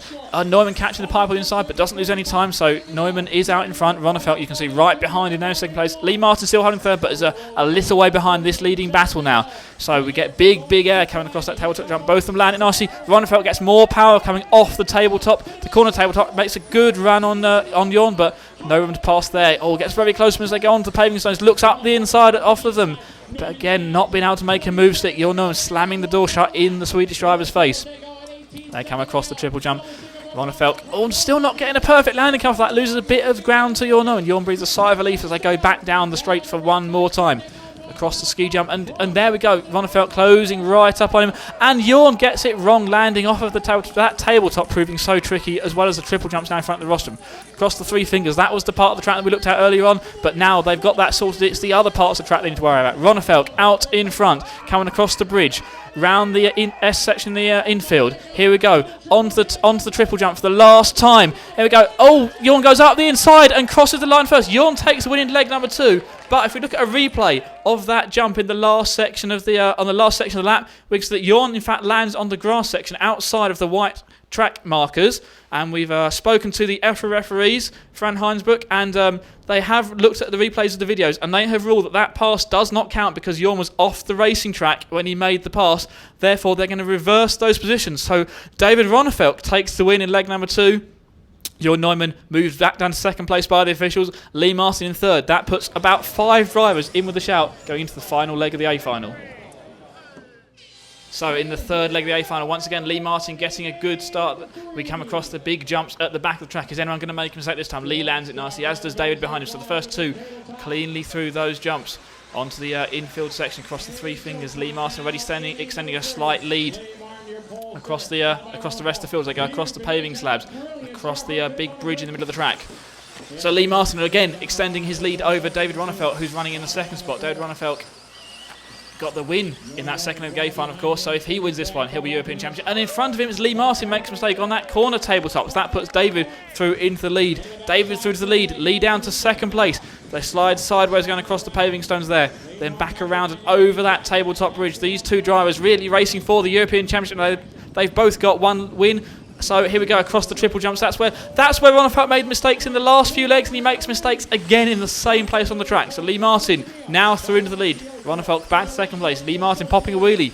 Here's a slight bump going down that back straightaway. Across the big jumps on the back side of the circuit. Lee Martin out in front, Ronnefeld running in second. Once again, Ronnefeld closing right up on his rear tail. Lee runs really wide going into the paved section of the track, but then returns the favour, gets back past Ronnefeld as they come off of the paved section. And then Ronnefeld gets caught up on the inside piping, and that puts Jörn Neumann right on his tail in third place. We've now got a battle for second. Ronnefeld no longer attacking Lee Martin for the win. He's now got to defend from Jörn Neumann, and that's how this battle has gone on for many, many laps. And once again, going across those triple jumps, Ronnefeld not getting it right, and that puts Neumann up into the second spot. So a good run here from Jörn Neumann, finding the third leg of the A final. He's really racing against Ronnefeld as we saw in the second leg, and it's now Neumann's turn to make a mistake. They come off the big tabletop, and there's Neil Craig right behind him in fourth place, looking to attack. Neil has a good result in the first leg of the final, not a good result in the second leg, but meanwhile out in front, Lee Martin, nice and clear of the field. It's onto cruise mode once again for Lee Martin, defending champion. This is how it sort of went down in the first leg of the A final. Behind him, we've now got the battle for second place. It was Ronnefeld against Neumann, but Neumann rolls it as they go through the stony section of the track. That gives Ronnefeld quite a clear second place, and Neil Craig up into third. So Neil Craig from sixth on the grid, strong run in the first leg of the final, and now up to third in this final A final. But it's all been about this one man. Lee Martin got the job done in leg one, and he's now out by himself in this third leg of the A final. Let's forget about the second leg. It wasn't great for him, but defending champion, two-wheel drive electric buggy, driving his orange and white car. They come across the three fingers in the middle of the track, under the bridge for the last time, going round the paved section of track, back across the top of the bridge. Lee Martin out in plenty of clear air. The British driver going to come around here, clear the triple jumps, and Lee Martin is going to win for the third time in the row the European Championship. Lee Martin, two-wheel drive European champion 2012, and look at how relieved he looks after that second A final.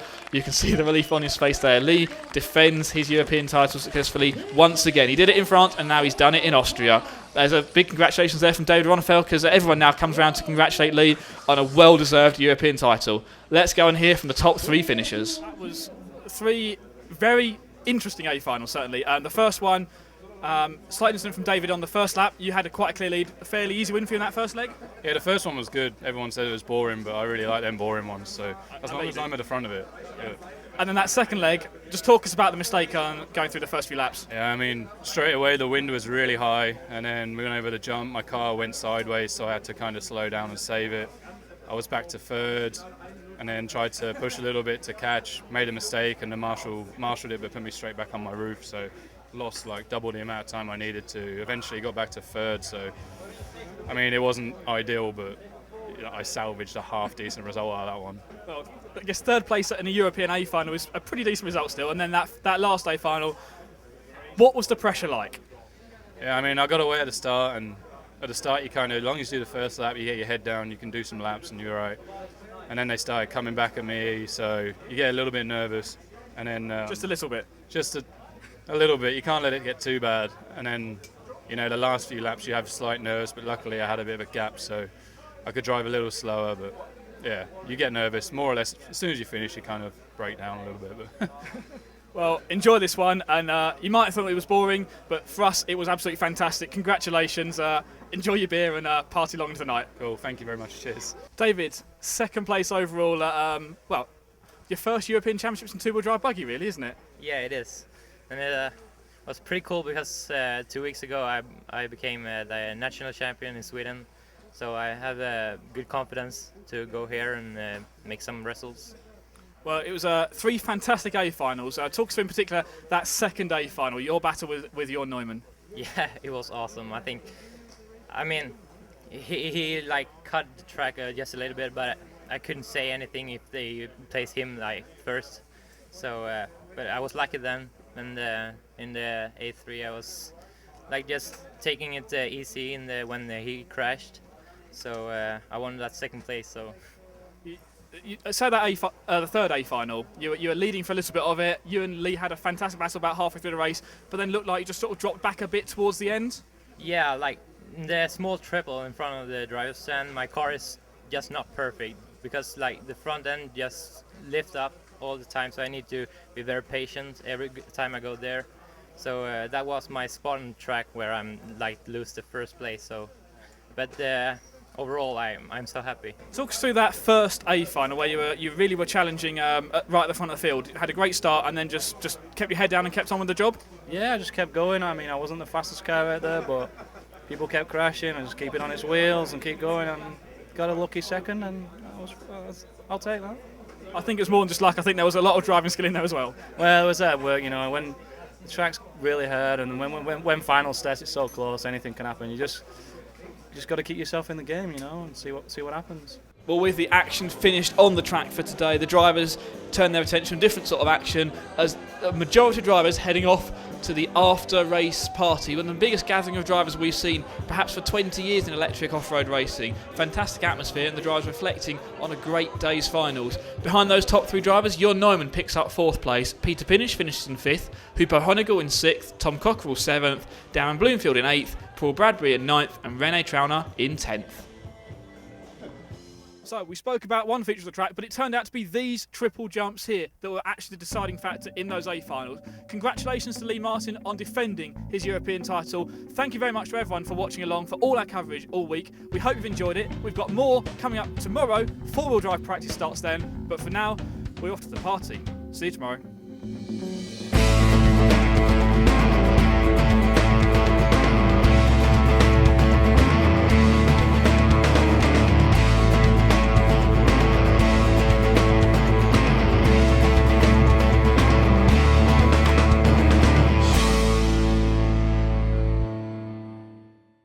So the 3 fingers, the part of the track, it doesn't look like much on camera, but we've heard all week.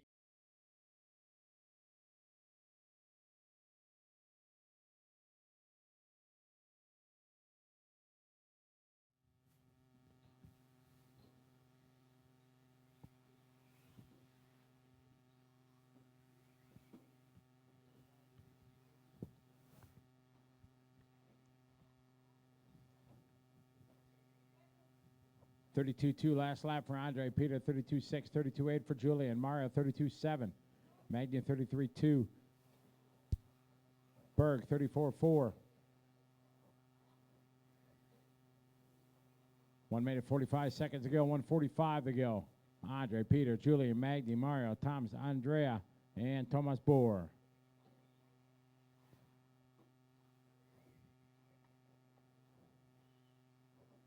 Group 4 is up next. 4 is up next.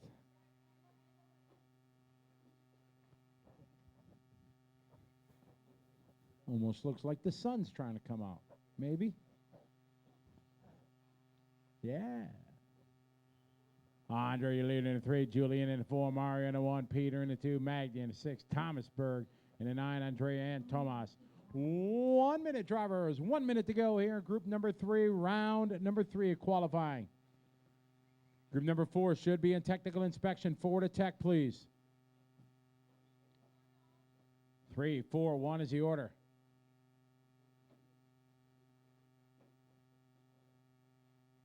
Trouble into triple. Clear. Good job, Dittmar. Thank you.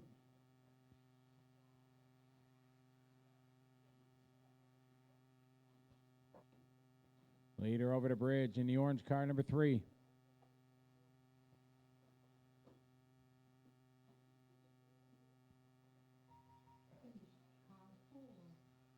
Look out for it, look out. Thank you. No, it's okay. Track still live, marshals.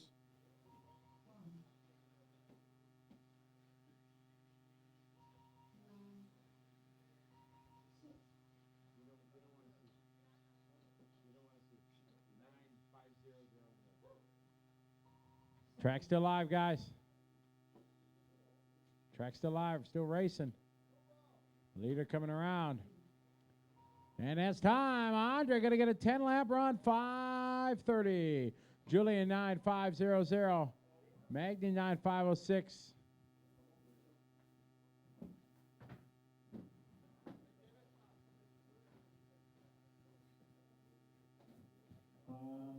For the marshals, please sweep. Marshals, grab your broom, please. Sweep the corners. When you wait for the next marshals, Get your sweep on, guys. Marshals, grab a broom. Sweep your corners, please.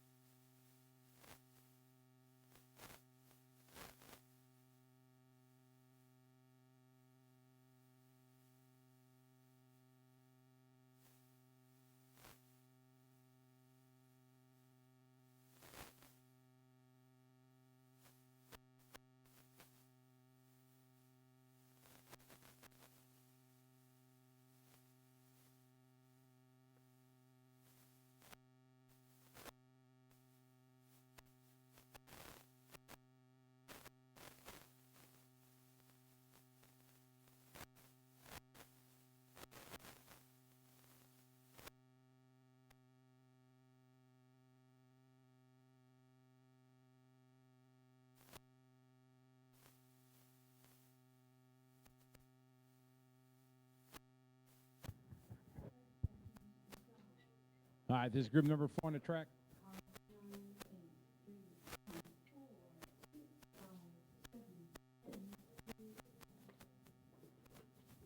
All right, group number 5 should start going to technical inspection, please. Group number 5 should start going to tech. Again, that starting grid again is 9, 8, 3, 1, 4, 6, 5, 7, 10, and 2. Good luck, everybody. This is group number 4.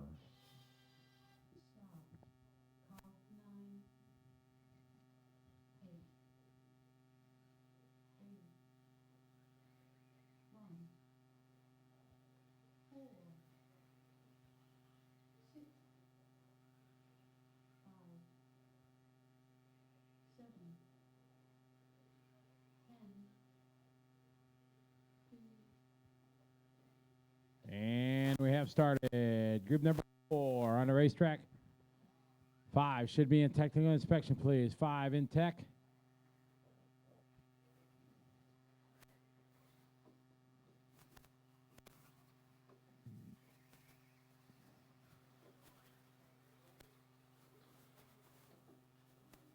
Watch the end of the straightaway. It's clear.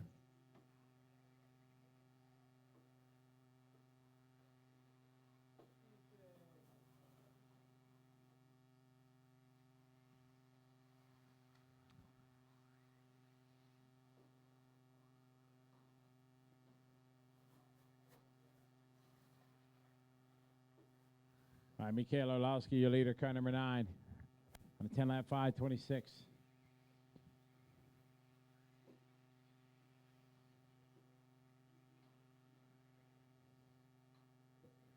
Patrick Shoup in second, into 4. Nicholas Flotas. He is in third and 6. All on 10-lap runs here at the start of this one. Nice and easy, drivers.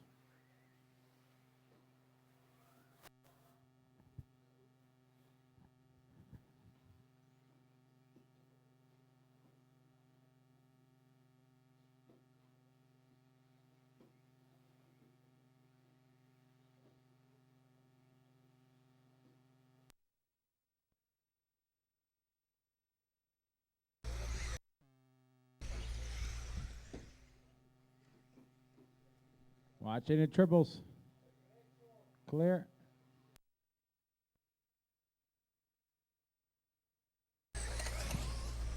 All right, Arlovsky still your leader in the 9. Second spot, Philip Shoup in the 4, followed by Oliver in the 3. Then Flotus in the 6. Then Roos in the 8. Patrick, Renee, Uri, Beneventi, and Bolger.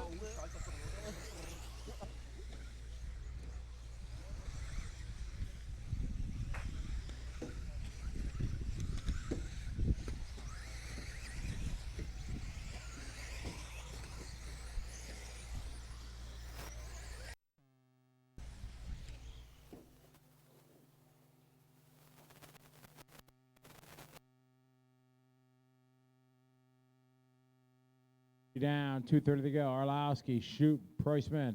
9, 4, and 3 is the order.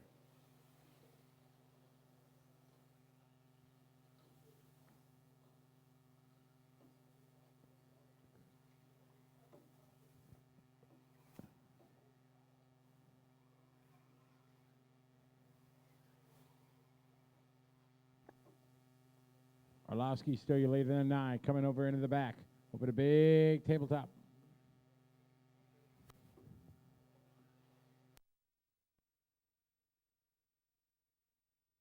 Second spot, Philip in the 4, followed by Oliver in the 3.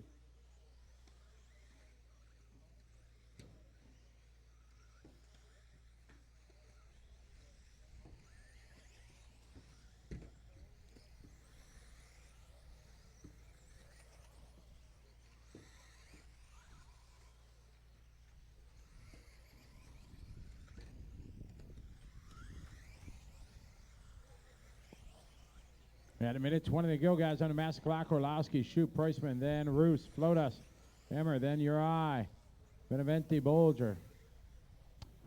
1:15 on the master clock. Mikhail Arlovsky on a great run. Second spot, Patrick, Oliver, Nicholas, and Nicholas Roos.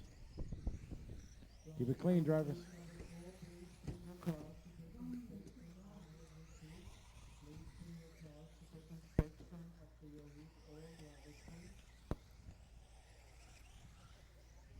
Group 5 is up next. Should be the Tech 6. Start thinking about it. At about 30 seconds to go. Drivers 30 to go. Work together. Very nice. Good job there, 7. Thank you, Michael. Watch it out of the triples.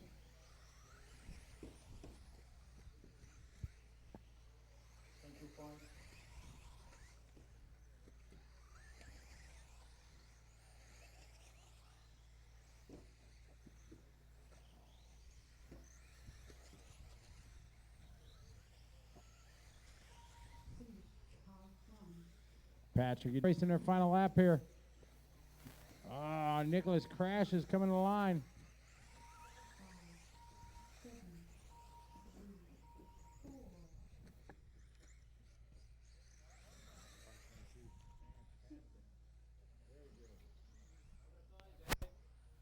And all cars finished.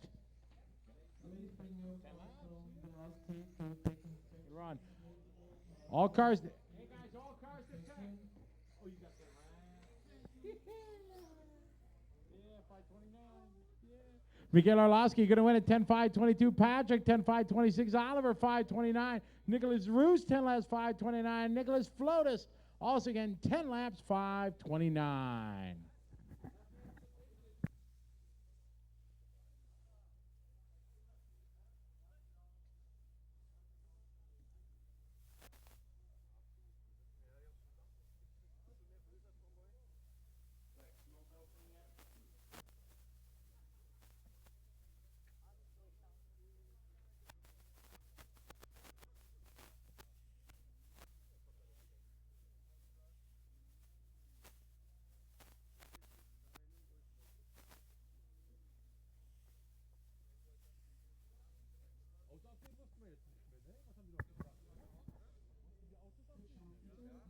The track is open.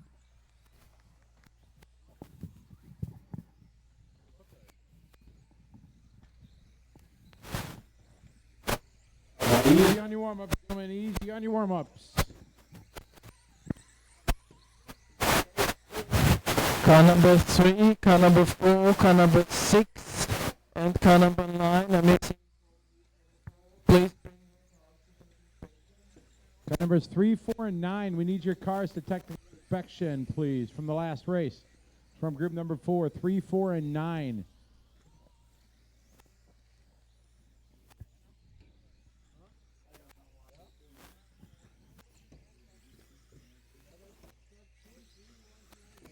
We need your car to tech. We need your and Michaela Lowski, we need your car to technical inspection, please. My check, we need Michael's car. Philip, need your mechanic to get your car, and Oliver, need your car to tech, please.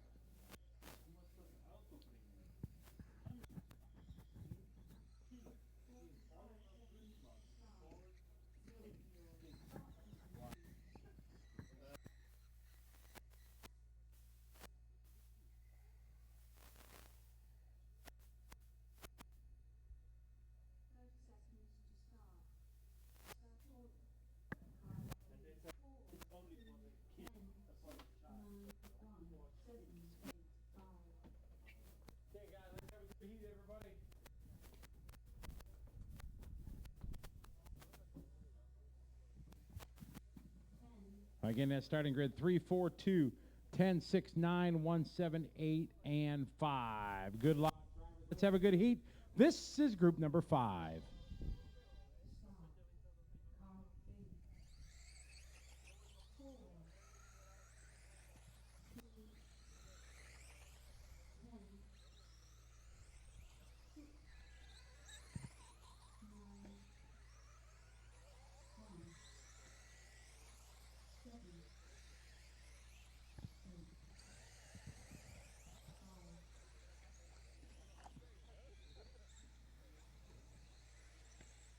All righty, good luck, everybody. This is group number 5. Group 6 should be going to technical inspection. 6 to tech.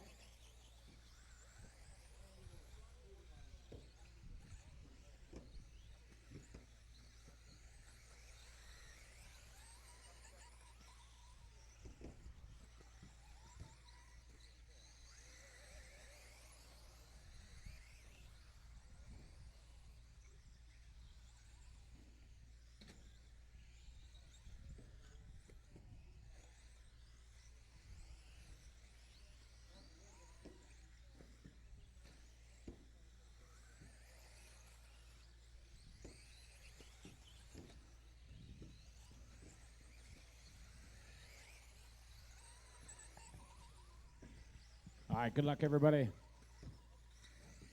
Oliver, Early later in the 4, followed by Dimitri in the 10, Vincent in the 6, Joachim in the 7, Manuel in the 1, Johannes in the 9, Andreas, Luca, and Ulrich. 1 minute complete, 4 minutes to go. 1 down, 4 to go. Group 6 is up next, should be in tech.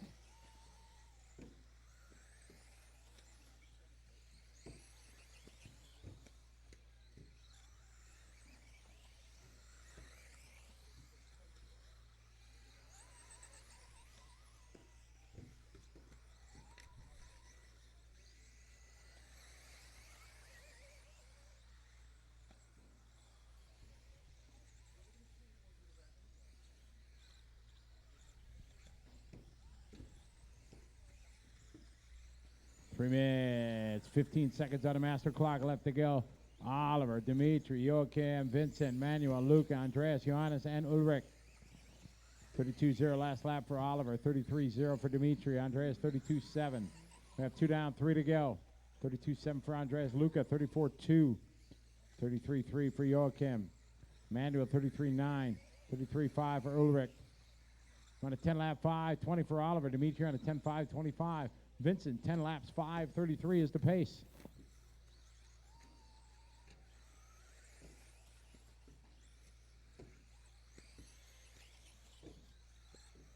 And it's group 5. Group 6 is up next.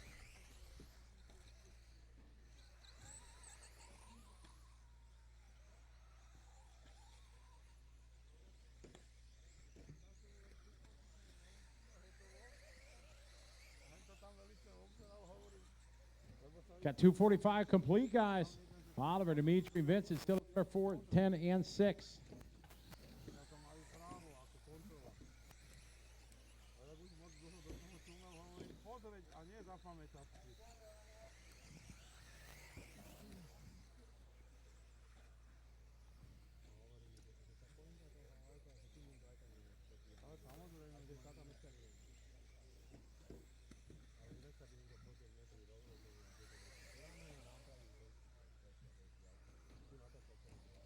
Work together.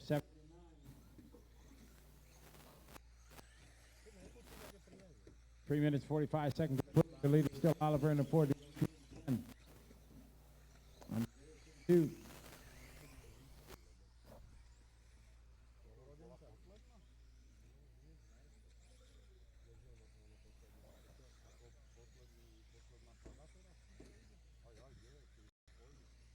This is Group 5-6 is up next. Still the 4 car. Your leader. Dimitri in the 10, followed by Andre in the 2. Luca, Joachim, Johannes, and Ulrich. 1 minute drivers want to go. Watch it in the triples. Clear.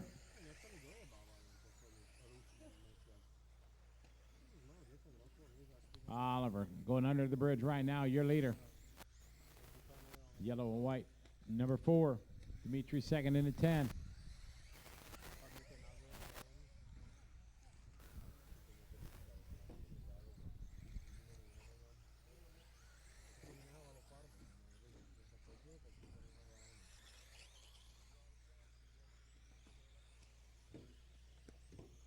Got about 15 seconds to go, drivers.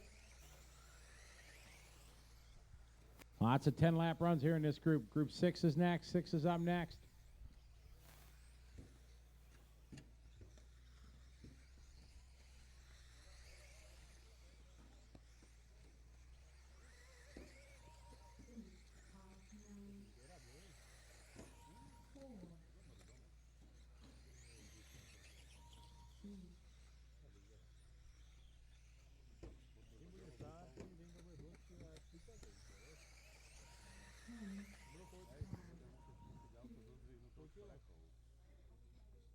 Track still live, guys. Track still live.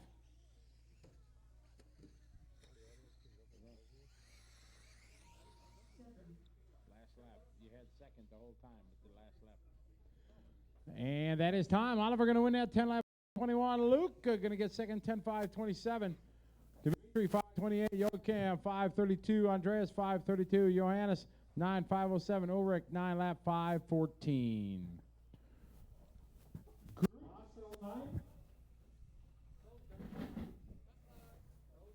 Huh? Oh, yeah. Could be worse. Could not be racing right now. I'll take the cold, no problem. Don't make it. Have a good run. Everything all right?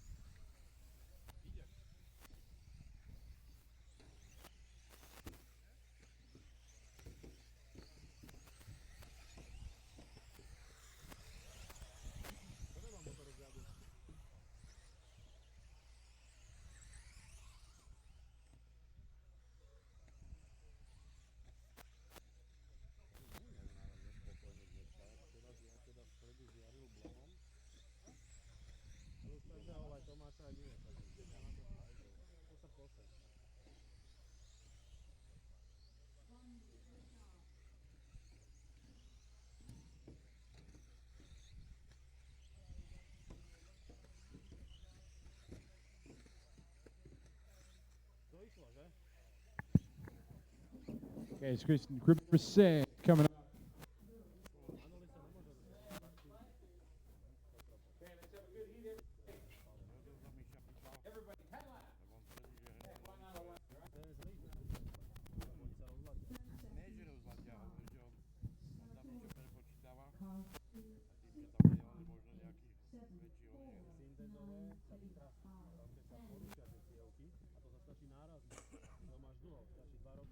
All right,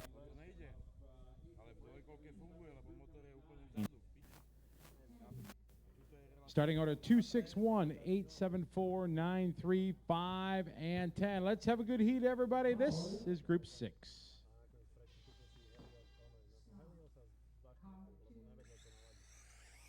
Čím viac som ho používal a spalovacie sa triaslo a vibrácie a všetko, tak sa rozladili tie súčasky, tie cieľky a ono už to nevedelo naladiť. Ty si tam síce nastavil na číselníku to toľko, ale nemalo to reálne. Dvoje kolonky to nerobilo problém, pretože chceli to bordeli vzadu. Nemáš vedieť, čo sa stalo, vieš. All right, good luck, everybody. This is group number 6.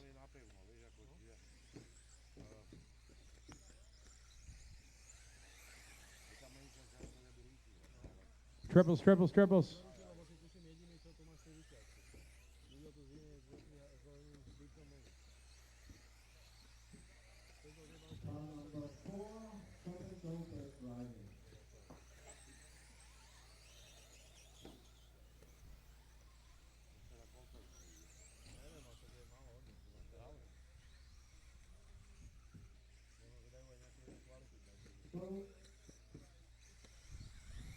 I get now Harold, your leader. Patrick, change it around as they come across for lap number 2. Let these guys get settled in. We have already 1 minute down, 4 minutes to go here in group number 6, round number 3. Again, we're kicking off round 4 with group 9. Group 9 is going to be up 14-15, about 13 minutes from now.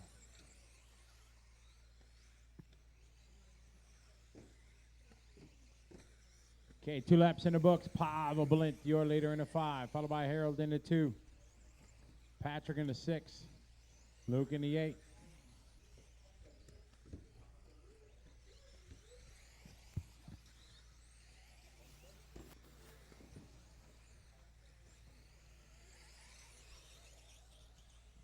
Pavel, your leader, in the 5. Patrick in the 6. Garrett in the 4. Luke in the 8.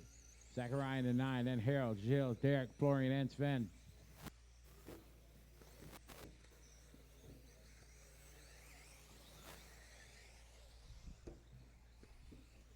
Two down, 3 to go. 2 down, 3 to go. Patrick in the 6, still your leader. Car number 6. Got 2 minutes down, 3 minutes to go. 2 down, 3 to go. Garrett Stanton now back to the lead. Car number 4.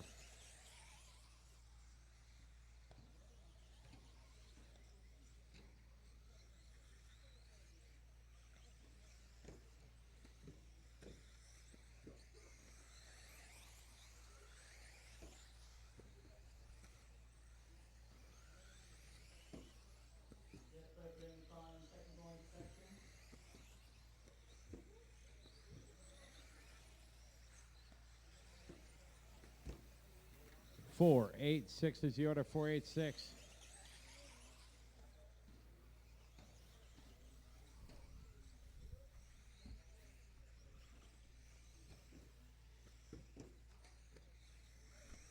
We have 2 minutes, 40 seconds complete. Garrett in 4.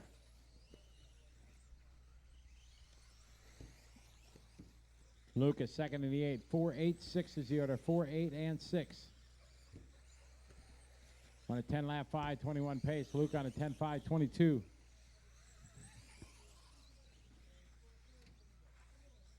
And the straightaway is clear.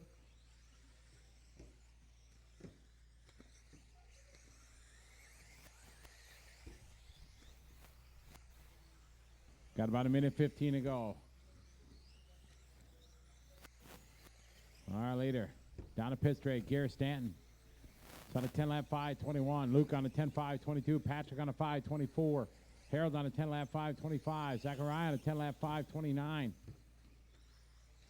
Florian on a 10 lap 5:31. Pavel on a 10 lap 5:26. Gilles on a 9 lap 5:03. Coming up on a 1 minute mark, guys. 1 minute to go. 1 minute left to go. The 4 car still you later, followed by the 6 and 2, 8. Work together.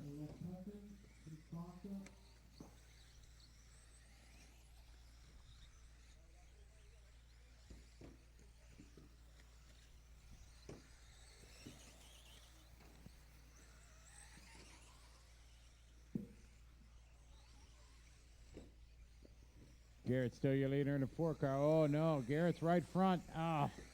See if he can bring it home for his final lap.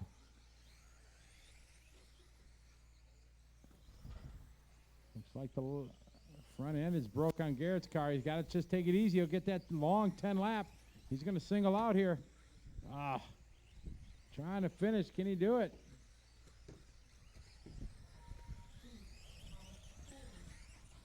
He made it. Woo. Tough last lap. Oh, no, he just missed it.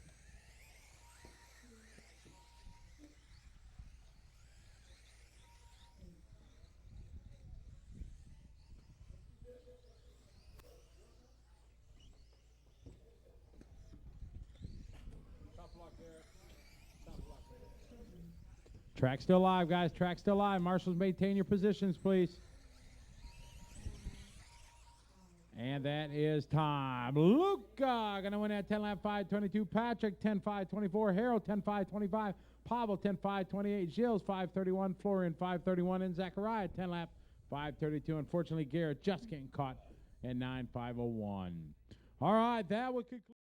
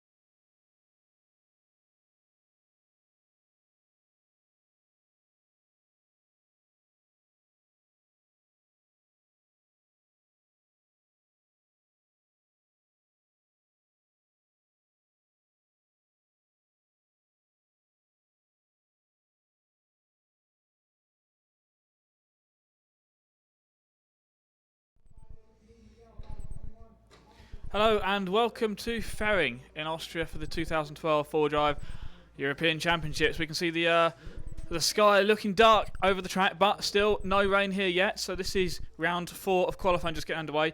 We've just seen Dan Bloomfield go out and set a time, 10-lap run in 5:09, and that's a good run for Darren for this round 4 of qualifying.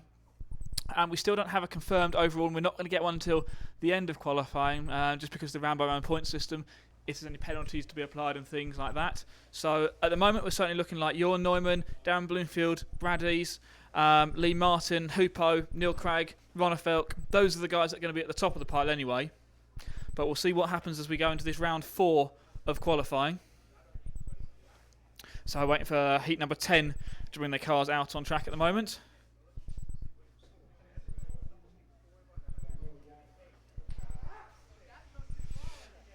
So, see Darren just on the middle of the track there having a discussion with his teammates about that run he's just had. Just adjusting himself and getting prepared for his marshalling duties, making sure he's ready to sprint to any incident that's needed. So this is going to be group number 10 out on track on their warm-up laps at the moment. So we've got the big names this one are going to be Hupo Honegor, the 3 car, and Neil Craig in the 6 car. Those are certainly going to be the guys to keep an eye on. Tom Cockrell, the 7 car, had a good run going on earlier, but stripped a spur gear, we heard from our roving pit reporter, Matt. And he'll be looking to, well, get a good score in there, I think, is the plan for that British driver. Car number 7 with the Schumacher. Let's just take a look at Tom's times there. So, yeah, he's had 2 non-finishes so far, but has had a 1 10-lap run in the first round. But 10-lap run, it's not going to be enough at the moment. You need a good, fast 10-lap run really to be up in those low point scores. So here we go. This is group number 10 as Darren Bloomfield rushes across the track just to drop Neil Craig's car onto the grid. We hit the 30 seconds now, so if there'd been any later than that, Neil would have had to start from the back of the field, and although it's a stagger start system that spaces the cars out, coming through the field like that is never going to be easy, and it's going to cost him time. So swift work from his pit crew there and Bloomfield, getting him on the grid ready to go. Of course, we saw from Neil Craig in Pau in France last year. An issue similar to that meant he had to start last in one of his qualifying heats in I think it was a 2-wheel drive. No, it was the 4-wheel drive class there, and basically that ended up putting him back down the field. So, yeah, just managing to avoid a potential hiccup there, and Neil Craig second off the grid in this Heat 10 for qualifying round 4. Honegor leads them away over the tabletop jump at the back of the track. The blue, white and yellow Team Durango car, LRP Power. Oh, it doesn't get across the 3 fingers very nicely that first lap. So Honegor, Craig, Strom, Cockrell will be the first 4 cars off the starting grid, and we're going to see Hupo coming around the triple jumps now right in front of me here to complete his first lap. So it's the 3 car out in front, followed by the 6 of Neil Craig, then Strom in the 10, and Cockrell in the 7. Although Cockrell rolls it in the triples, that's going to cost him big time. So he said he needed a good run in here, and that's not the way he wants to start this run at all. Lost 2 seconds at least already on that first lap. So it's Craig who takes the lead on the timesheets. Strom is second, Trauner third, and Honegor in 4th after they've completed 1 times lap of racing. 9 laps to go for these guys. They're all going to be putting in, or looking to put in 10-lap runs here. Honegor a little bit careful over the jumps that time. Craig lands it a bit awkwardly coming off the jumps, but retains the lead at the moment. So it's Craig out in front, Honegor second, and we're just waiting for the rest of the drivers to come through. Let's pick up some of the drivers as they come through for this second racing lap. Craig out in front. Trauner now showing it in the 2nd spot, and Honegor down to 3rd. Strom in 4th, and Schultz in the 5th spot. It's the 6th car of Neil Craig, the red and white team associated B4.4. He clears the triple jumps right in front of us here, round the final corner, and then down the start-finish rate. The 6th car, Neil Craig, out in front. Well clear now of Hupo. A mistake from Hupo on that last lap's cost him 6 seconds. It's not what Hupo needs. He's got to get some good scores, and he's got a couple of good scores. He's got 3 good runs in already for Hupo, but well, none of them are TQ runs, and he wants nothing less than the TQ and the win, really. That's what Hupo's after. He had Not the great result he wanted in two-wheel drive, so back out here in four-wheel drive to try and get the result. And Neil Craig slides it around the bank corner before the triples. Maybe he was thinking about tripling them, but no, it keeps it double and single this time by some quick lap times going here. Neil Craig 30.307 last time by he breaks the line out. That's one of the fastest laps we've seen so far. The absolute lap record at the moment is Darren Bloomfield, 29.9. So British drivers at the front in this four-wheel drive class here in Ferring, Austria for the 2012 Electric Off-Road European Championships. Craig clears the triples one more time. And back across the start-finish line. So that is the number 6 car out in front, leading by, well, it's going to be a decent lead he's got. It's in the region of 3 or 4 seconds. That is the lead that Neil Craig has got in this heat number 10 of qualifying. Craig, one of the quickest drivers here at this event. Although two-wheel drive perhaps his specialty, and that's the class he won his World Championship in, he's proving very, very quick in both electric buggy classes. This four-wheel drive class, he's on the podium in two-wheel drive. Let's see what he can do in this four-wheel drive class. Can he make the podium or even go any better? Halfway through this heat number 10, Craig, Hoffer, Cockrell, Trauner, Strom is the running order at the moment. But we're going to keep the focus on Neil Craig. He's on pace for 10-lap run in 5 minutes and 7 seconds. And this could well be the fastest time we have seen in the four-wheel drive class. The fastest time, first 5-minute run we've seen across this whole event so far. It's currently held by Jörn Neumann from the second round, 10 laps 5:07.4, and that's basically what Neil Craig is matching at the moment. But of course it's not FTD qualifying, it is round by round point system, so it's what speed everyone else does in this round. But it's Craig in the 6 car. He is your race leader, he is out in front, he is looking at that potentially new fastest time. That's so it's not worth any extra points for having the overall fastest time, but it's worth more points in the round, and it certainly gets into your head. It's into the head of your opponents. He comes down the front straight one more time, loses about 1 second on that last lap. Not what he's after as these late stages of the race. We're down to 1 minute left of this race. 1 minute to go in this heat number 10, round 4 of qualifying, 2012 Electric European Championships. Craig through the infield section across the 3 fingers. On the paving stones he goes sliding the car sideways. Back out again on the short chute and then across the bridge in the middle. He's going to come around this time and he's going to complete his 9th lap and be on to his final lap here in this qualifying run. He completes his 9th lap there.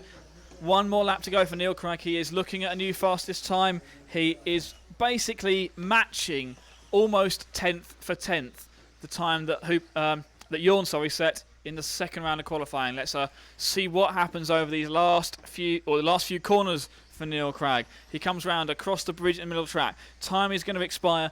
This is going to be the final lap for Neil Craig in this round 4 qualifying. He clears the triple jumps. Last jump there. Comes out of the final turn. He breaks the timing line. He sets the time. 10 laps. 5:07.632. Just misses out on beating yours time by 2 tenths per second. But that doesn't matter at the moment. He is quickest in this round, I think. Let me just check the time that Bloomfield did in the previous heat. See how that stacks up. As I refresh my timing screen here, Bloomfield did a 5:09, so Craig quickest in this round so far with a 5:07. It's Cockrell finishing second, gets the run in that he needs, a 5:10. Good run there from Tom Cockrell. Strom with a 5:11. Hoffer 5:11. Trauner with a 5:12. Bad news for Hugo Honigor, 5:13. I say bad news. That's one of his. That's basically on pace with what he's done in the previous rounds, a 5:13.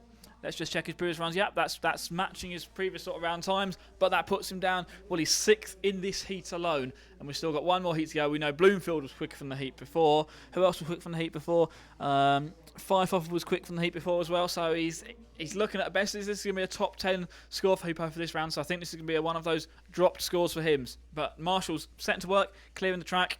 No doubt about it, Neil Craig fastest in this round, one of the fastest cars here in 4-wheel drive.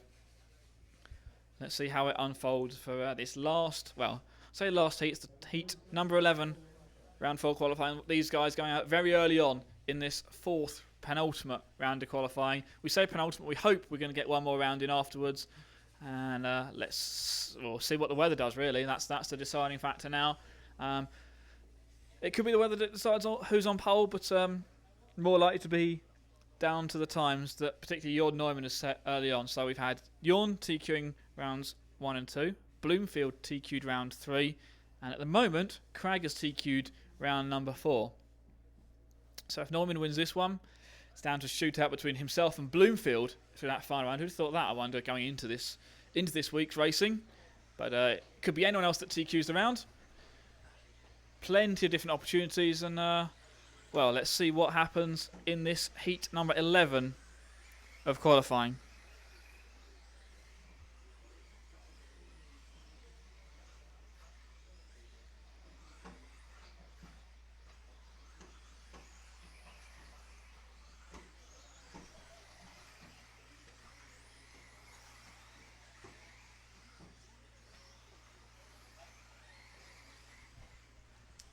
So all the cars out here for their warm-up laps. Heat 11, round 4 of qualifying. The only person not to check in so far is Bradders, but yeah, he is out on track, so that's all good. A good run for Paul Bradby in the last round of qualifying. We're hoping to replicate that this time by, I think.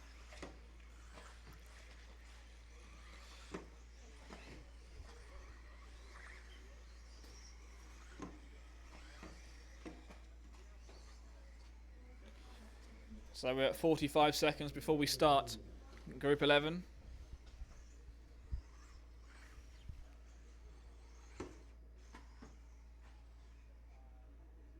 So the cars line themselves up on that start line. We're into the final 30 seconds before the start. It's going to be Neumann in the 4-car leading off, Bradders second, Lee Martin will be third off, and Ronnefeld will be fourth off. Those starting order are set by the single fastest 5-minute run each driver have done, so that tells you who's quick. Neumann in the 4, Bradders in the 9, Martin in the 8.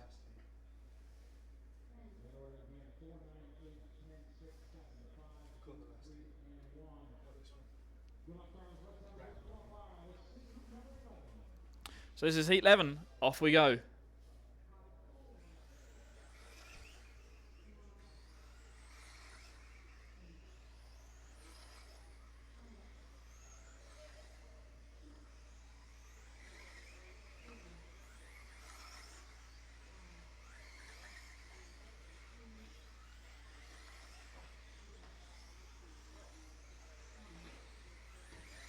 So off and rolling with heat 11 as Neumann makes a big mistake as he comes off the bridge in the middle of the track on lap number 1. That's going to cost him some time, puts the pressure on. Bradders is right there behind him in second place. It looks like we've got Lee Martin out there as well, getting a good first lap in, and Ronnefeld does as well. And it is Lee Martin gets the best first lap with a 30.6, put himself top of the pile. Ronnefeld second, Bradders third. Martin Actor in fourth as Peter Pinish replaced him. Peter Pinish into 4, Actor in 5th, Quagrain in 6th, and then Neumann 8th place after 1 racing lap. But we know Neumann is quick. He will pick this pace up for sure. Gets the hammer down the front straight. Lap number 2 in the bag. Let's see how this plays out as we go through this heat 11, round 4 of qualifying. Neumann is the one on point at the moment. As we say that, it's Ronnefeld moves to the top of the timesheet. So Ronnefeld in the 10 leads this heat. Ronnefeld going under the bridge now onto the paving stones. Round the corner, up the short chute, and then across the bridge once again. And we say that Neumann makes a big mistake coming past the start-finish line, rolls the car again, going across those triples. Not getting those triples quite right. Him and Ronnefeld struggling on that one section of the track. But back under power now, off and running. Round the hairpin and back towards the 3 fingers goes Neumann. On the infield part of the track, sliding across the cobblestones. 1.5 minutes down, 3.5 minutes left in this heat 11. Ronnefeld is your race leader, the 0, number 10 car. Ronnefeld across the bridge in the middle of the track through the infield section. Back out across the triples. Round the final corner down the start-finish straight one more time for Ronnefeld. He leads this heat. Lee Martin in second, Paul Bradby in third, and your Neumann in the 4th spot. So whereas in the 2-wheel drive event we could essentially write off all of the first day and come back to it for start fresh for round 2, you can't do that here in 4-wheel drive. We haven't got a day 2. It's just going to be finals tomorrow. But the drivers could write off everything they've had so far and start afresh from now. But really the pressure will be on. Neumann is in the hot seat with 2 TQ runs at the moment, and he now takes the lead in this heat. As Ronnefeld makes a mistake coming across the triples, drops himself down 3rd. Neumann leads it, Martin 2nd, Ronnefeld 3rd, Bradders down to 4th. So the race leader is car number 4, Jörn Neumann from Germany. He clears the triples in front of us here. Across the start line now, down the front straightaway. Yellow, red, black car out in front. Paul Bradby in the 9, officially moving up to second place now. But it is all about this man, Jörn Neumann, out in front. He goes up the short chute and across the bridge in the middle of the track. Through the infield complex and then out across the triples. There's a slower car in front of him, but they runs wide. That is good driving there from Daniel Frankhauser in that number 3 car. Driver from Switzerland, which according to everyone else, yes, I did say it, they were famous for their chocolates. They're also famous for cuckoo clocks as well. So Neumann out in front. Across triples, across the 3 fingers in the middle of the track. Ronnefeldt back up to second as we have Lee Martin dropping down to 4th place. Bradby in second. Finish in the 5th spot. Neumann out in front. Ronnefeldt is second. Bradby third. Martin in 4th. We have got 1 minute left on the clock, drivers. 1 minute. Terms of lap times. New fastest lap, Jörn Neumann, 29.938, just pips Bloomfield's best lap time. These two guys, it could be between Bloomfield and Neumann. We don't know how it's going to shake up. He is on pace for a 10-lap run in 5:05. That is a very, very quick run. Best run so far in this round is Craig's 5:07. And behind Norman Martin back to second spot, Ronnefeldt, Bradders, Pinnish and Quagrain. That's the top 6 at the moment with less than 30 seconds on the race clock. Drivers are on their last lap. We're going to follow Neumann around this infield section track. This is the final set of corners for him. He comes across the triple jumps. He lands it a bit sideways there, but runs a bit wide out of the corner. Neumann finishes 10-lap run, 5:06.5. We're going to let all the other cars come across the line to finish, and then we'll sort them all out in the finishing order. But it's going to be no doubt about it. Neumann is going to take the win in this heat. And has he beaten Craig's time? Yes, he has by about 1 second. So that gives Neumann his 3rd TQ run out of 4 races provisionally. We've still got the other heats to go in this race, in this round, but still some cars out there to finish. Neumann takes the win. Lee Martin is going to come up to finish 2nd at the end. Ronnefeldt is 3rd. Bradby 4th place. Pinnish in 5th. Quagrain 6th. Actor in 7th place. Then Lathamieux, Frankhauser, Martin Crail. And that is going to be the order at the end of Group 11, Round 4 of qualifying. Jörn Neumann taking the win. New fastest time in the round. Probably gives him a 3rd TQ run out of the 4 heats we've had so far. Congratulations, Jörn. That's heat number 11 out on track. So Group 1 is going to be out next. And for Group 1, I shall hand you back over to Scotty Ernst.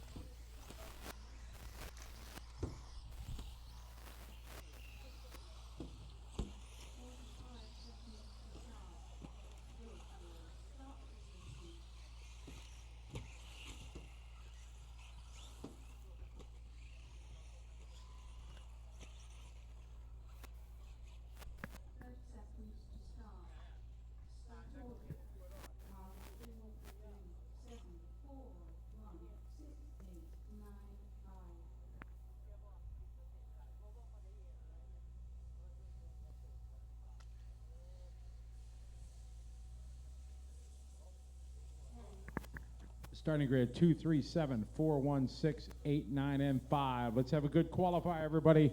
Good luck. This is group number 1.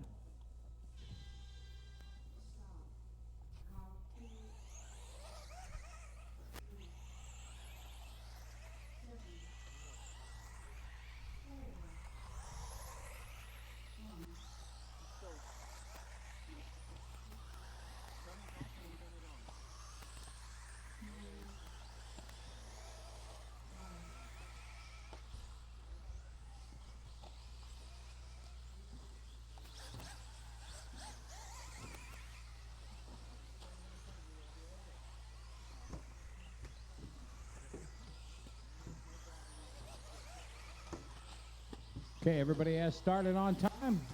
Good luck, drivers. This is group number 1. Group number 2 should be the technical inspection. Group 2.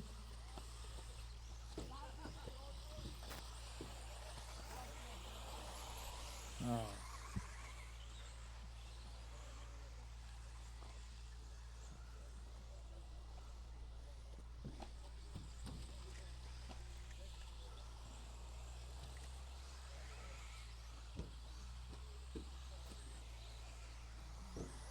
All right, Marius Johansson, your leader in the 7.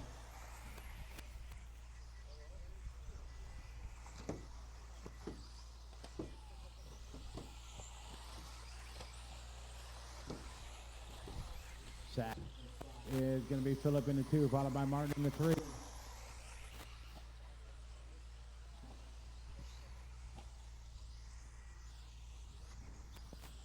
It's group number 1, round number 4. Group 1, round 4.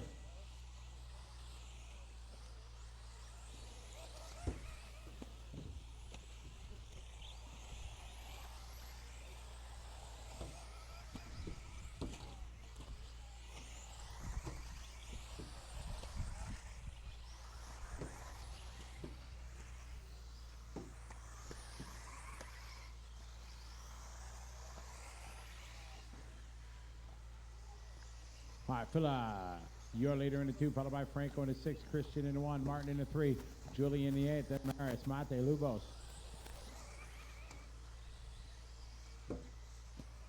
We got 2 minutes down, 3 minutes to go. Drivers, this is group number 1. Group 2 is up next. 2 is up next.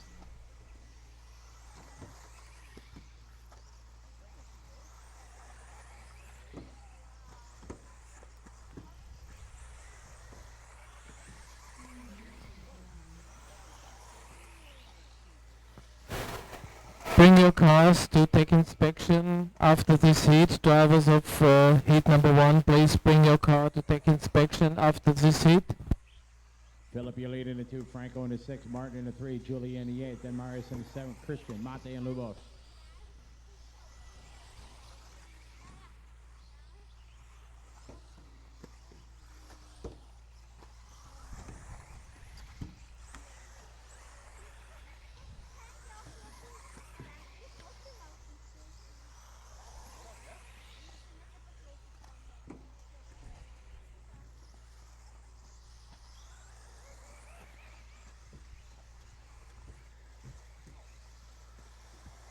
It's Philip, your leader in the 2, Martin in the 3, Franco in the 6, Marius in the 7, Julie in the 8, Christian in the 1, Mate in the 4, Lubos in the 9.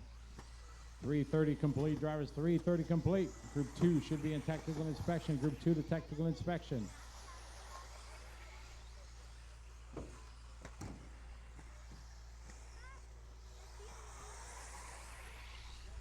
Two, 6, 3.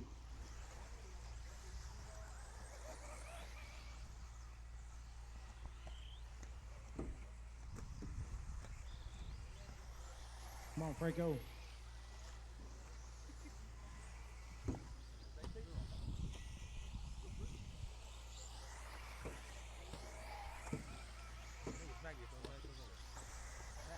Philip, your leader in the 2, Martin in the 3, Christian in the 1, Franco in the 6.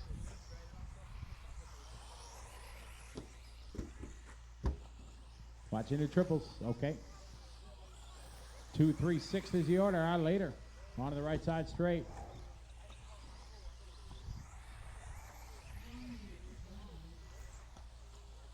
One minute, drivers, we got 1 minute to go.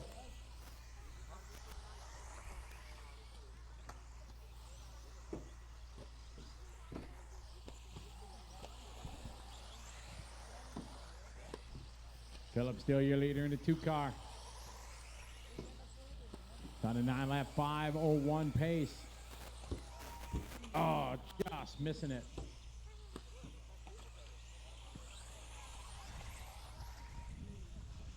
Keep going, keep going. Keep going, Julia.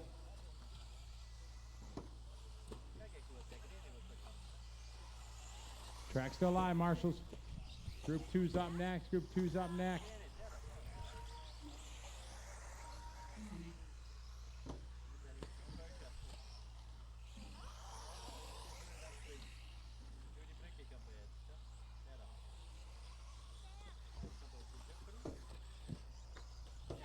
Still racing, still racing.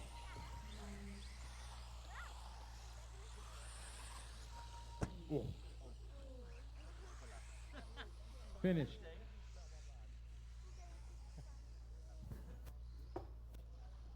And Mate's still out there?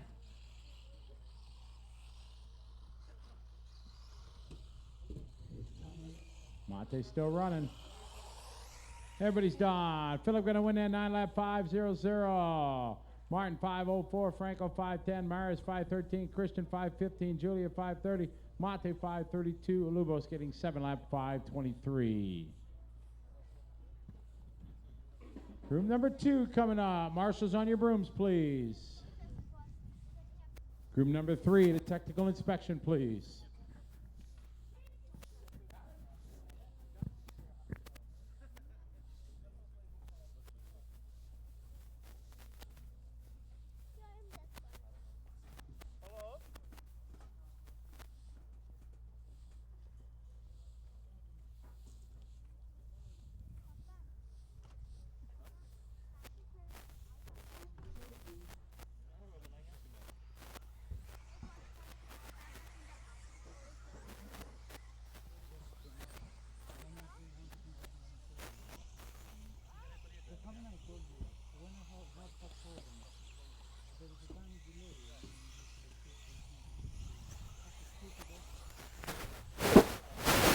Car number 5 from heat number 1, please bring your car to take inspection. Car number 5 from heat number 1, please bring your car to take inspection.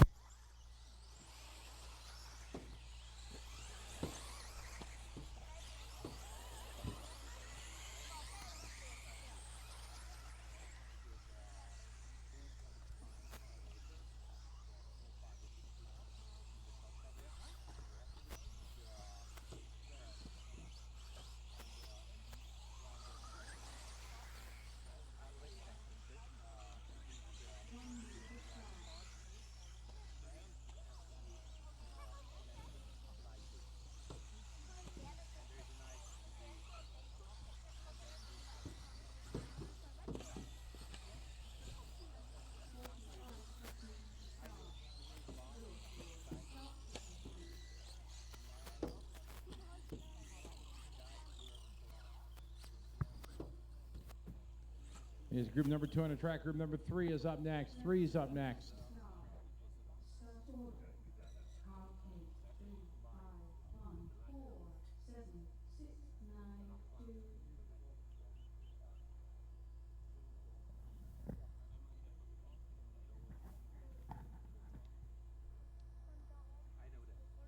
Again, that starting order 8, 3, 5, 1, 4, 7, 6, 9, and 2. Let's have a good heat, everybody. Good luck, drivers. This is Group 2.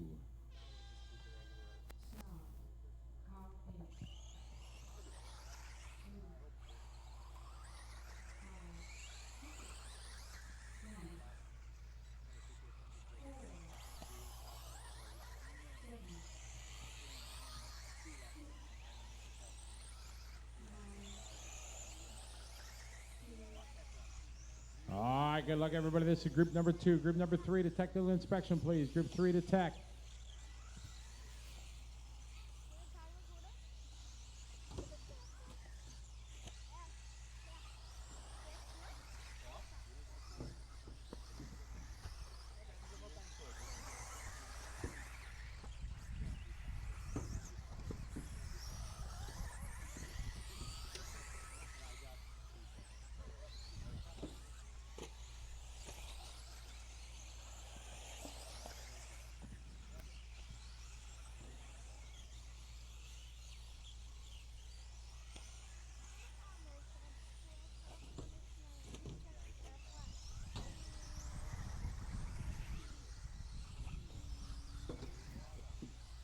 All right, this is group number 2 on the track. Group 3 should be in technical inspection. Group 4 also start going to technical inspection.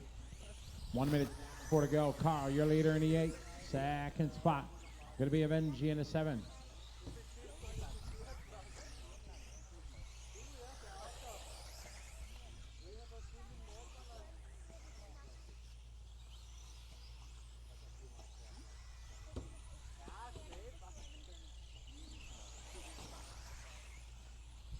.33.5 last lap for Carl. Evgeny 33.9. Bartek 34.2, 34.0. Stein. This is group 2, group 3 should be in technical inspection. Group 3. Carl, your leader. Bartek second. Evgeny is in third. Followed by Stein, Milos, Ionas, Sebastian.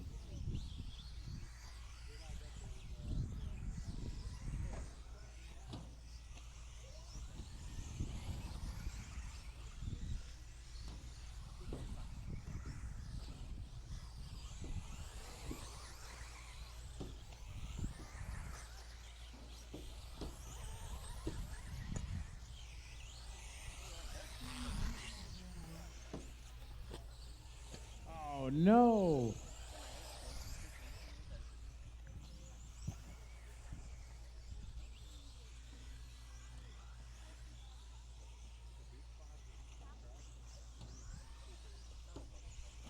Carl, your leader in the 8. Bartek in the 6, followed by Stein in the 5.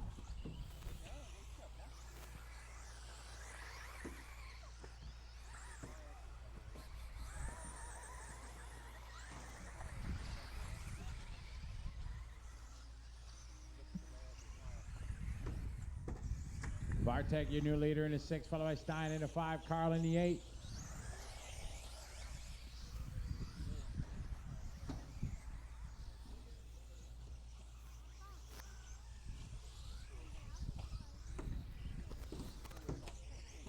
Good qualifying run, everybody. Nice and easy.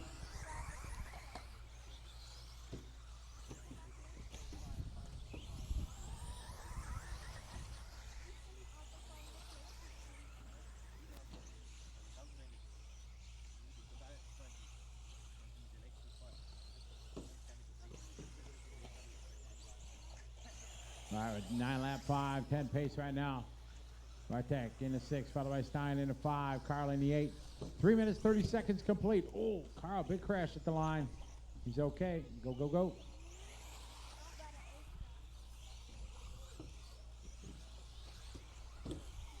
Watching the triples, guys. It's clear.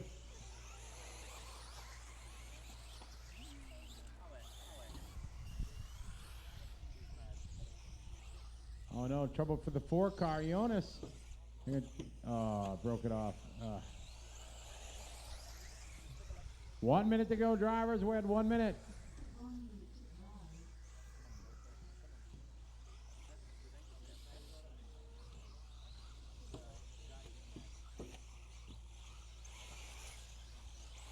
Watch to the finish line. It's clear.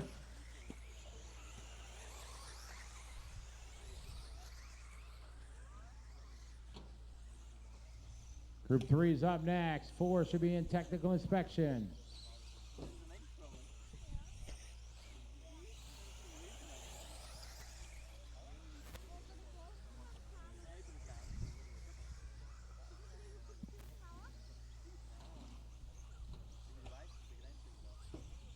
Got about 15 seconds to go. Watching it. Watching the triples.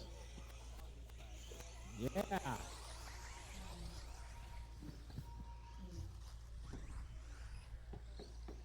That's a race waiting for Milos. Milos still running.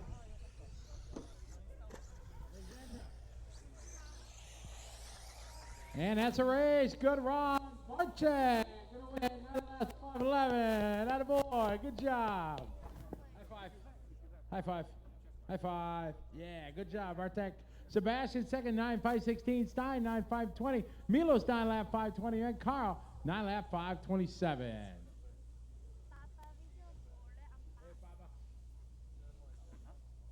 Good run. All right, group number 3 coming up. Love it when the kids do well. All right, group number 3 coming up for your 4th round of qualifying. Track's closed, guys. Track is closed. Stop, stop, stop, stop, stop.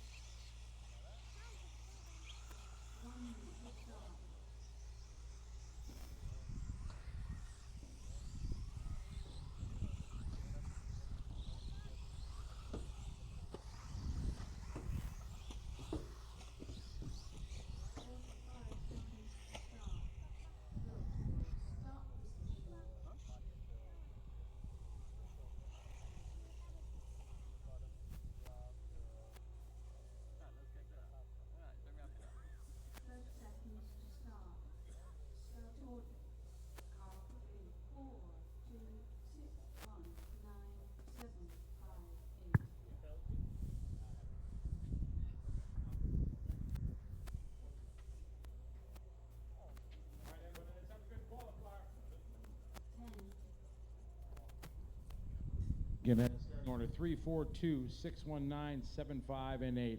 Good luck, drivers. This is group number 3.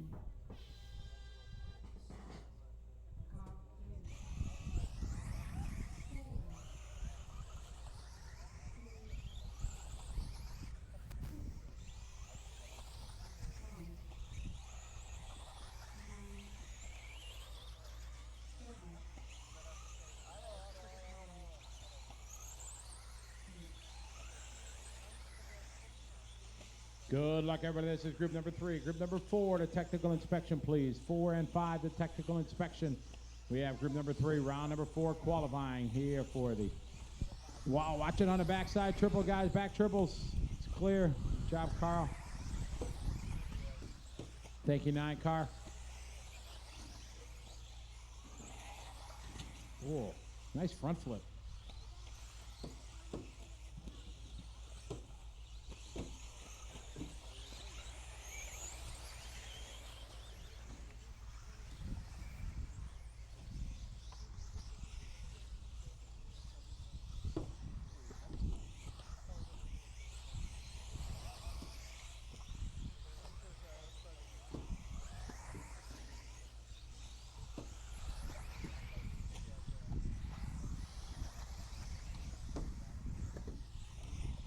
All right, the early leader right now, 1 minute in. Andre Welker in the 3, followed by Julian in the 4, Peter in the 2, Magna in the 6, then Mario, Thomas, Aguirre, Andrea, Mario, and Thomas Berg.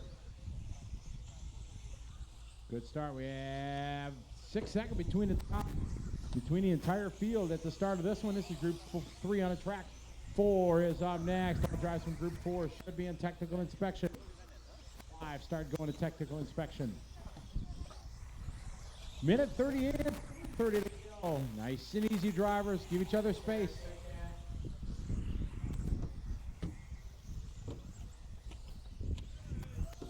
Our slip turbos.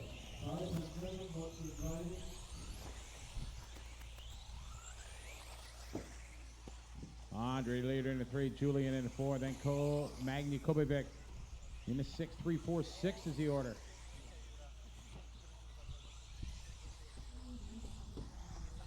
We got 2 down, 3 to go.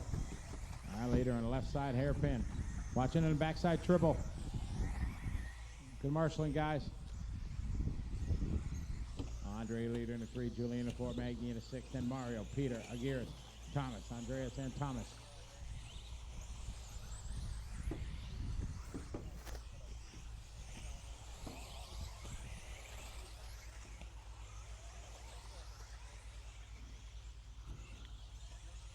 Three, 4, 6, 1, 2, 5, 7, 9, and 8 is the order. Group 3 on the track. 4 is up next. 4 is up next.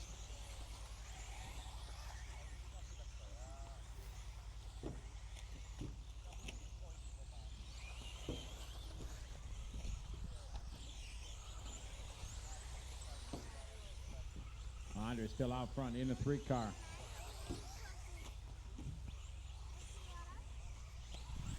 Three, 4, 6, 1.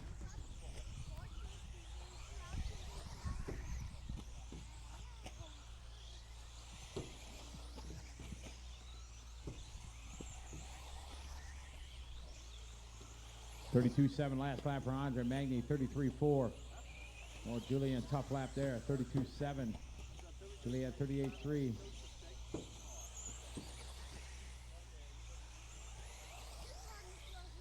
Mario in 4, followed by Thomas. Aguirre, then Peter, Andre, and Thomas Bohr. About a minute 15 to go. 1:15 to go. 3. Group 4 is up next. 4 is up next.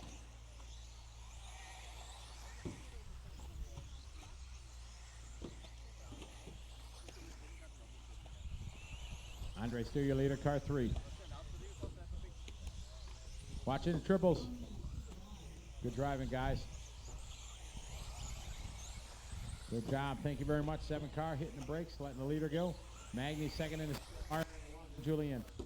Thomas Berg, Peter, Aguirre, Andreas, and Thomas.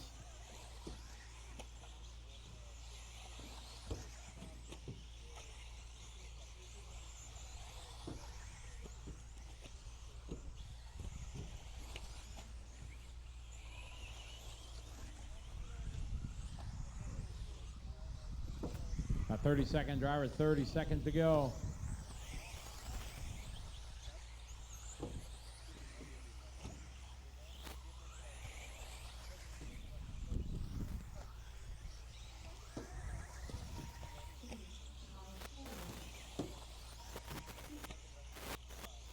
Magni's going to get 9 lap 503. Mario 9.504. Billy 9.505. Peter 9.514. Berg 9.513.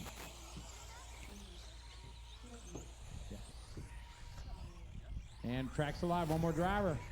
That's time, guys. Andre going to win at 10.529. Magni 9 lap 503.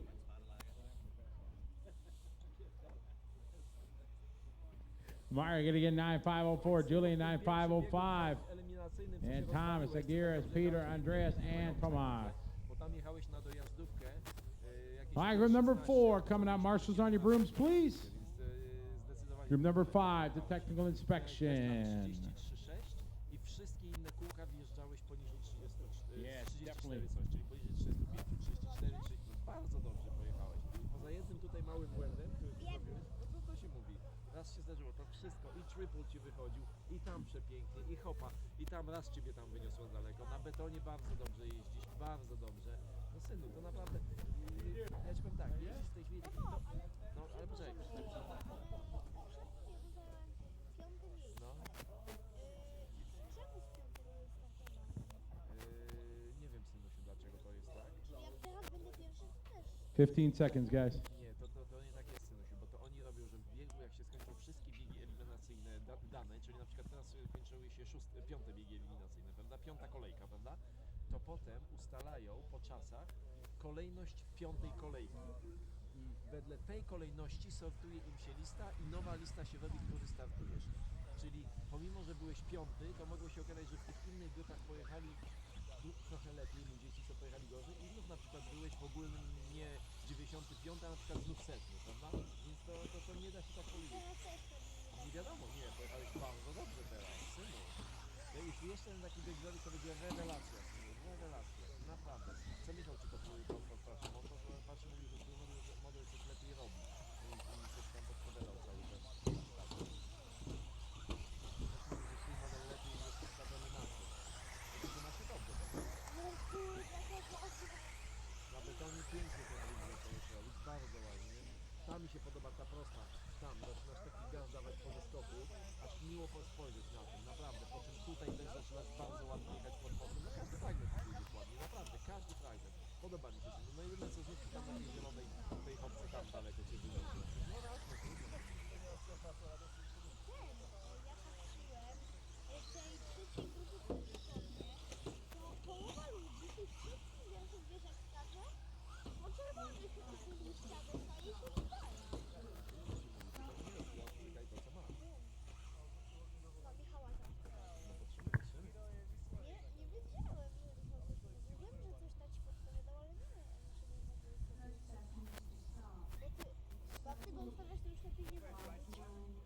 tutaj jak jeździsz z takiego modelu jest mniej istotne. Zabierz jedynkę. Tutaj jak widzisz jest ważniejsze, są mniejsza ilość błędów niż ten. Starting grid 9, 4, 3, 8, 6, 1, 5, 7, 10, and 2. Good luck, everybody. Let's have a good run. This is Group 4.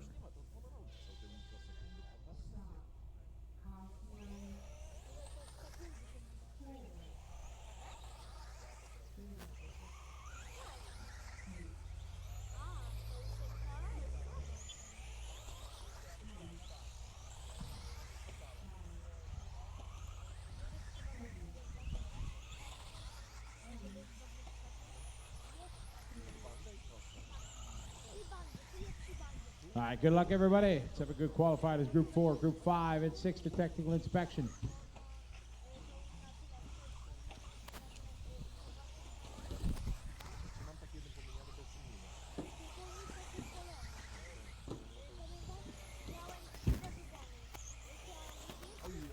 Watch out on the back tabletop, it's clear.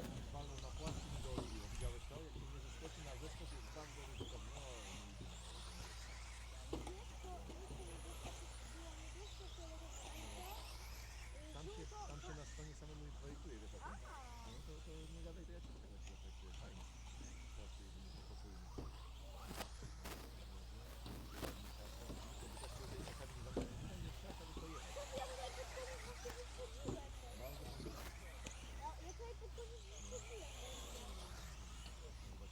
All right, 1 minute down. Oliver Preussman, your leader in the 3. Nicholas Roos in the 8. Nicholas Flotus in the 6.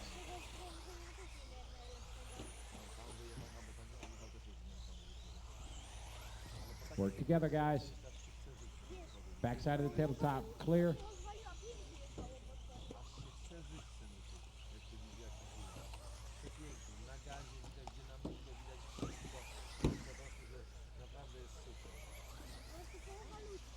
Fast lap of the race right there, 31.9 for Orlowski. Oliver, 32.9. Nicholas Roos, 33.4. Who's Group 4, Group 5 is up next.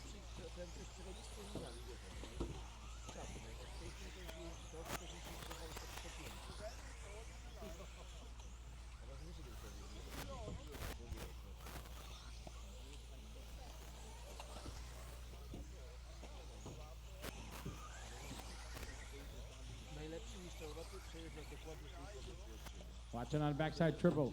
Clear. All right, Oliver, Nicholas, Mikhail, Preussman, Roos, Orlowski, Patrick Shoup. Then now Nicholas Flotus back to the 4th, bottom of the 6th. 10 lap 5:29 for Oliver, 10 lap 5:29 for Nicholas, 10 lap 5:32 for Mikhail. Uri Hootie up to 4th, 9 lap 5 flat.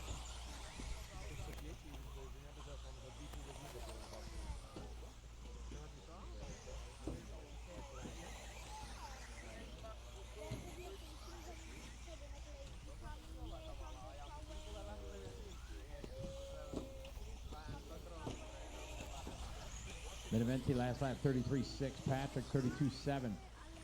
Shoop 33-0, 33-3 for Flotus, 32-3 for Emmer, Uriah 33-9, 31-4 for Olowski. That's new fast lap, 32-2 for Oliver. Roos 32-1. Roos now to the lead.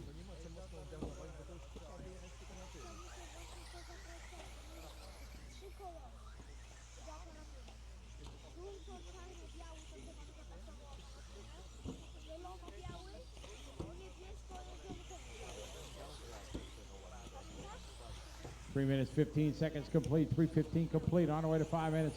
Roos, Preussman, Orlowski, and Hootie, your top four. Then Ermer, then Float. Benevent.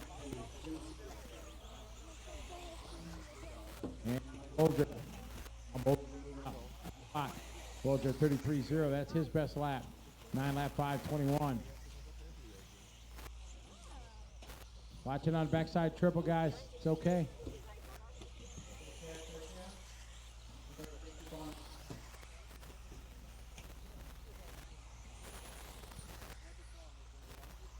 About 1:10 to go.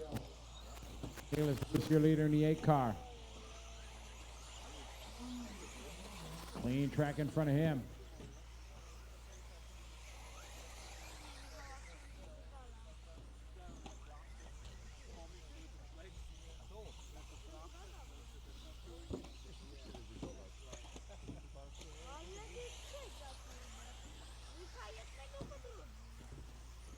"35 seconds to go, and Nicholas Oliver, Mikael.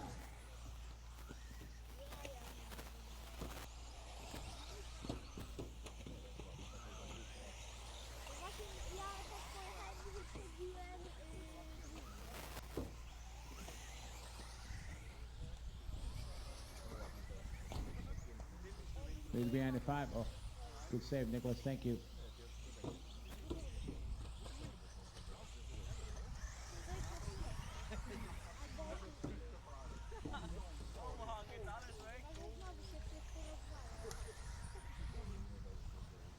You're right, just missing that 10-lap run. All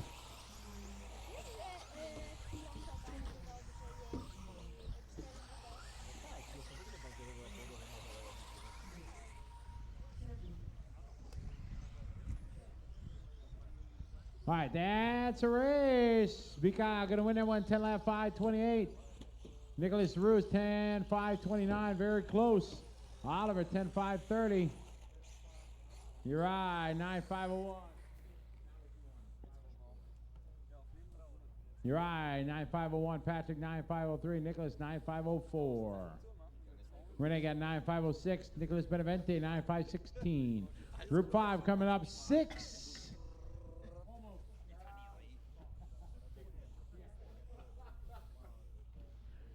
Group number 5 coming up. Group number 6, the technical inspection, please. Group number 6.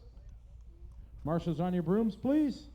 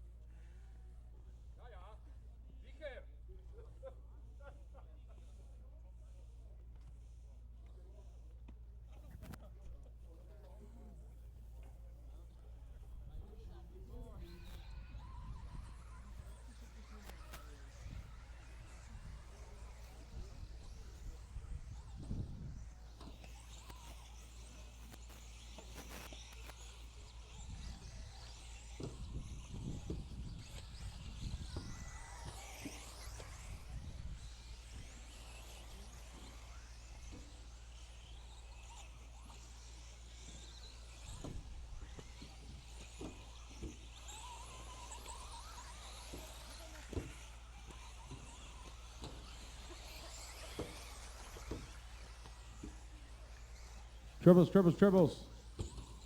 You okay? Hey, group number 5 on the track. Group 6 is next.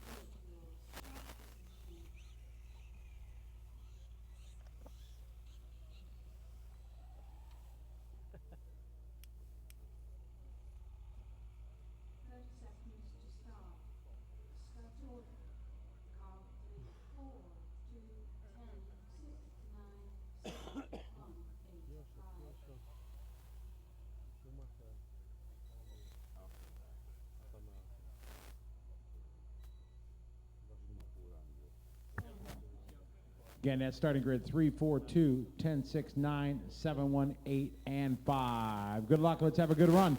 This is group number 5. Vamos. Vamos.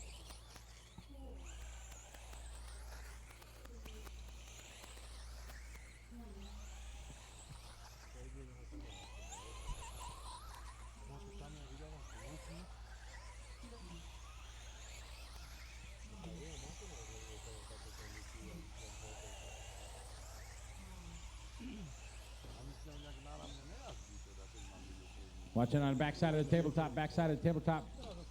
It's clear. All right, group number 5 on the track 6. And 7 to technical inspection. 6 and 7 should be going to tech.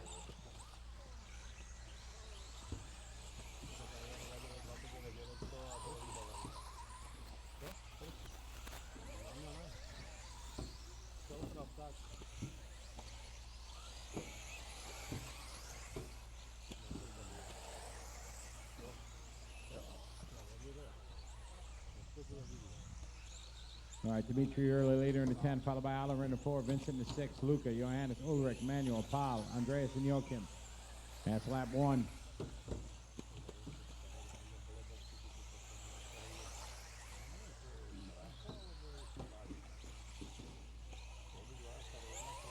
Watch it, corner tabletop clear. Okay.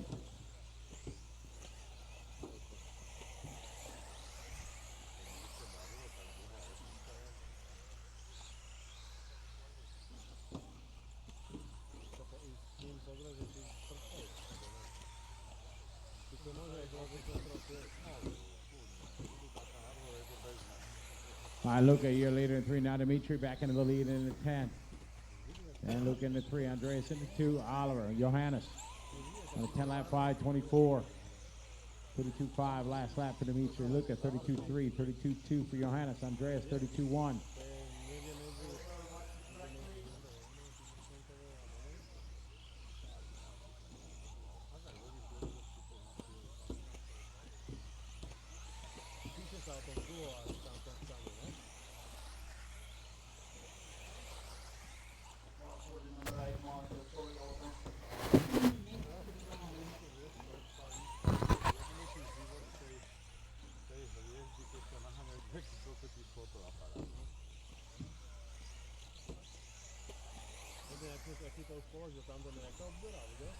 Dimitri leader in the 10, Andreas in the 2, Oliver in the 4.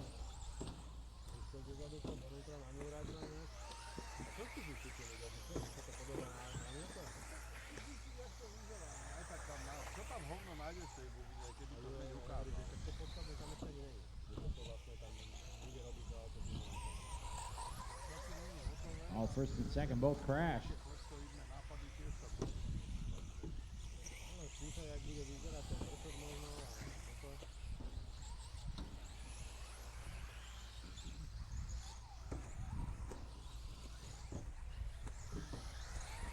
At the clock here, 2 minutes 40 seconds complete, 2:40 complete.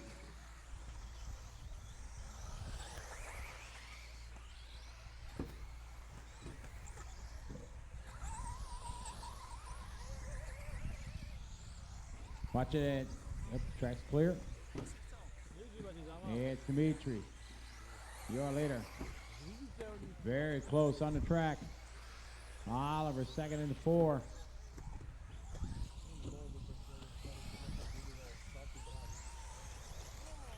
Work together here, guys. 4 and 2.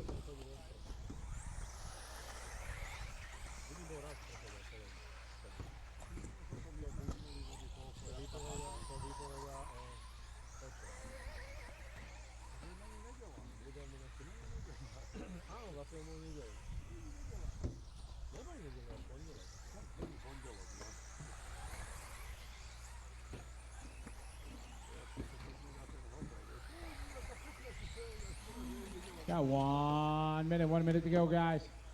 Luca Yost, your leader in 3. Dimitri Burson in the 10.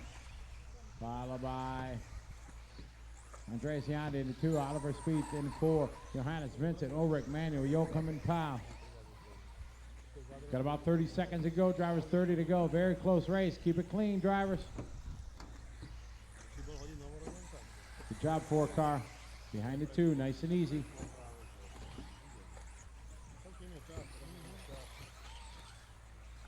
Easy, easy.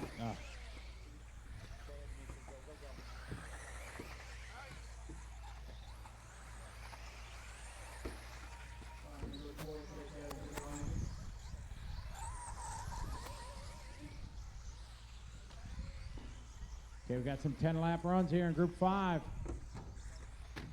Luca, you're leading in 3. Andreas, Dimitri, and Johannes.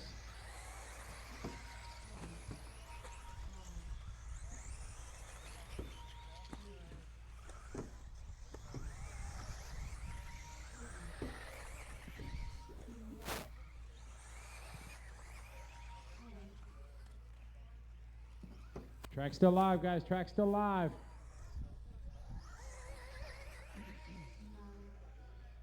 And everybody's done. Luca Yost going to win that one. 10 lap 5:26. Andreas. 10 lap 5:28. Dimitri. 10 lap 5:29. Johannes. 10 lap 5:32. Vincent. 9 lap 5:00. Ulrich 5:01. Oliver 5:02. Manuel 5:05. Joachim 5:16. Group 6 is up. 7 to Tech, please. Group number 7 and 8 to Tech. Marshals on your brooms, please. Marshals on your brooms.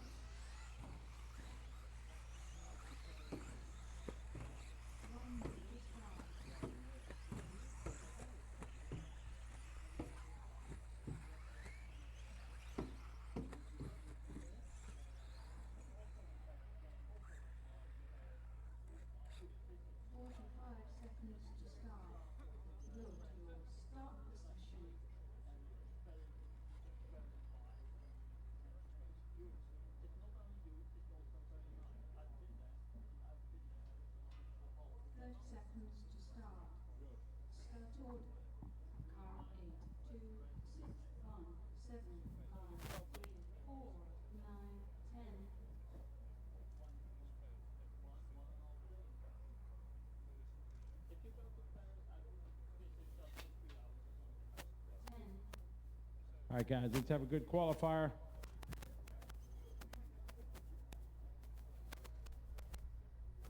Good luck, drivers. This is 6.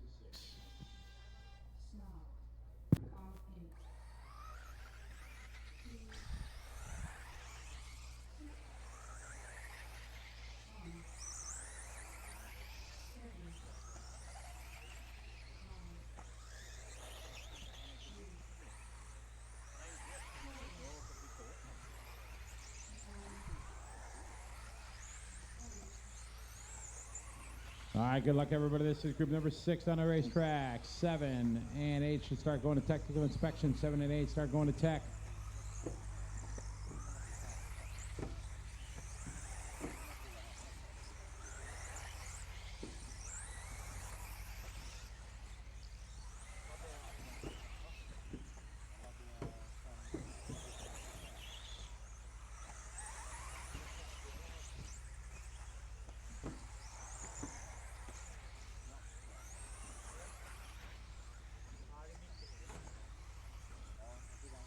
All right, lap number 1, going to Sven Rudig, 32-1.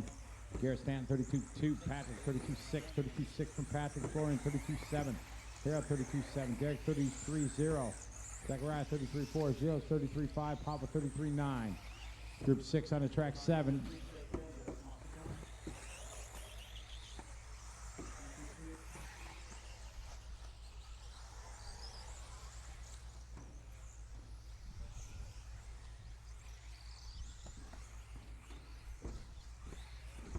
Watch it, corner tabletop. Clear.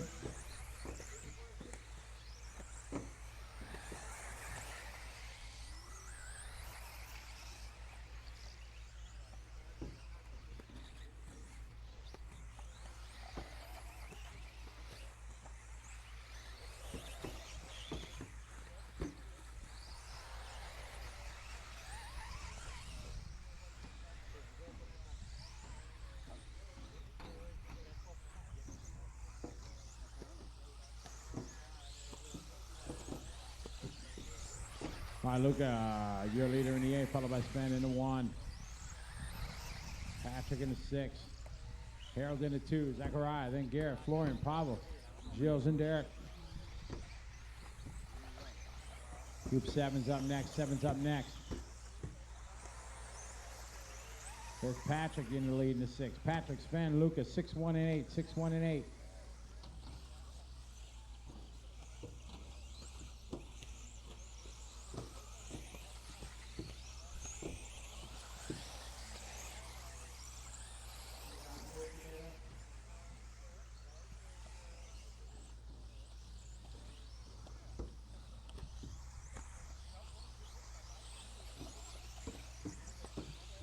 Patrick, your leader in the 6, Van in the 1.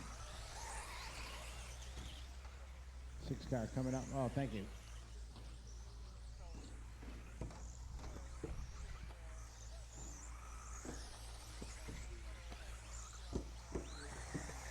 Marshall 1 behind you. Powell got it? Okay. Right front's not turning. Triples. Clear. Patrick, your leader in the 6, Van in the 1, Luke in the 8.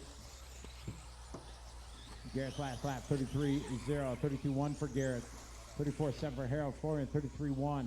Pavel, 32-8, that's his best lap.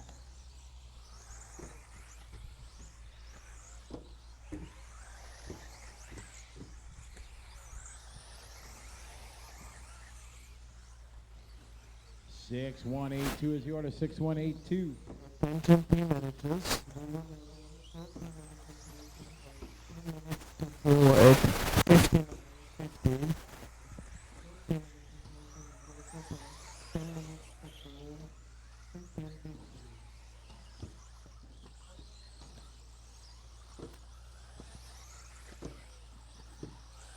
We're at 1 minute drivers. 1 minute to go. Patrick in the 6, Luca in the 8, Sven in the 1. Good marshalling.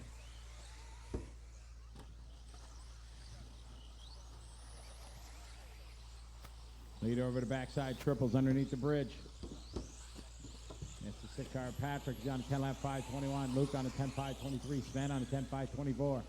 Zach and Harold on 10 lap 5:30. Gareth on the 10 lap 5:31. Florian on the 10 lap 5:29 pace.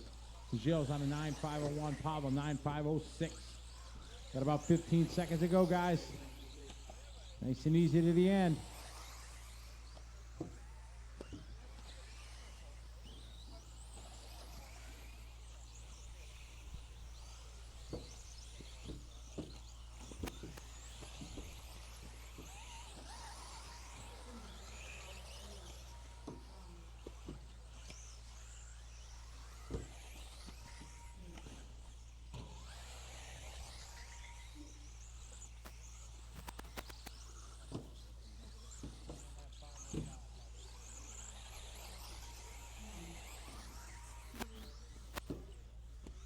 Track still live, guys. Marshals, maintain your positions, please.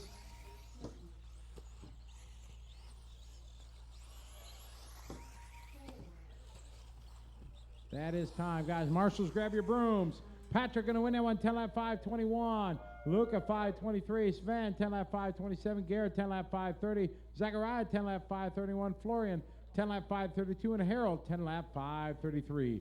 Gilles gets a 9.501. Pablo 9.505. 7 coming up. Track's closed.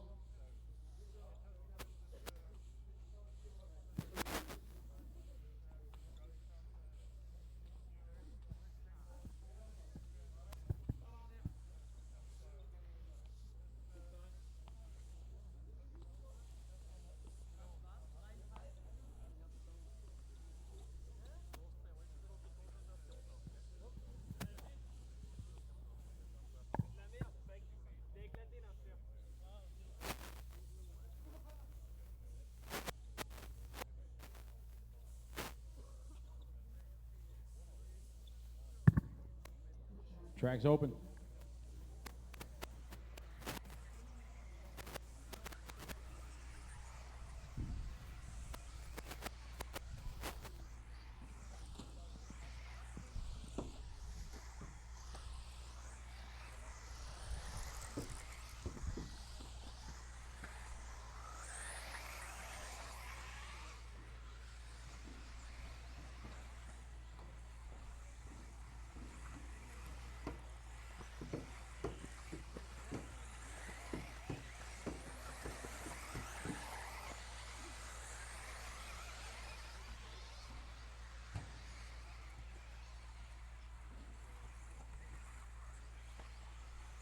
Okay, it's group number 7 on track. 8 to technical inspection. 8 to tech, please.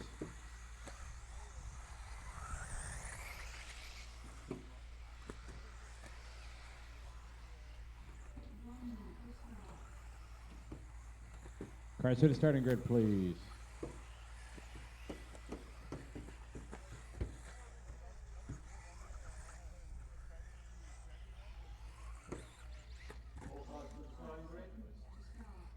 Don't go backwards, 9.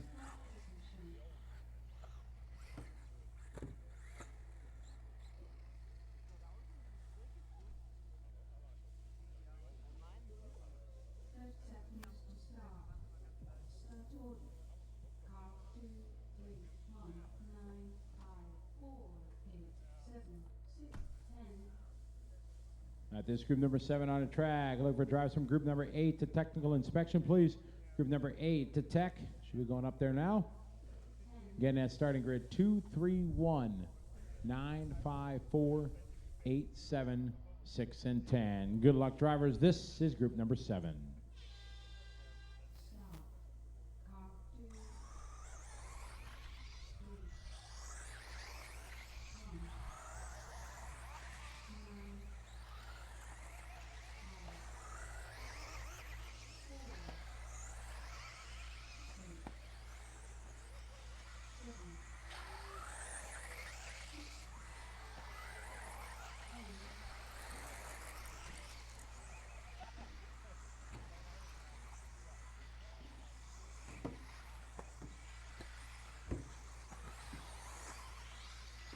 All right, good luck, drivers.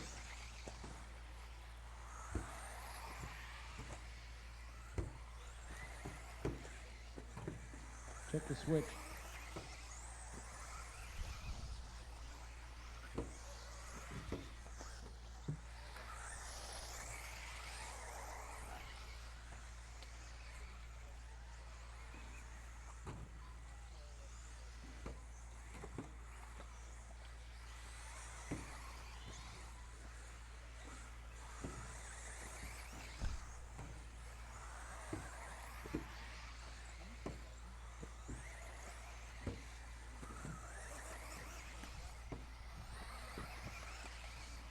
Lucas, you later in the 2, followed by Marcus in the 3, Dominic in the 1, Nicholas in the 9, Peter, Mark, Gunnar, Sammy, and Chris.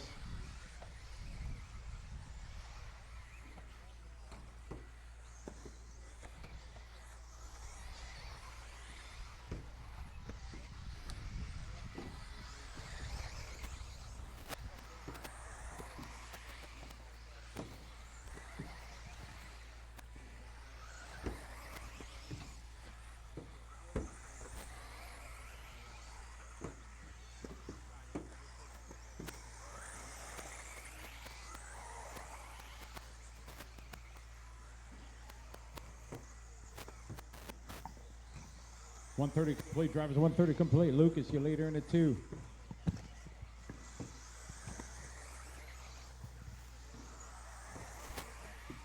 Second spot, Marcus in the 3, followed by Dominic in the 1, Nicholas in the 9, Mark in the 5, Chris in the 6, Peter in the 4, Sami in the 7, Gunner in the 8. 2 down, 3 to go, guys. 2 down, 3 to go. Group 8 is up next. Group 8 is up next. We start round 5 with Group 11. Round 5, Group 11 at 16:15.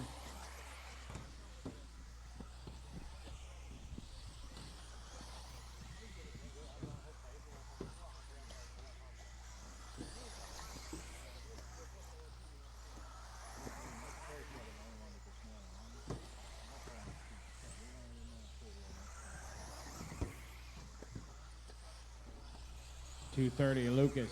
Last lap, 32.0, 31.9 for Marcus. Dominic, 32.0, 31.5 for Nicholas. We're on a 10-lap, 5.15. Awesome run here for Lucas. Marcus on a 5.21. Dominic, 5.22. Nicholas Manson, 5.22. Mark's on a 10-lap, 5.23. Peter on a 10-lap, 5.28. Sami on a 10-lap, 5.29. Chris, 10-lap, 5.31. Gunner on 9-lap, 5.11. Backside triple, guys. Clear.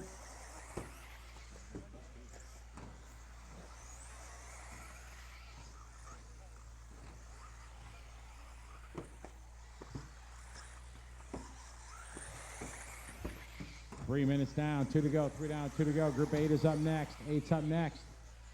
Then we have a short break, team 15.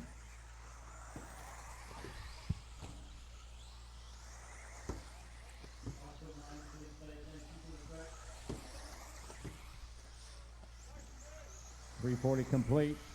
Lucas, your leader in the 2. Work together here, guys. Car number 6, leader right behind you. Go to the inside, 2. Thank you. Good job.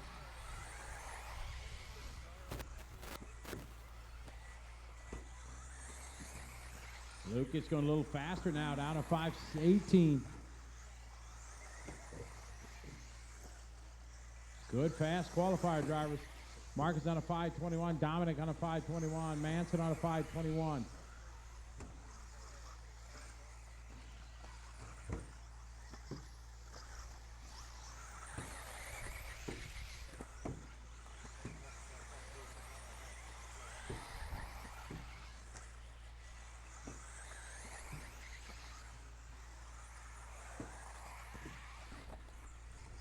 Got about 30 seconds to go.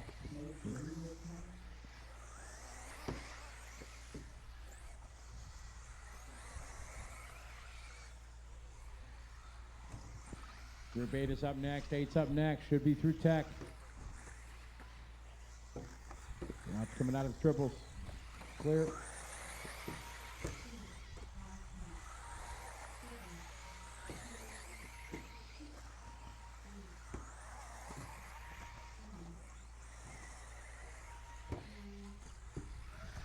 Track still live, guys.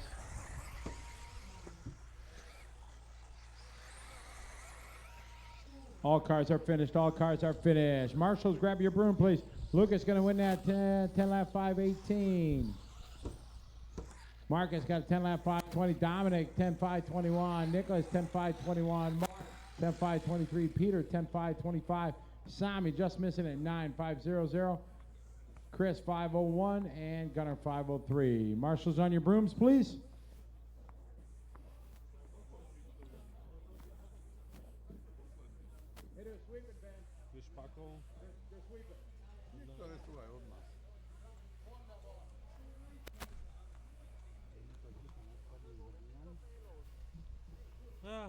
New diff?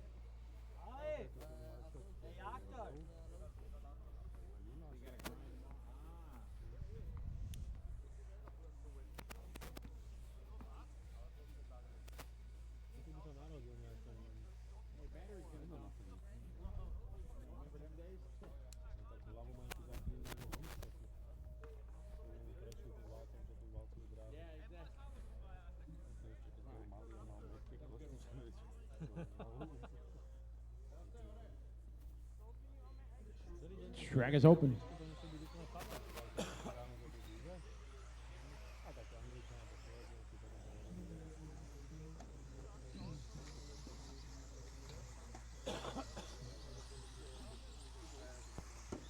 Team manager meeting in the upper tent in 7 minutes, immediately following this heat. Na lete tam akurát tie ľady neplávajú, len má 10 stupňov voda. A 5 stupňov diečko plávali.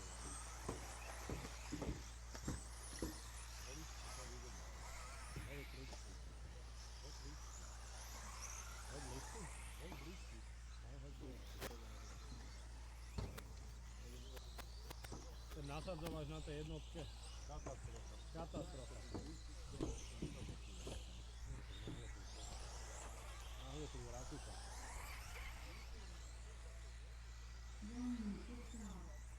Across the starting grid, please. Si to hovoril, že koľko sekúnd to mám vydržať? 10. Ale rozprávať. Narátať do 10. Nechcem, že narátať do 10. Toho rozprávať, normálne rozprávať, aby si vydychoval. Ako udržať vnútri, to není problém. To sa mi nechce.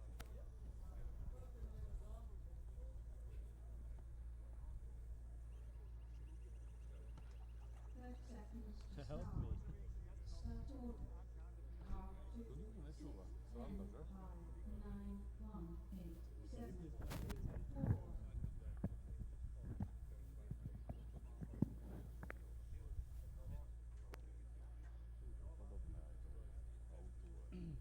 Keď sa aj na 80 tu s nami a tak by zacúval tam. 2610, 591, 873, and 4. Good luck, drivers. This is Group 8. Podľa mňa za prvý deň tak rozplakal tú buginu, že druhý deň jej nejazdil.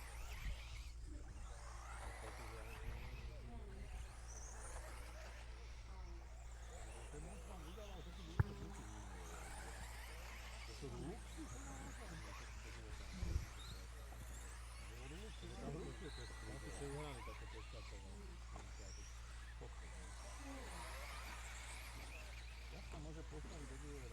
All right, good luck, drivers. This is Group 8 final heat here, round number 4. 16:50 will kick off with Group 11 through 1. Ben coming out of the gate swinging 31.1.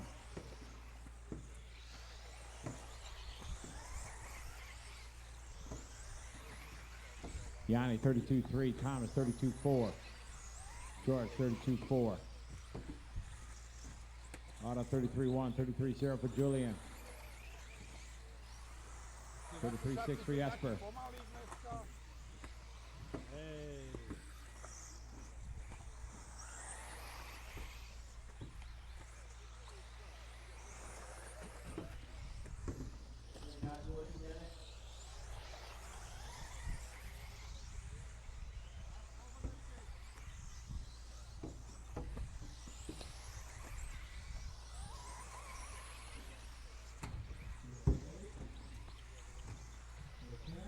Nasadzovač tam zavádza.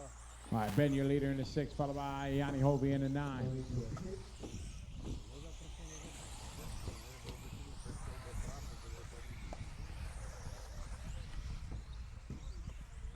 Watch your triples clear. All right, Ben Jefferson, your leader in the 6 car.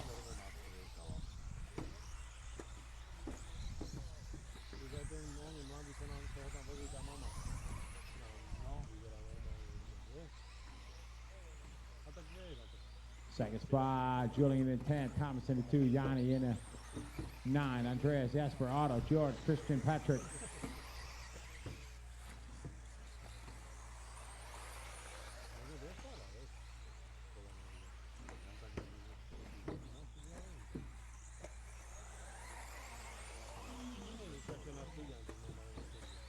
Two down, 3 to go. 2 minutes down, 3 minutes to go.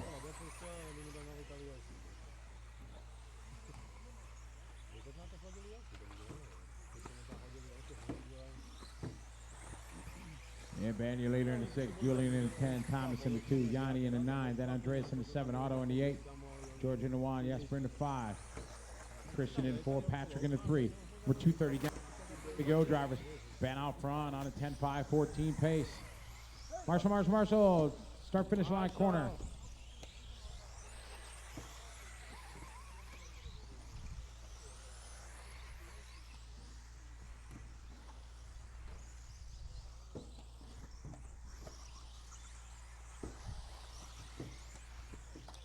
2 minutes to go, drivers, 2 minutes to go. Ben, Thomas, Julian, Andreas, your top four, 6'2", 10, 7. 6'2", 10, and 7.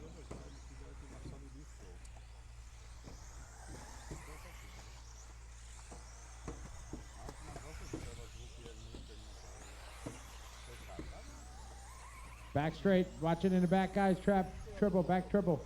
Clear. 31.9, last lap for Ben. Backs it up at 31.0, his best lap there, lap 7. Julian second in the 10. Yanni Hovey in the 9. Thomas, Andrea, George, Otto, Jesper, Christian, and Patrick.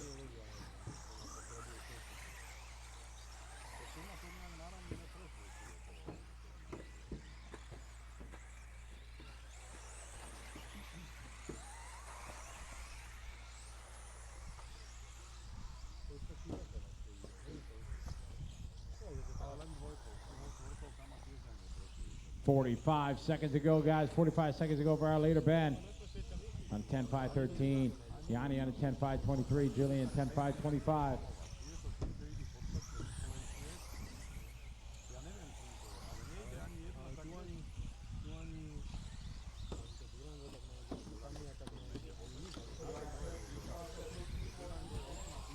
Watch your finish line.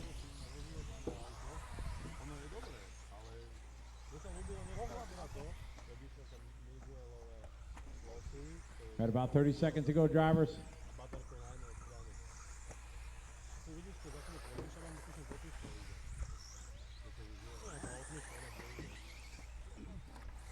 Leader on, thank you very much.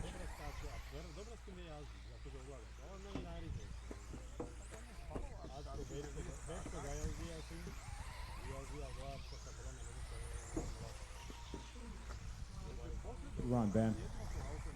Nice run. Wow, Ben laying it down. Track's still live, guys. Have a good finish, guys. Good finish. Keep it clean.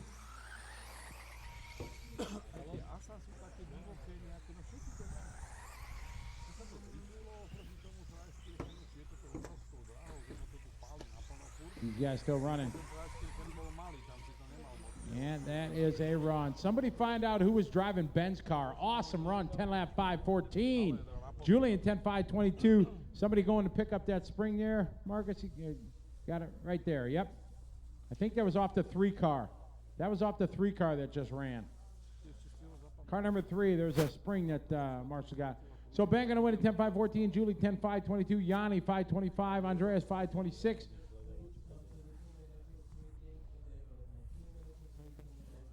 There's a manager's meeting, EFRA 10. We'll roll here in 25 minutes. Hello, welcome to your lunchtime news here from the RC Racing Media Tower in Fehring, Austria for the 110 four-wheel drive European Championships 2012. Our top story, Darren Bloomfield has shocked the crowd by posting the fastest lap of the event so far, TQing round 3 and posting himself right at the top of the qualifying table, just behind the current event champion, Jon Neumann. In other news, this event has had its schedule reshuffled due to weather concerns for the 3rd year in a row. Let's get more on that with the section chairman, Paul Worsley.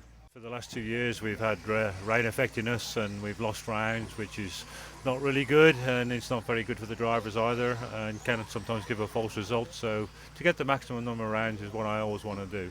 As we're running the track the same way round as two-wheel drive, it's not quite so important with missing free practice rounds, because everybody knows where they're going around the track. It's just car setup. None of the drivers complained. All the team managers thought it was a good idea, so we've gone with it.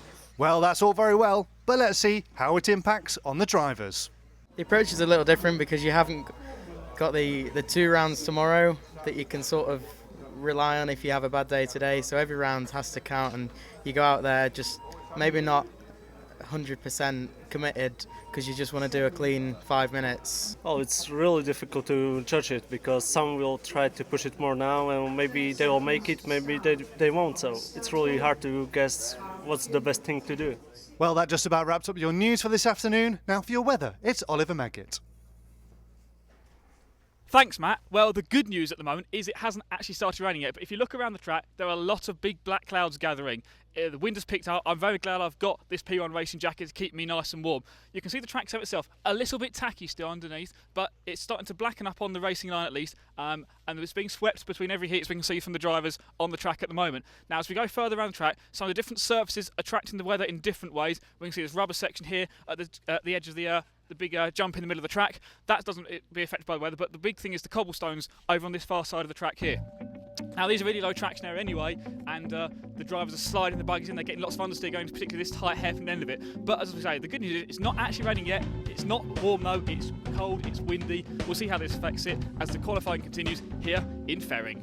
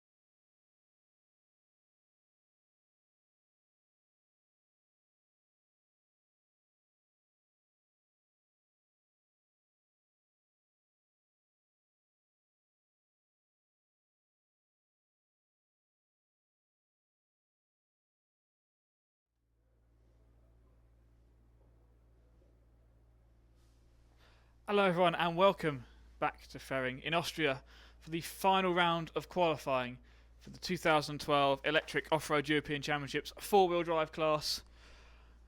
They've compacted the schedule down. This is going to be the 5th round of qualifying starting very, very shortly. Looking at the timing screens, we have got 2.5 minutes until the start of this final round of qualifying.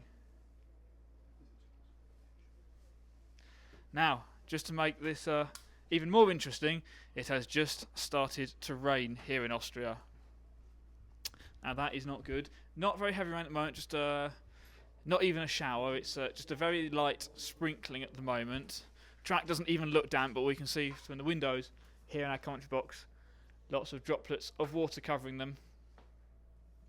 But we'll see how that affects. Remember, they've got to get the complete round in for the times to count, and that's crucial at this late stage because it could affect the final set of results. Now the cars coming out on track now for their warm-up laps here for this 5th round of qualifying. We're starting with Group 11, the last heat in this round, and working 11, 10, 9 all the way down to 1. As it stands at the moment, Jörn Neumann has 3 TQ runs. The only person who can now challenge him for the pole position is Darren Bloomfield, who has 1 TQ run from round number 3. So we've got to get this complete round of qualifying in for Darren to have a shot at beating him for TQ. And of course Darren has got to actually TQ the round in order for him to be on pole. So in theory it's a straight shootout between those two drivers, but that's just pole position. Darren won't necessarily be second if he doesn't TQ the round. I think he's sitting 3rd on the points at the moment. There's so many permutations. The simple fact is, if Darren Bloomfield TQs it, he could be on pole. If Darren Bloomfield doesn't TQ the round, it will be Jörn Neumann who sits on the pole position. Let's see what happens as we come into this final round of qualifying.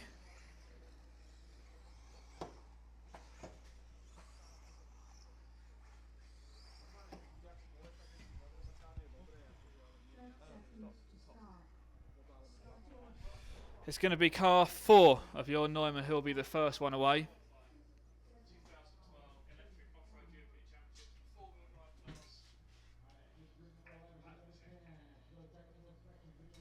Right, this is Group 11. We are 10 seconds away from the start of the final 5th round of qualifying for the 4-wheel drive event. Here we go. It's going to be Jörn Neumann leading them off in the 4 car, followed by Lee Martin in the 8, and then Ronnefeldt in the 10. That's not the current qualifying order. That is the single best times they've done so far. So here we go. Jörn is going to lead them off, followed by Lee Martin, David Ronnefeldt, Paul Bradbury, Peter Pinish, Joseph Colgrain, Arno Lathamu, Martin Achter, Daniel Frankhauser, and Martin Crail. That is your Heat 11 off and running. Slight moisture on track. Jörn getting a little bit sideways on his first lap as he comes around to complete lap number 1.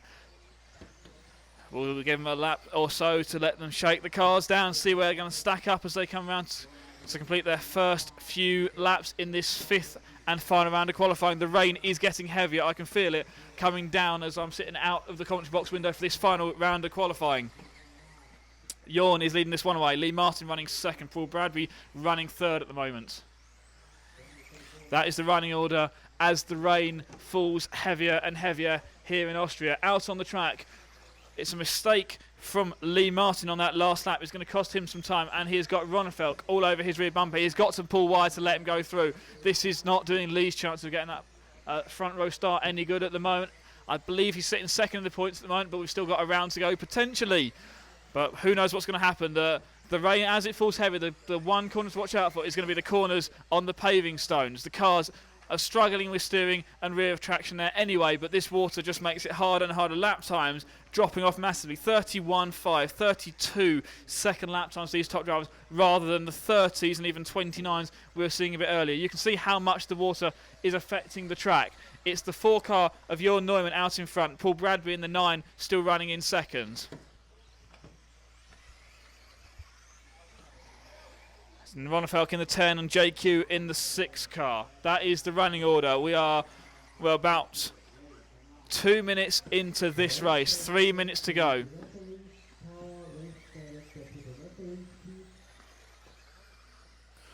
And this track is slippery. You can see the car sliding going across the bricks. It's the 4 of your Neumann out in front. Ronnefolk is up there. Bradby is up there. JQ is up there. Lee Martin is not quite there in this race. Lee Martin is 11 seconds down on your Neumann at the moment. And yeah, well, your Neumann coming round across the triple jumps in front of me now.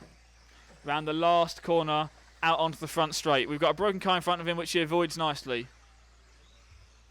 That's Martin Crail pulling off the track in this final round of qualifying. We've got this battle here for second and third. Paul Bradbury and David Ronnefeld. Bradders through past the 10 car, so the white and green car of Paul Bradbury in the second spot at the moment. And he is within 1 second of Jorn Neumann, so this isn't all over yet. Although it looks like Jorn has a massive lead, because of the stagger start system, Bradders is within 1 second of Neumann in this heat. You can see the car sliding as they go across the bricks. Oh, and Ronnefeld has a big accident behind Bradby as he goes over the bridge in the middle of the track. We've got 2 minutes left in the race. It's Norn out in front. Bradby is in second place, 1 second behind him.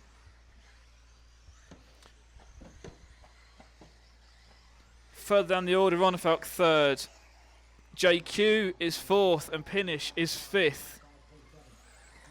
This is heat 11, round 4 qualifying. We're going 11 down to 1 in reverse order for this round. So these guys encountering this track condition for the first time.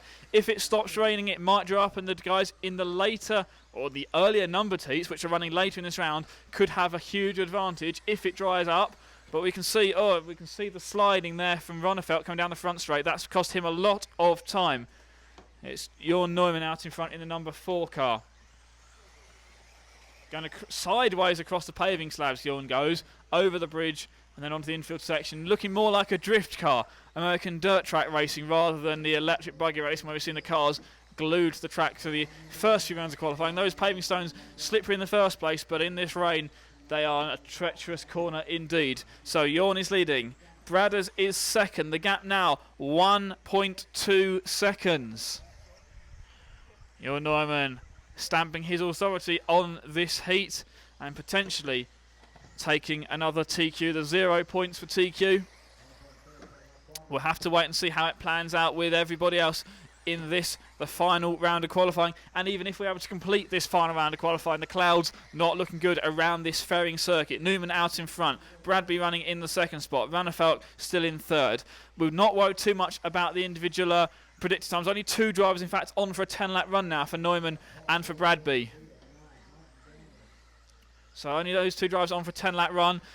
The fact that they're slower than they've been all day, not as important at the moment, but it's more important how everyone else runs in the heats that are still to come. This is the final lap for the drivers. It's going to be Neumann who takes the win in this first heat of round 5. Bradby is going to come through to finish second. Those are the only 2 drivers to make it onto the 10 laps. So Neumann finishes with 10 laps, 5:23. Here comes Bradby. He finishes 10 laps, 5:25. So losing out by 2 seconds there. Oh, Jorn Neumann taking first blood in this round 5 of qualifying. Lee Martin, Martin Crail not finishing their runs. Is this enough to give Jorn Neumann pole position? That was heat 11. Heat 10 is out next. It is raining. We're continuing to run here in Austria. It'll be down to the race directors to make a decision whether to run or not run a heat. Obviously they want to try and get this 5th round of qualifying in there. The main schedule should allow for 5 rounds of qualifying, but obviously if we can't get 5 rounds in, then they can reduce the number if needed. So we're going to see. We can see the race director Paul and EFRA section chairman Paul below us here in the commentary box, just discussing what could be happening. We'll have to wait and see. The countdown clock is still running.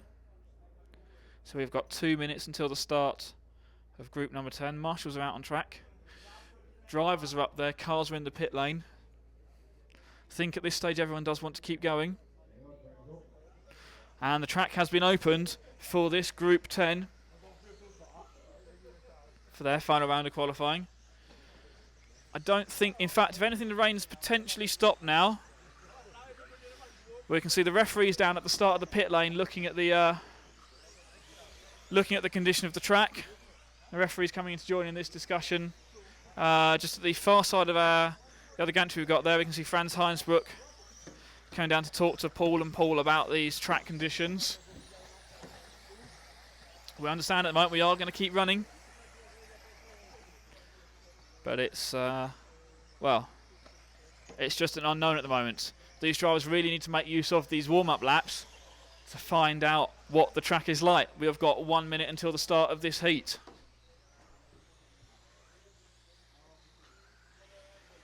Umbrellas going up and around the track. It's still rain. It's definitely still raining out there as we are lining the cars up for Group 10. Some quick cars in this. It's going to be the 6th car of Neil Cragg leading this one off from the 3 of Hupo Honigel.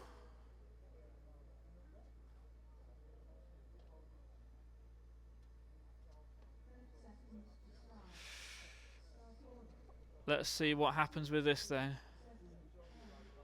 Notice that Franz Heinsbruck, one of the referees, is rather than returning up to the box, is in fact walking around the track. So he's going to spend this heat watching the track from trackside rather than from the referee stand. And the importance is going to be, if they determine the track is not suitable, not so much for the cars, but for the marshals, then we may pause qualifying. But let's not worry about that at the moment. We've got the 6th car, Neil Cragg, leading this heat off, followed by Honigel in the 3 and Cockrell in the 7.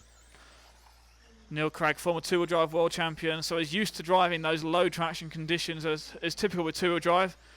So this should be easier for him. As the 4 of Neil Cragg leads this heat away, comes over the bridge in the middle of the track for the first time, through the infield section, and then over the triple jumps right in front of our commentary box here. It's Neil Cragg leading this one. Hupo Honigel is going to come across the line now. And Tom Cockrell was about to, but rolls it coming off the triple jumps. That's cost Tom some time in the early goings of this heat number 10. Neil Cragg down to the hairpin. Back across the 3 fingers he goes. The number 6 car of Neil Cragg, red and white, out in front. British driver driving the Team Associate chassis powered by LRP and Reedy Power. Through the infield and over the triples once again, double and single in them. There's not enough traction to get anything like the speed you need to clear all 3s. We saw a couple of cars doing during the practice sessions yesterday.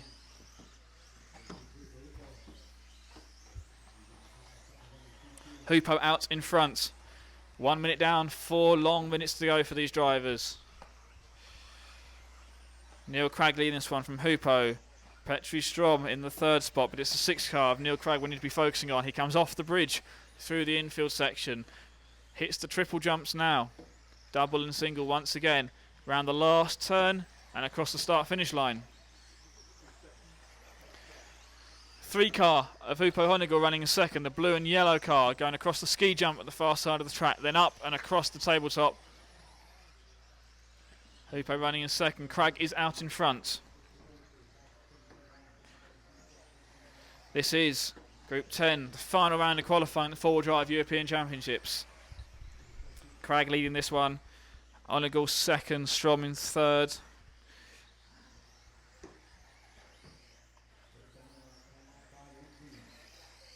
So the time set by Jorn in the last heat, 10 laps in 5:23.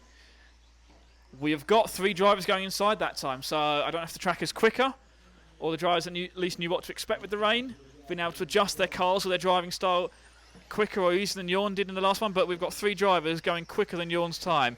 But in these conditions, it certainly is a case of it's wait for a mistake to happen, I think, because low traction, the car's sliding around an awful lot more. We can see the 3 car of Hupo Honigel coming down the front straight onto the back straight, and then across that ski jump. Over the tabletop he goes, and then onto the corner tabletop. Then across the 3 fingers, the 3 car of Hupo Honigel running in second in this heat. Petri Strom still third, then Hoffer, Schultz, Cockrell, Johansson, Wiedel, Sitensky and Troner. We are more than halfway through. 2 minutes left in this heat. 2 minutes left. Cragg is out in front. Honigel still running in second. The 6 car of Neil Cragg is going up the back straight at the moment. Across the big tabletop jump. And the rain is getting much, much, much heavier out there on track at the moment. Anyone who's not got a coat on out there is going to feel very wet by the end of this heat. Is this going to affect the lap times? Let's keep an eye on them. It was 13.6 from Neil last time by. Out on track now. He comes around the infield section. You can see how greasy the track is looking. He clears the triples. Round the last turn, the car slides sideways. 32.0. He's lost half a second on that lap. Let's see how this continues at the moment. We have got 1.5 minutes left on the clock in this heat. Cragg is out in front still. Goes across the 3 fingers. Onto the paving stones. That's where you can lose a lot of time. He just touches that inside barrier, but he gets by that without losing too much time. Across the bridge in the middle of the track. Slides the car sideways on the landing of that. Very nicely done. He's got complete car control in these difficult.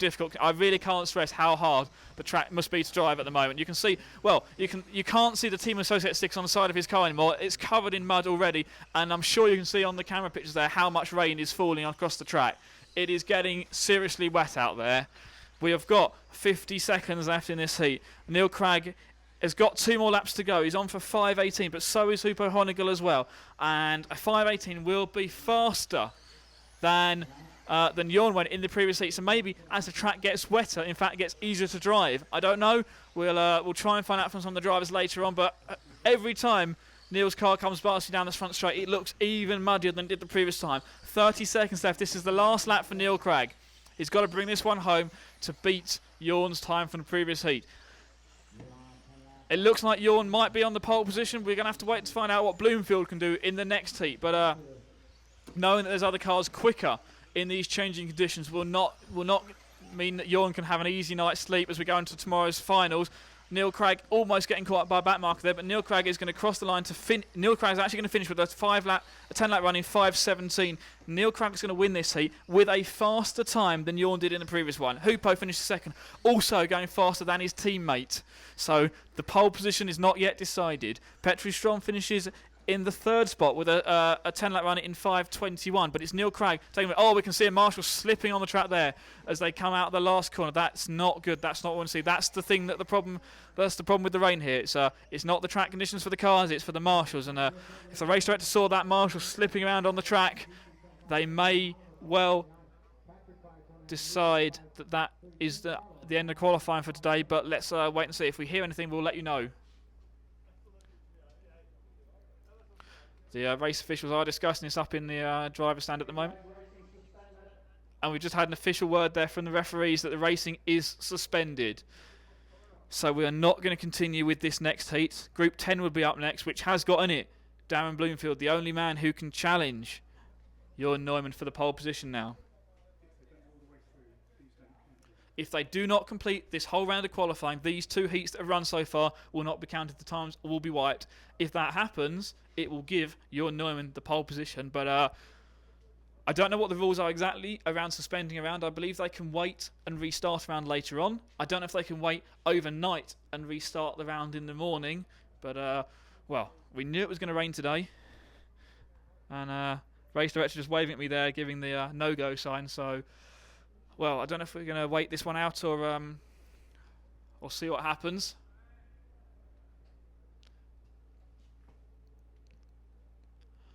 So I'm just looking down to the pit lane. And as soon as we get any news here from Ferring, we will, of course, let you know. But as it stands, racing is suspended here in Ferring. Jorn Neumann has the pole position within his grasp. The rain continues to fall. It's no heavier than it was during that heat, but we saw that, if you saw that on the camera, I'm not sure if you did, but Marshall slipping around, rescuing a car at the very end of that race. Referees deciding the track is not safe for Marshalls and therefore cannot allow the next heat to start. We can see the drivers up on the stand. They're eager to get going. The drivers want to keep going, but quite clearly it's not safe for the race Marshalls to be out there, and therefore we don't quite know what's going on. we're having some cars cleared out of the pit lane at the moment, but a few guys waiting around. And we know that racing is being suspended, and I guess what we'll need to do now is try and send one of our team off to find out exactly what's happening. So if someone wants to have a run off.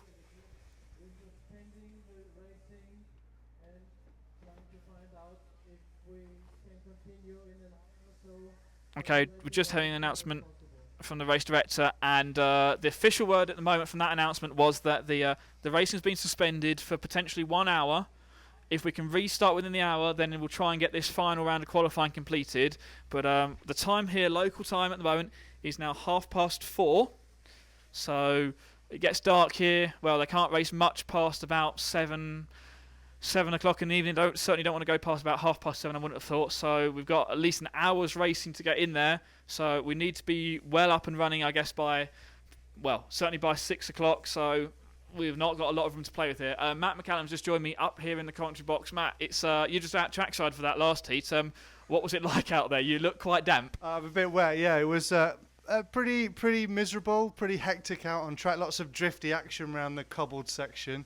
But Neil Craig looked absolutely on the money all the way through. Well, we just wait while we hear from the referees. Another announcement coming in. I think they're just confirming that we are going to wait for an hour. Yeah, that was confirmation that racing's been postponed potentially for 1 hour, and we will reassess track conditions. And obviously, if it stops raining sooner than that, and we can get things started sooner, we will do.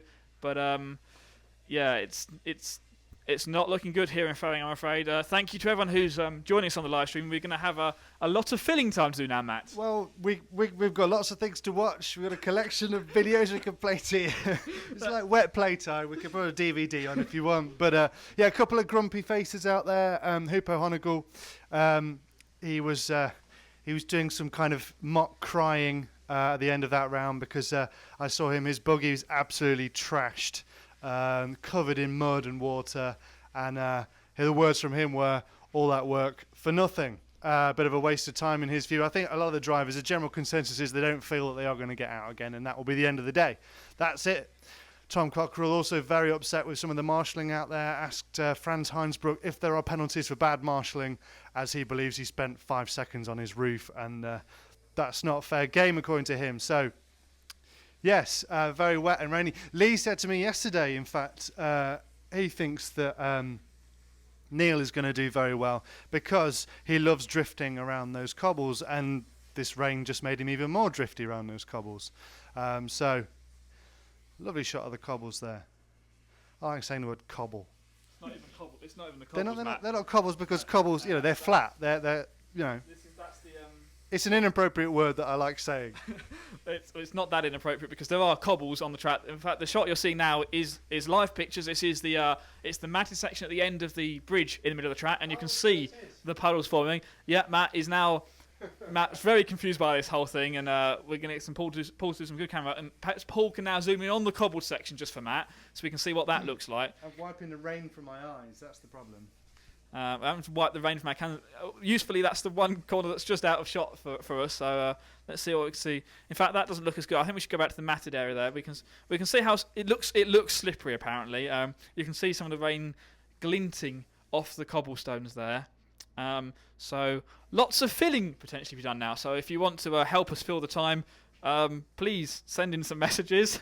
We can read those out for a while. That would pass some time. Or we could talk about food. That's what we often end up doing here at RC Racing TV, and certainly on my podcast, food is a popular subject. And let's move on to food now while the rain continues to fall here in Ferring. Canteen at this track, I have to say, is absolutely superb. We've had a lovely schnitzel for lunch today, haven't we? A lovely pair of schnitzels I had with fries and some nice bits of potato as well. Potato and fries.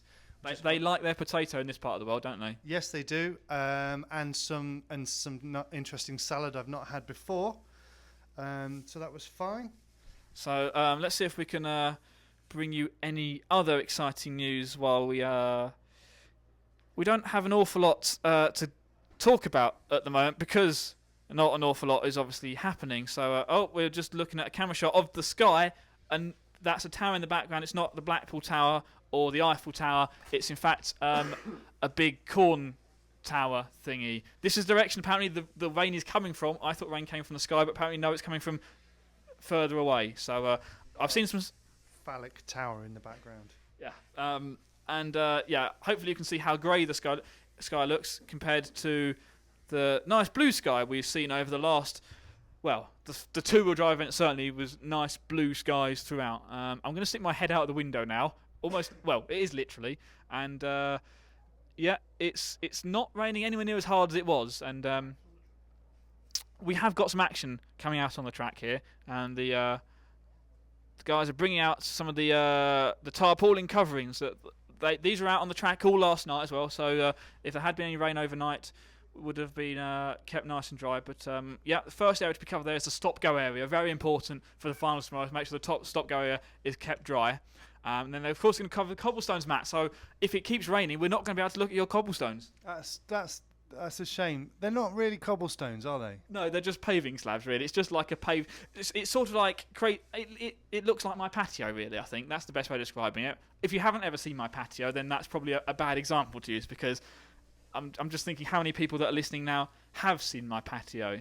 Probably not that many. If you have seen my patio, why not tweet in? Or why not tweet us a picture of your patio, and then we can compare them. There we go, we can have some patio chat later on. Please send us some messages in, because we're now starting to struggle, as you might have been able to tell. Shall we take a look at the four-wheel drive finals from last year? Oh, that's a good filler there. So, okay, so Jorn Neumann is the defending four-wheel drive champion, and he won the event. Also rain affected by rain on a dirt track, but the dirt track in the south of France rather than in the centre of Austria. So, yeah, let's take a look and watch Jorn Neumann winning the four-wheel drive title last year. We'll come back to you after that here at Ferring, and we'll try and find something to fill some time, because we've now got about an hour to fill, and we don't want you to just be watching an empty track. We'll try and find something, and yeah, please send us some tweets, send us some messages through the live feed.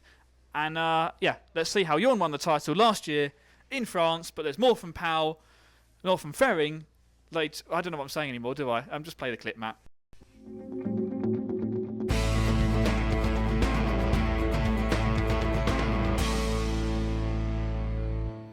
So it's the final video of the year from us. It's the action from the four-wheel drive A finals. So here we go with the first of the A finals. Lee Martin gets a good start from pole position. Jorn slots into second. Hupo is running in third place. And then you can see Victor Wilk running fourth. Neil Cragg running in fifth place. 1, 2, 3, 4, 5. Here we go across the quad jumps for the first time. The quad's proving really important in the first lap of the two-wheel drive event. But everyone through there clean. And straight away you can see it's Jorn and Lee out in front. Oh, and a few minutes into the race this is now. And it's Jorn who tags Lee coming through those S sections. Sportingly, Jorn waits, and that allows Hupo to close right up on there. But Lee's then out in front thanks to Jorn, realising he'd made the wrong move there and let Lee back through.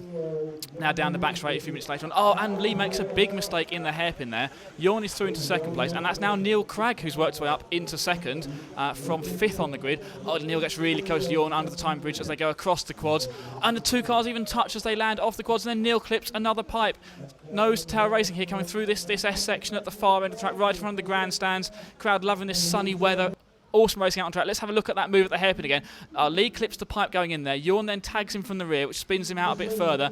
And Neil Cragg closes right up. And now Neil is through into the race lead, coming through this X section. Really difficult ones. Oh, and Neil gets the line completely wrong through there, and then clips Lee coming onto the main straight. So that gives Jorn a healthy lead. Neil running in second place. Lee down to third at this stage. Let's have a look at this part again in slow motion. There we can see Neil getting really slow through that off-camber corner, then touches Jorn coming onto the back straight, and then Lee has nowhere to go, plows straight in the side of him, requires the services of Marshall. And now you can see Neil's closed right back up on Jorn, touching him, and they come out of the hairpin in front of the driver's stand. This is the last lap now. Across the quad jumps they go. Nose to tail still. Really, really, really close racing here in France. Through this S section front of the track. Neil looks up the inside but can't quite make a move stick. Jorn is there. Neil and Jorn. Oh, and this time it's Neil who flips Jorn over, slowing both of them down. And there we can see the flash of orange car. That's Lee Martin caught right up behind them. Down the back straight for the last time. Through the hairpin they go. Onto the triple jumps in front of the driver's stand. It's Jorn out in front. Neil Cragg in second. Lee Martin in third. Across the tabletop. Jorn wins leg number 1. Neil finishes in second place. And it's Lee Martin finishing in third. The three of them barrel rolling across the line and then across the quad jumps. Congratulations there between Jorn and Neil. Fantastic race in leg number 1. So here we go, the A final, leg number 2, and of course Jorn knows if he wins this one, he will be European champion. But it's a good start out in front once again. It's Lee out in front, Jorn in second, Hoopo. So, and Neil Craig's already jumped past Victor Wilkes up into 4th space, so onto the quads for the first time. And it's Lee Martin now who makes a mistake coming off the quad jumps, gets the landing slightly wrong. That puts Jorn out in front. Let's have a look at this in slow motion. There we go. Lee clips the top of the last jump. That pushes him wide on the landing. Jorn is through into the lead at this point. So Jorn out in front. Lee Martin running in the second place, down the back straight through the hairpin. Then you've got Hoopo still in third at this point. Around the corner in front of the driver, standing across this big tabletop jump. So Jorn still leading, Lee running in second place across the quads, and they managed to get through it cleanly that time. Moving on further in the race, and now Hoopo has closed up onto the tail of Lee Martin, so Lee no longer can worry about attacking Jorn. He's got to worry about defending from Hoopo. Down the back straight, under braking, Hoopo closes right up on him across these triple jumps. Lee's car perhaps not looking quite as safe as Hoopo's. Hoopo gets really close from going to the hairpin, but then Lee's able to get the power down and pull away slightly coming out of the corners. Nice and cleaning through those quads again this time. Now back to Elie de Jong. You can see the lead he's got at the moment. A massive lead out in front. Good few seconds at this point. Down the back straight he goes. He's got the thought in the back of his mind, if he wins this final, he will be European champion. Of course, he last won the European Championship back in 2004 in Italy. That's when he was just 13 across the quad jump. So he 7 years ago or so it was. He's qualified second at the Worlds and perhaps could have won the World Championship earlier this year, but here he is out in front at the European Championship, trying to make a win. Oh, and the pressure maybe getting to him there. He makes a mistake coming through those S's, clips the barrier, and Lee's able to close right down on him, down the back straight, and then right under braking. Look at Lee closing right up on him. Lee back in his rhythm now. Across those triple jumps. Now we're on to the final lap. You can see how close Lee is. Jorn is out in front. He's not had this one as quite as easy though. He had a decent lead, but then threw it away a couple of laps ago. Lee Martin trying to pressure Jorn into a mistake. He knows that if Jorn wins the one, Jorn will be champion. Lee needs to take it to a third and deciding leg of the A final. Down the back straight, round the head for the last time, across the triple jumps. Jorn keeping it on his wheels. That's what he needs to do. Round the last corner, Jorn hits the tabletop jump. He crosses the line. He will become European champion. Jorn is European champion. Lee Martin finishes in second place. Congratulations there from Peter Binish to Jorn as he comes down the steps off the rostrum after the race. Congratulations, well done. Yeah, I feel very good. 2 A final wins in immense pressure from Lee, from Neil in those first 2 finals. Yeah, it was very close, but I keep cool and then made no mistakes, and then I think I had a good chance. And many years after you last won European champion, back on the top step of the podium. Yeah, it's now 7 years. 2004 was my last European title, so now I'm very happy. Well, it's a fantastic race we've seen here this week, and congratulations on the European title. Yeah, thank you very much. So into leg 3 now, and of course there is still the other podium places up for grabs. You're not starting this final leg of the A final, so it's Lee Martin out in front. We've then got Hoopo actually second, and then Victor Wilkes in third. Here we see Lee across the quad jumps the first time. That's where really he lost that second leg of the A final. Gets across it smoothly now. And in fairness, this was a little bit of a dull race. In the early stages we had Lee battling hard against Hoopo, really close. But then Lee just managed to get into his groove and start to pull away from Hoopo from about 2 minutes onwards in this race. So Lee starts to pull away from Hoopo. You can see now Neil Cragg had worked his way up into third place at this point. But again, a very lonely drive from Neil, not really having anyone to battle with after the first few laps. But here we are, Neil through these S sections at the far end of the track, keeping it nice and clean. Remember, Neil started 5th on the grid, maybe ruining his mistakes in qualifying. Now back with Lee here out in front. You can see all the clear track Lee has got around him on the final lap of the race now. So he's pulled away from Hoopo, hasn't really been challenged at all. Has been driving well within himself now at this late stage of the race, and I think it's really a case of what might have been. In fact, if he got this driving smoothly, if he'd done this in the first few legs of the final, he may have been able to beat Jorn. But here he comes across the line, takes the win in the final leg of the A final, which secures him second place on the podium. Neil Cragg is third on the podium with a third place in this final leg. So let's head over to the press conference to hear from the top 3 drivers. Jorn, congratulations on the championship. Can you just explain how you felt when you crossed the finish line at the end of leg number 2 there? Yeah, I felt awesome. It was a perfect weekend for me. So I had bad luck at the Worlds, but now I was very lucky. I'm now very, very happy, and I want to thank Team Durango and Speed Passion for their great support. They qualified on pole. Few mistakes in the first 2 legs, but some fantastic racing. Can you talk us through the second leg in particular? You made a mistake on the quad jumps on that first lap. Yeah, I mean the second leg, started well, and then on the quad, I mean, it was hardly a mistake. It was just jumped a bit long, landed not so good, a little bit sideways, and Jorn went through, and from then he drove fantastic, to be honest. And I thought I drove a really good race, and he still stayed in front of me, so credit to him, he drove really well. Obviously, former European champion now, passing the title over to Jorn. What's that feel like? Yeah, I mean, it's always going to suck, but he probably drove the best out of us all in four-wheel drive, so he deserves it. Neil, third place finish. You talked your chances down coming into the four-wheel drive event, but I suppose third place on the podium is a really good result still. Yeah, it was really good. I was a little disappointed because my car was so good in the dry. Then with the weather came and all that, and qualifying didn't go exactly how I planned, but I just tried to make 3 good starts and then see where I go, and I'm pretty happy with third. You know, it was okay. And do you think it was your qualifying that really impacted your finals performance? That particularly the third round of qualifying where you didn't get out for the start of qualifying, that's put you a bit further back in the grid than you would have liked? Yeah, it did. I wanted to be at least top 3 going into the mains. I mean, 5th place is okay. You can still win from there, but maybe it took me a couple of too many minutes to get through to the front. But I'm happy. It was okay. Fantastic. And we'll end one final question with Jorn. Jorn, can you sum up the week for us from your point of view? Yeah, it was two-wheel drive. We had a brand new car, and then we tried some things. But I think it worked very good in the end, so we finished 4th and 5th. Pretty good. Four-wheel drive, yeah, with the weather it was a little bit difficult, but in the end our car worked good, and yeah, we had 3 cars in the main, so very good weekend for the Team Durango. Behind the top 3, it was Hupo Honegal finishing 4th overall, Mark Reinhard finishing in 5th, Victor Wilk no longer with the onboard camera on his car, 6th overall, Paul Bradbury in 7th, Martin Crail in 8th, Peter Pinnish in 9th, and Grant Williams finishing 10th.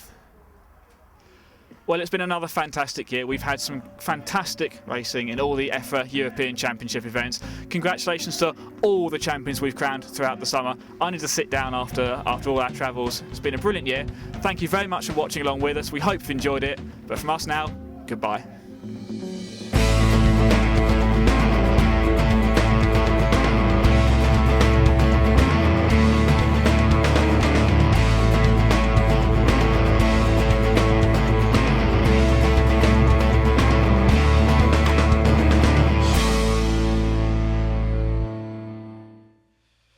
Hello, welcome back to Ferring in Austria for the Electric Off-Road European Championships. You can see tarpaulin is covering large portions of the track now. The rain is coming down heavier, and we have had the official word that racing is suspended for the rest of the day now. Even if it's stopped now, the track is too wet. They're not going to be able to get it dry in time.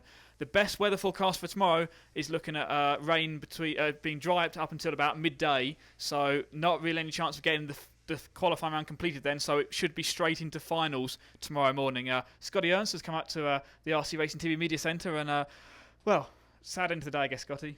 Yeah, it was. It was, you know, we were battling the weather all day. Started a little bit early today, hoping that, you know, we'd get it in, and everything was looking good. Then we took that little 15, 20-minute break, and then the skies opened up. Yeah. And we're just about to run off and film a full end-of-day wrap-up with Scotty, but he's come up here in the dry for a few minutes' time, and yeah, so no more racing for today here in Austria. Sad news there, I think, but that should then give Jorn the TQ position all wrapped up.